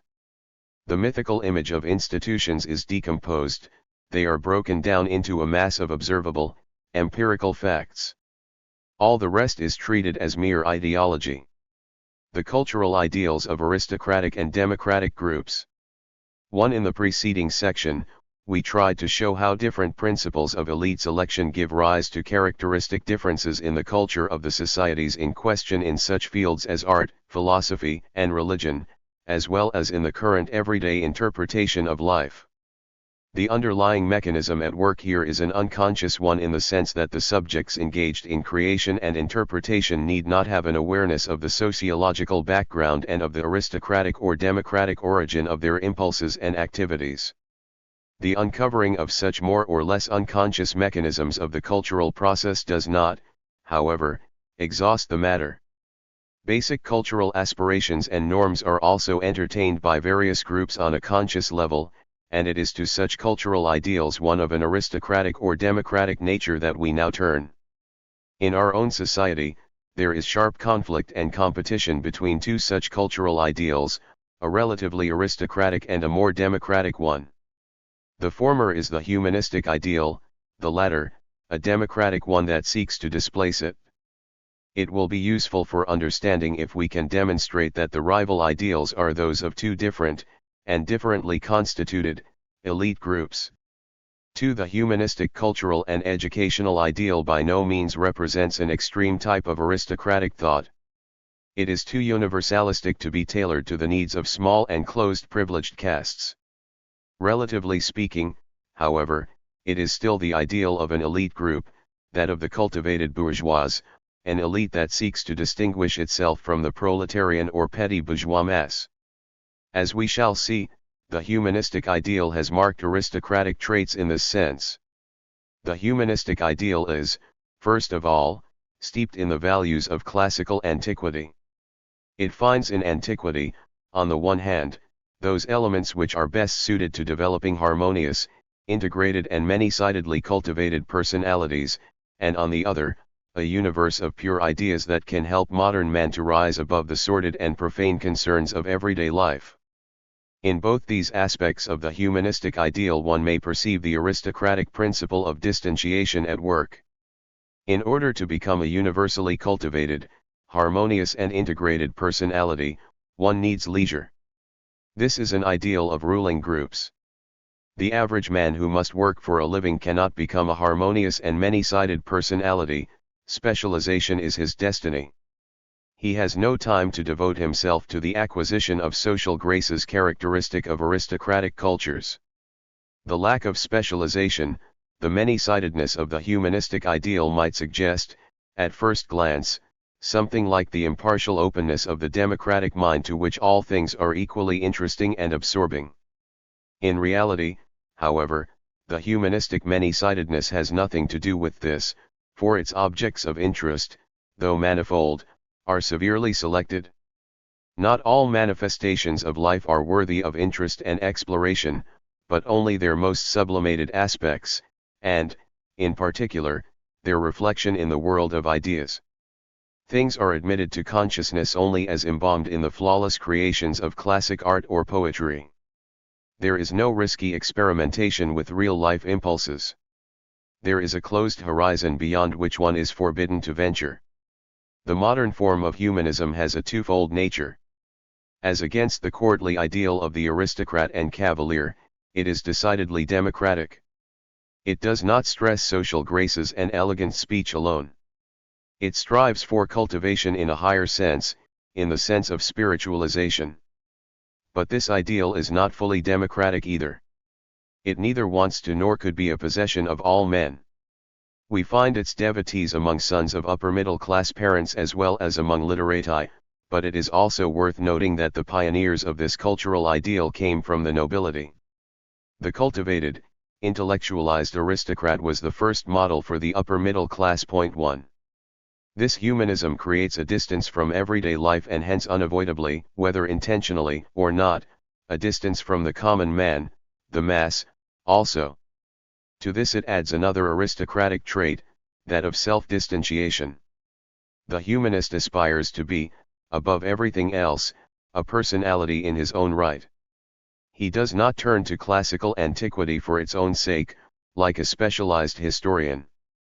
He needs the classical background in order to enhance his own personality, to set it off against the uncultivated. There must be a foil, a backdrop against the contemporary world. In order to be a personality, one needs that second world in order to feel elevated beyond the contingent circumstances of one's everyday situation. This is a genuine, universal aspiration that we find in all ages in many varied forms. It finds its mythical expression in most religions. In fact, images of the beyond and of salvation reflect man's striving to overcome the contingencies of his life. The mystics, and particularly the urbanized mystics of the late Middle Ages, were a typical cultivated elite in this sense. Their ecstatic contemplation helped them overcome the limitations of everyday life. They, of course, strove for communion with God. They did not want to become personalities. Yet their solitary ecstasies differed essentially from the collective ecstasies of rural folk groups. In their way they were just as individualistic as the later literati, who also cultivated a kind of solitary, ecstatic contemplation. For all humanists, the deepest fulfillment is found in occupation with things of the intellect and of the spirit, in seclusion from this world. Solitude, then, becomes for the humanist of the secular type, the type which no longer seeks communion with God, something positive rather than the merely negative lack of human company. Its essence is communion with oneself and enrichment through that communion. Through this self-cultivation, the humanist becomes more than himself, more than one or the other of his potentialities, more than the concrete situation in which he finds himself. We had to stress these positive aspects of the humanistic ideal before discussing some of its limitations. If the humanistic ideal is about to be discarded by our culture, it is not because of the inadequacy of its ultimate aspirations but because it cannot provide enrichment of life for broader masses. Because of the conditions of mass existence, the humanistic ideal in its present form cannot be meaningful for the average man. Nevertheless, it is our opinion that this ideal contains elements indispensable for a full and rich life, and cultural ideals of a more universal appeal should make use of these elements in changed form. We shall now turn to some of the limitations of the humanistic ideal as we see them. They are: its confusion of its own elite sector with the world itself. The humanist pretends that he is universally interested, while in reality he is interested only in the world of his own educated sector. Within this universe, the humanist has an abnormally acute sense for nuances of meaning. Beyond it, he lacks the most primitive understanding of elementary facts. Men of a radically different background are needed to compensate for the one-sidedness of this so-called universal outlook. The humanist cannot get over this limitation by himself. Its lack of contact with the stark realities of life. Cultivation can become a prime object in life only for people who are never confronted by matters of life or death, safety or disaster, triumph or decline. For groups always faced by such realities, the ideal is too soft. They cannot understand why contemplation and book learning should be the finest things in life and why the vital struggle in itself should be considered ignoble. For these latter groups it may be a good thing to practice contemplation or to play with pure ideas once in a while, but they can have no truck with people who feel so secure that they can only make words about the tragedies of life. Its purely aesthetic relationship to things. Art has a universal function in neutralizing the sense of doom that threatens all human existence. But when art becomes the be-all and end-all of life, as it does in groups addicted to the cult of art for art's sake, it shuts out that sense of doom from awareness altogether, instead of merely sublimating and counterbalancing it. This attitude again is possible only for groups far removed from the rough and tumble of life, and wholly secure in a rentier's, patrician's, or aristocrat's existence. The reaction against this among groups fully engaged in struggle in the social arena is understandable. The latter want no pure art but art carrying a practical message. This attitude threatens to abase art and to turn it into propaganda, but we should not forget that the opposite extreme, art for art's sake, also drains the lifeblood out of living art. The really great art of classical Greece, for example, had an organic function in the life of the polis. its neglect of the personal, biographical, and contingent element in literary or artistic creation. The person of the creative artist was completely neglected in favor of the work as such. Works, then, did not appear as the products and manifestations of life. Life was conceived as a means to produce works, and the latter alone deserved attention. Interest in the personal, biographical background was denounced as a profanation, as base psychological curiosity. 1. Its antipathy towards the dynamic and unexpected. In its endeavor to produce harmonious, integrated personalities, humanism was led to turn its back upon human potentialities whose manifestations could not be fully anticipated. Its classical canon claimed to encompass every human potentiality worthy of notice, and to provide a valid model for every situation. In this, humanism profoundly misunderstood life.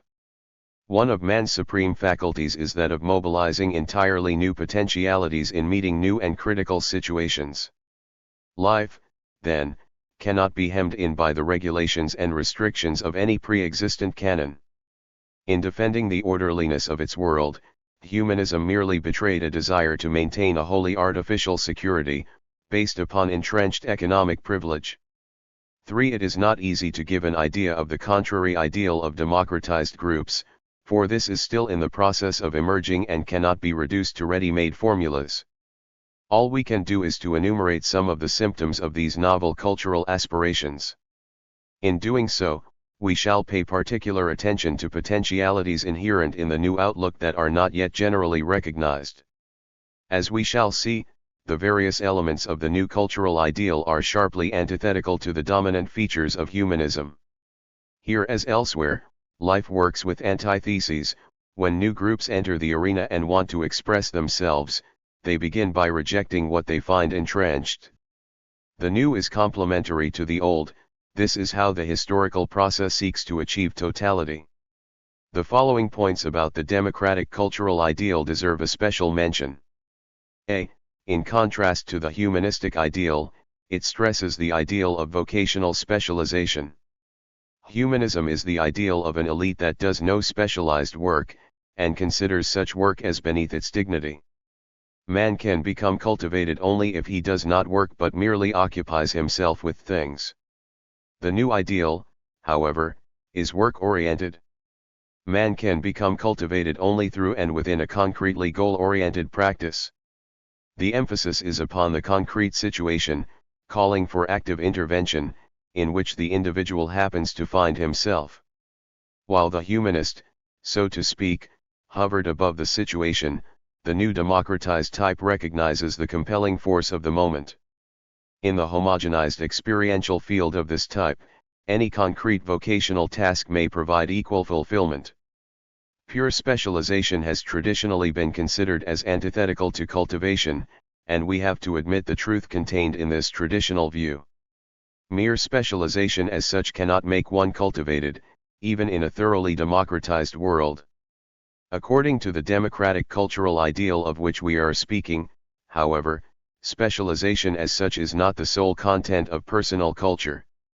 The democratic type, too, strives to broaden his horizon beyond his specialty. He is fully aware of the fact that one cannot be a cultivated man without this. But he goes about it in a different way than did the humanist, for he starts from his concrete situation and never loses sight of it, whereas the humanist, in order to be cultivated, severed all connection with his own concrete situation. This can be illustrated by a concrete example. A necessary phase in the acquisition of cultivation in the humanistic sense is the grand tour or educational trip. One has to go to Italy and Greece and see the monuments of classical antiquity. One's profession or occupation is entirely irrelevant in this respect. The prescription is the same for the student, the businessman, and the lawyer. And this neutrality towards the professional horizon of the various individuals cultivating themselves is essential, for the practice described unconsciously serves a very definite purpose. This consists in providing a common universe of communication among the different sectors of the cultivated elite as differentiated from the mass. To have made the grand tour was the entrance ticket to this select circle. Communication was achieved in terms of a second world besides the work at A1. For the democratic type, 2, cultivation reaches beyond specialization, but the process of cultivation starts from one's everyday occupation and remains organically linked to it. This is exemplified by the skilled worker who takes an extension course in order to gain more knowledge about his specialty, or who studies economics and management in order to have a clearer idea of where he stands in his social environment. Some workers study in order to become trade union functionaries. These people do not seek to cultivate themselves in a free-floating sense, they want to be better able to control their situation and to broaden their own perspective in the process. There are no limits set to this gradual and organic process. There is a way from the trade union branch into municipal and national politics, or into the international labor movement. In any case, the process of self-cultivation is deliberate and continuous, rather than dictated by a priori concepts or sudden, subjective impulses or mere curiosity. It is an advantage of this self-cultivation program that thought becomes congruent with life. One does not acquire knowledge about things that do not matter to one. The man who follows politics, in the pre-democratic world, was no specialized vocation. Political offices were filled by amateurs who did not work at politics but merely occupied themselves with it. 1 In the age of early, pre-democratic parliamentarianism, we see epic rivalries arise between fashionable coteries and old aristocratic houses. In their oratory, the politicians of that period draw upon classical erudition and general philosophical principles. They seek to persuade, to obtain the adhesion of uncommitted individuals, free to decide for themselves. Clearly, the political struggle does not yet reflect a clash of massive economic interests.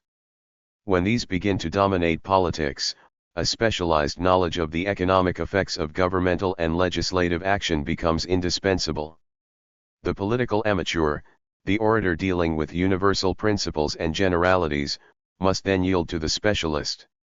The real political decisions are taken in closed committee, on the basis of bargaining among interest groups.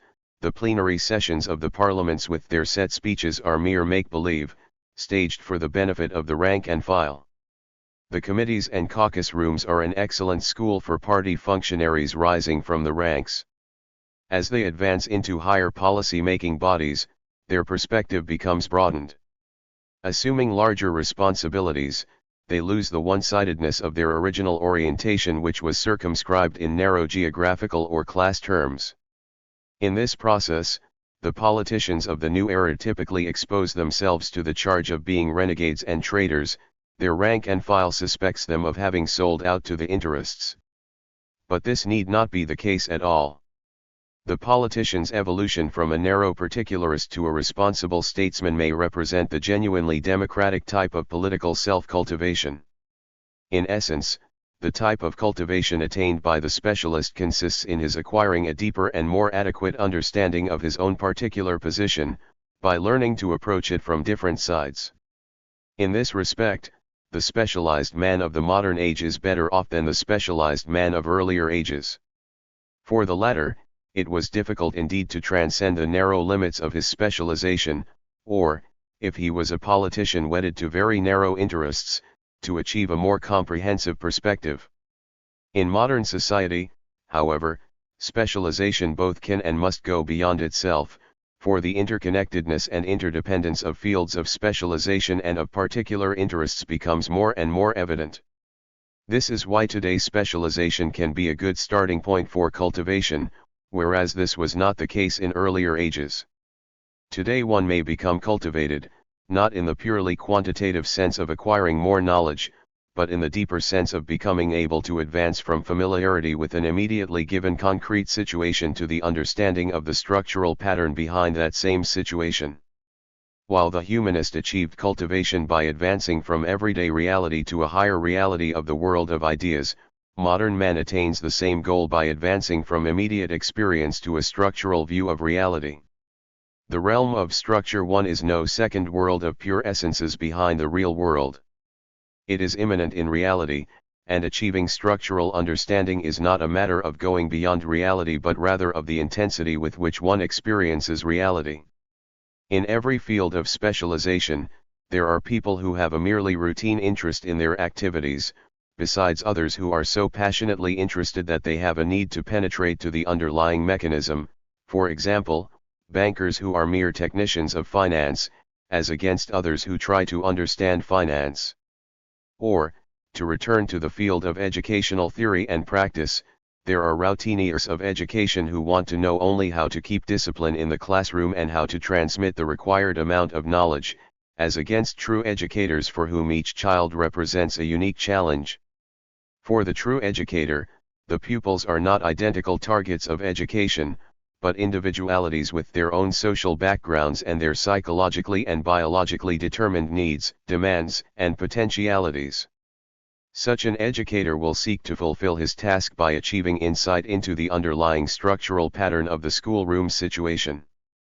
Adherents of the humanistic educational ideal often deprecate vocational education as lacking in the elements of cultivation. These humanists do not know how truly cultivated practitioners of real stature can be. Above all, they overlook the fact that thought rooted in actual practice is likely to be more genuine than thought developed around mere topics of cultivated conversation. In contrast to purely verbal knowledge, knowing achieved by doing establishes an organic relationship between the knower and the known. If such knowledge transcends one-sidedness by a broadening of the knower's perspective, it will be more truly many-sided and universal than the purely verbal universality of humanistic cultivation. This type of knowledge also has the best chance of escaping the danger of becoming an ideological screen for unavowed and unrealized self-centered and group-centered interests. All this should not be taken, of course, as an advocacy of purely vocational education or of a cult of mere technical expertness. We do not hold that children should be taught only what they will need to know in practical life. Such a view completely misses both the real nature of specialized knowledge and the educational aims and potentialities of an organic connection between knowing and doing. If education transmits a lot of practical knowledge but still fails to enable the pupil to become oriented in his own life environment, it is in no way superior to purely verbal, humanistic education. Specialized vocational education in this sense is a symptom of decadence rather than of progress. Hence, modern education can approximate to an ideal of cultivation only by giving more than specialized knowledge, narrowly circumscribed. Such knowledge must be supplemented by more general disciplines that have orientation in life and in social reality as their subject matter. Sociology is particularly appropriate to fulfill this task in the modern world. Traditionally, philosophy was entrusted with the task of providing general principles of orientation, and we do not assert that the philosophical approach has become valueless or that philosophy should be banished from the curriculum.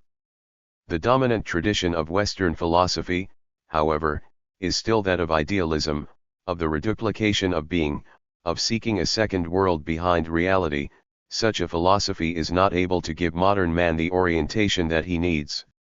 The idealistic tradition, on the other hand, is being more and more corroded within modern philosophy itself, as the recent trend towards pragmatism and positivism shows. There is hardly any conflict in principle between these philosophies and the sociological approach. Point 1. The problem of ecstasy.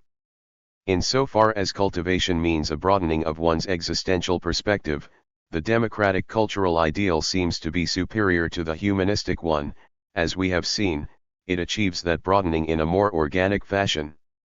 Cultivated existence, however, also has another aspect, that of self-distantiation. This is an organic part of the cultural ideal of the humanistic elite, whereas the modern, democratic concept of cultivation seems to offer little in the way of self-distantiation and ecstatic contemplation. Is this a shortcoming of the modern ideal, or was self-distantiation an unjustified aspiration of old elites? Such questions about ultimate values are difficult to answer, and it is still more difficult to give a reasoned argument for and against the possible answers. We shall therefore state our position without entering into its pros and cons. It is that achieving from time to time a certain distance from his own situation and from the world is one of the fundamental traits of man as truly a human being. A man for whom nothing exists beyond his immediate situation is not fully human. But even the democratized way of cultivation discussed above, which consists in gaining an increasingly broader situational perspective, does not suffice. We inherited from our past another need, that of severing from time to time all connection with life and with the contingencies of our existence. We shall designate this ideal by the term ecstasy. Supposing that this ideal is a valid one, and that ecstasy is a necessary element of true cultivation, the question facing us is this: is it true that the democratic cultural ideal is antithetical to ecstasy and offers no avenues towards it? Our answer is that if we consider the potentialities inherent in the democratic approach, it will appear to be eventually conducive to a new type of ecstasy and of true cultivation. It may even be suggested that ecstasy can be a general, universally shared form of experience only in a democratized culture. But this democratization of culture does not attain that stage at one stroke. To begin with, radical democratization means distanciation. This has to be overcome before new forms of ecstasy can emerge. Democratized culture must go through a dialectical process before it can realize its full potentialities. We shall examine this dialectical process under three headings, that is, from the point of view of the new, democratic relationship between the I and the object, between the I and the thou, and between the I and the myself, that is, self-distanciation. The I-object relationship. As we have seen, full democratization means, to begin with, radical distanciation of all objects, non-human as well as human. This makes for a flat, uninspiring, and unhappy world. There is no beyond. The existing world is not a symbol for the eternal. Immediate reality points to nothing beyond itself. At the stage of full democratization, human types who experience reality in this flat and uninspiring perspective do, indeed, abound.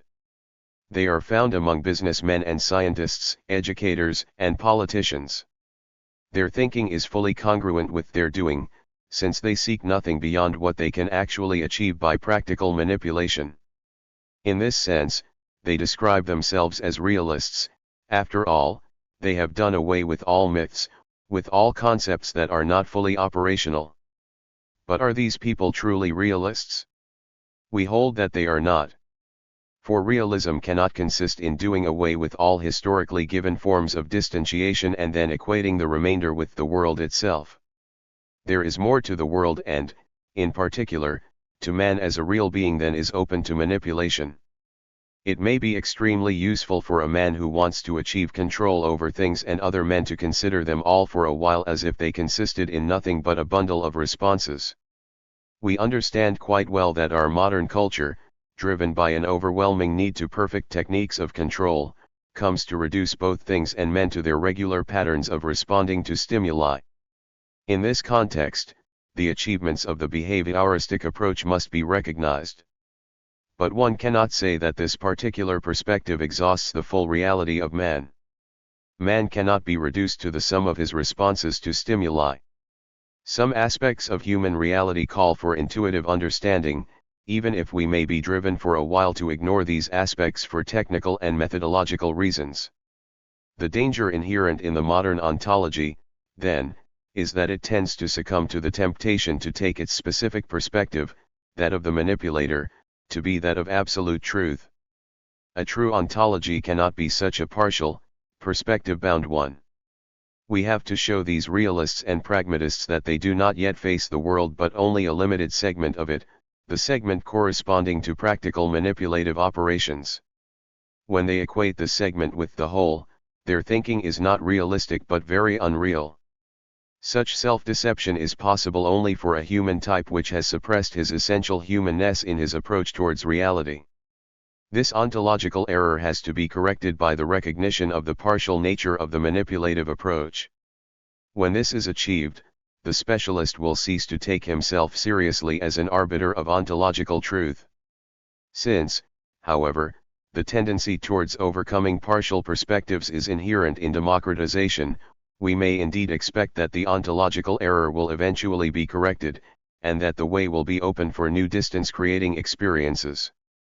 The I-thou relationship. Democratization implies that all purely social distance between high and low tends to be leveled. This leveling may produce a colorless monotony. All individuals then will appear as interchangeable, the other will play a purely instrumental role in the individual's life.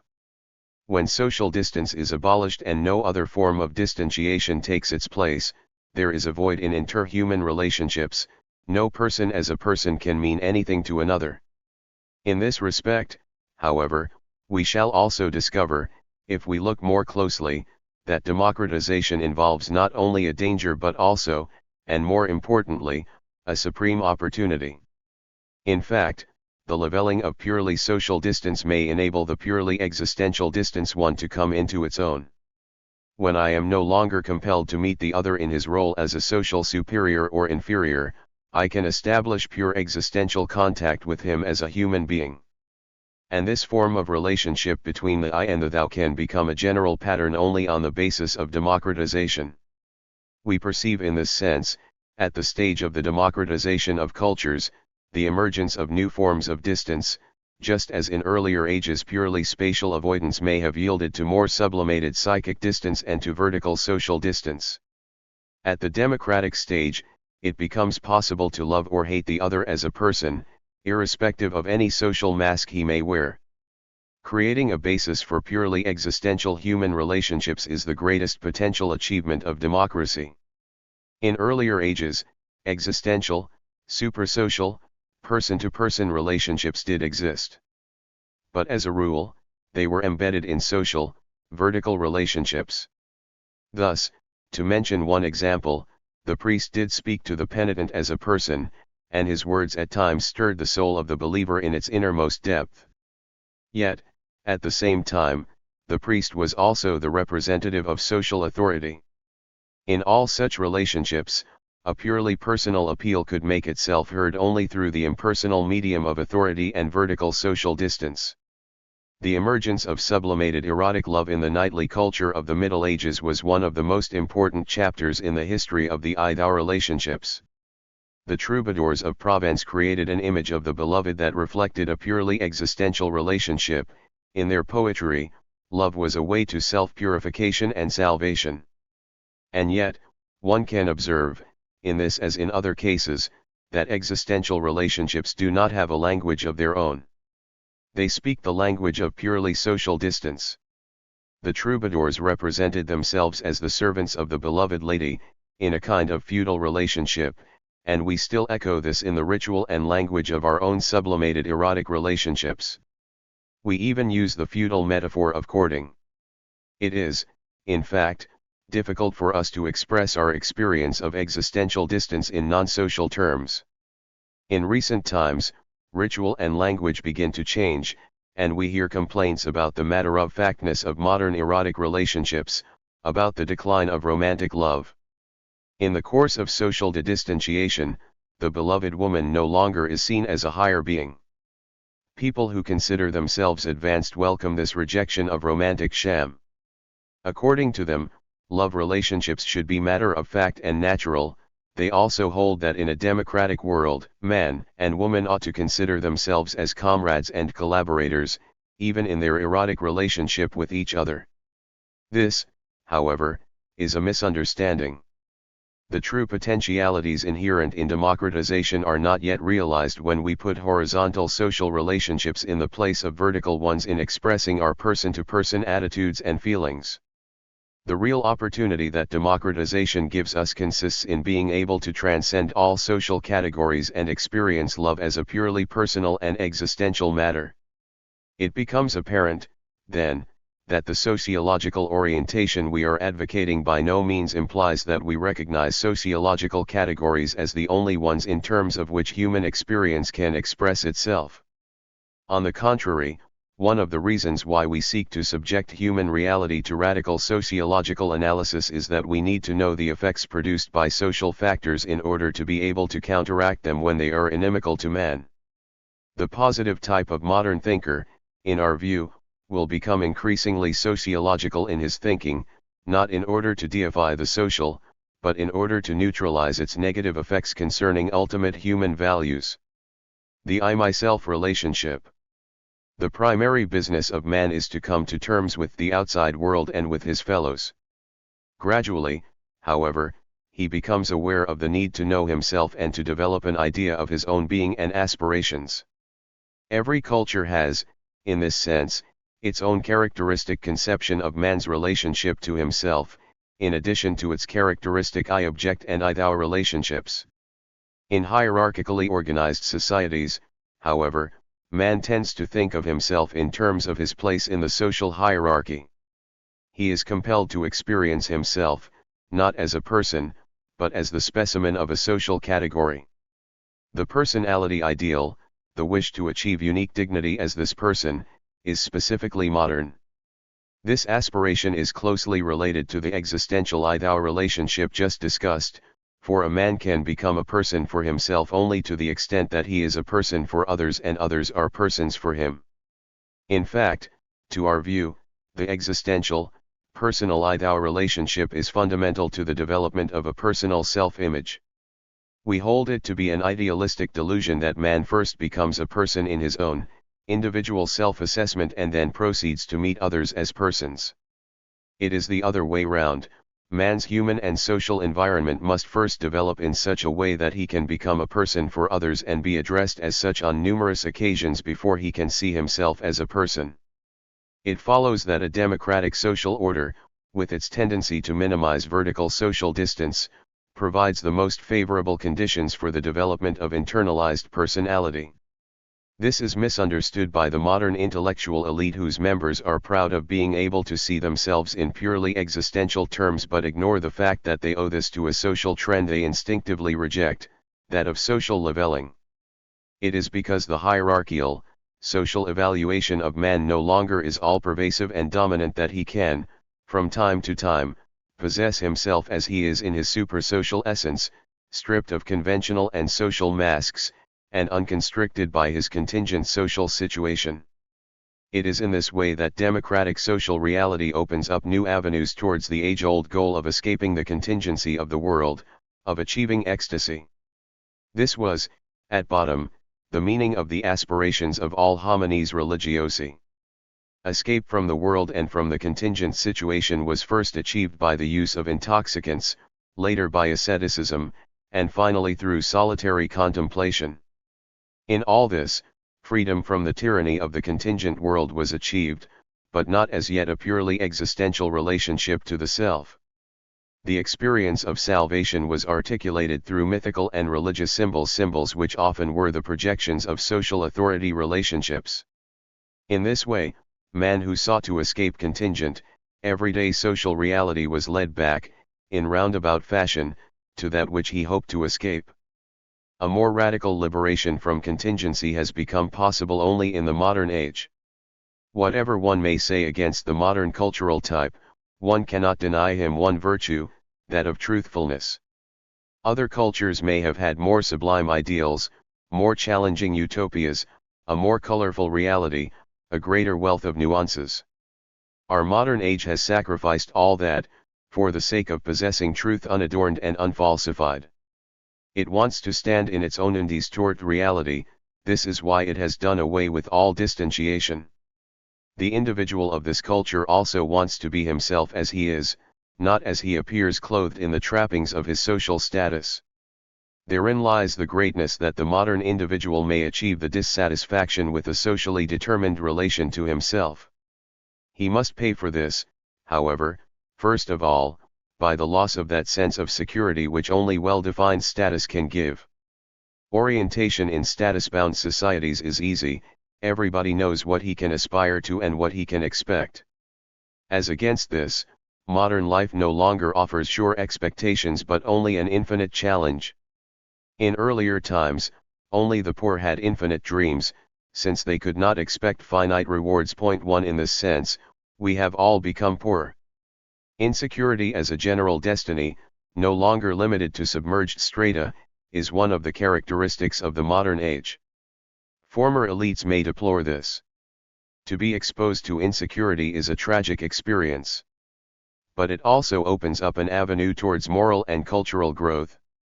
It is wholly wrong to interpret the collapse of old hierarchies and patterns of order as a symptom of moral and cultural decay. We must see in this, on the contrary, a potentially positive factor in the education of mankind.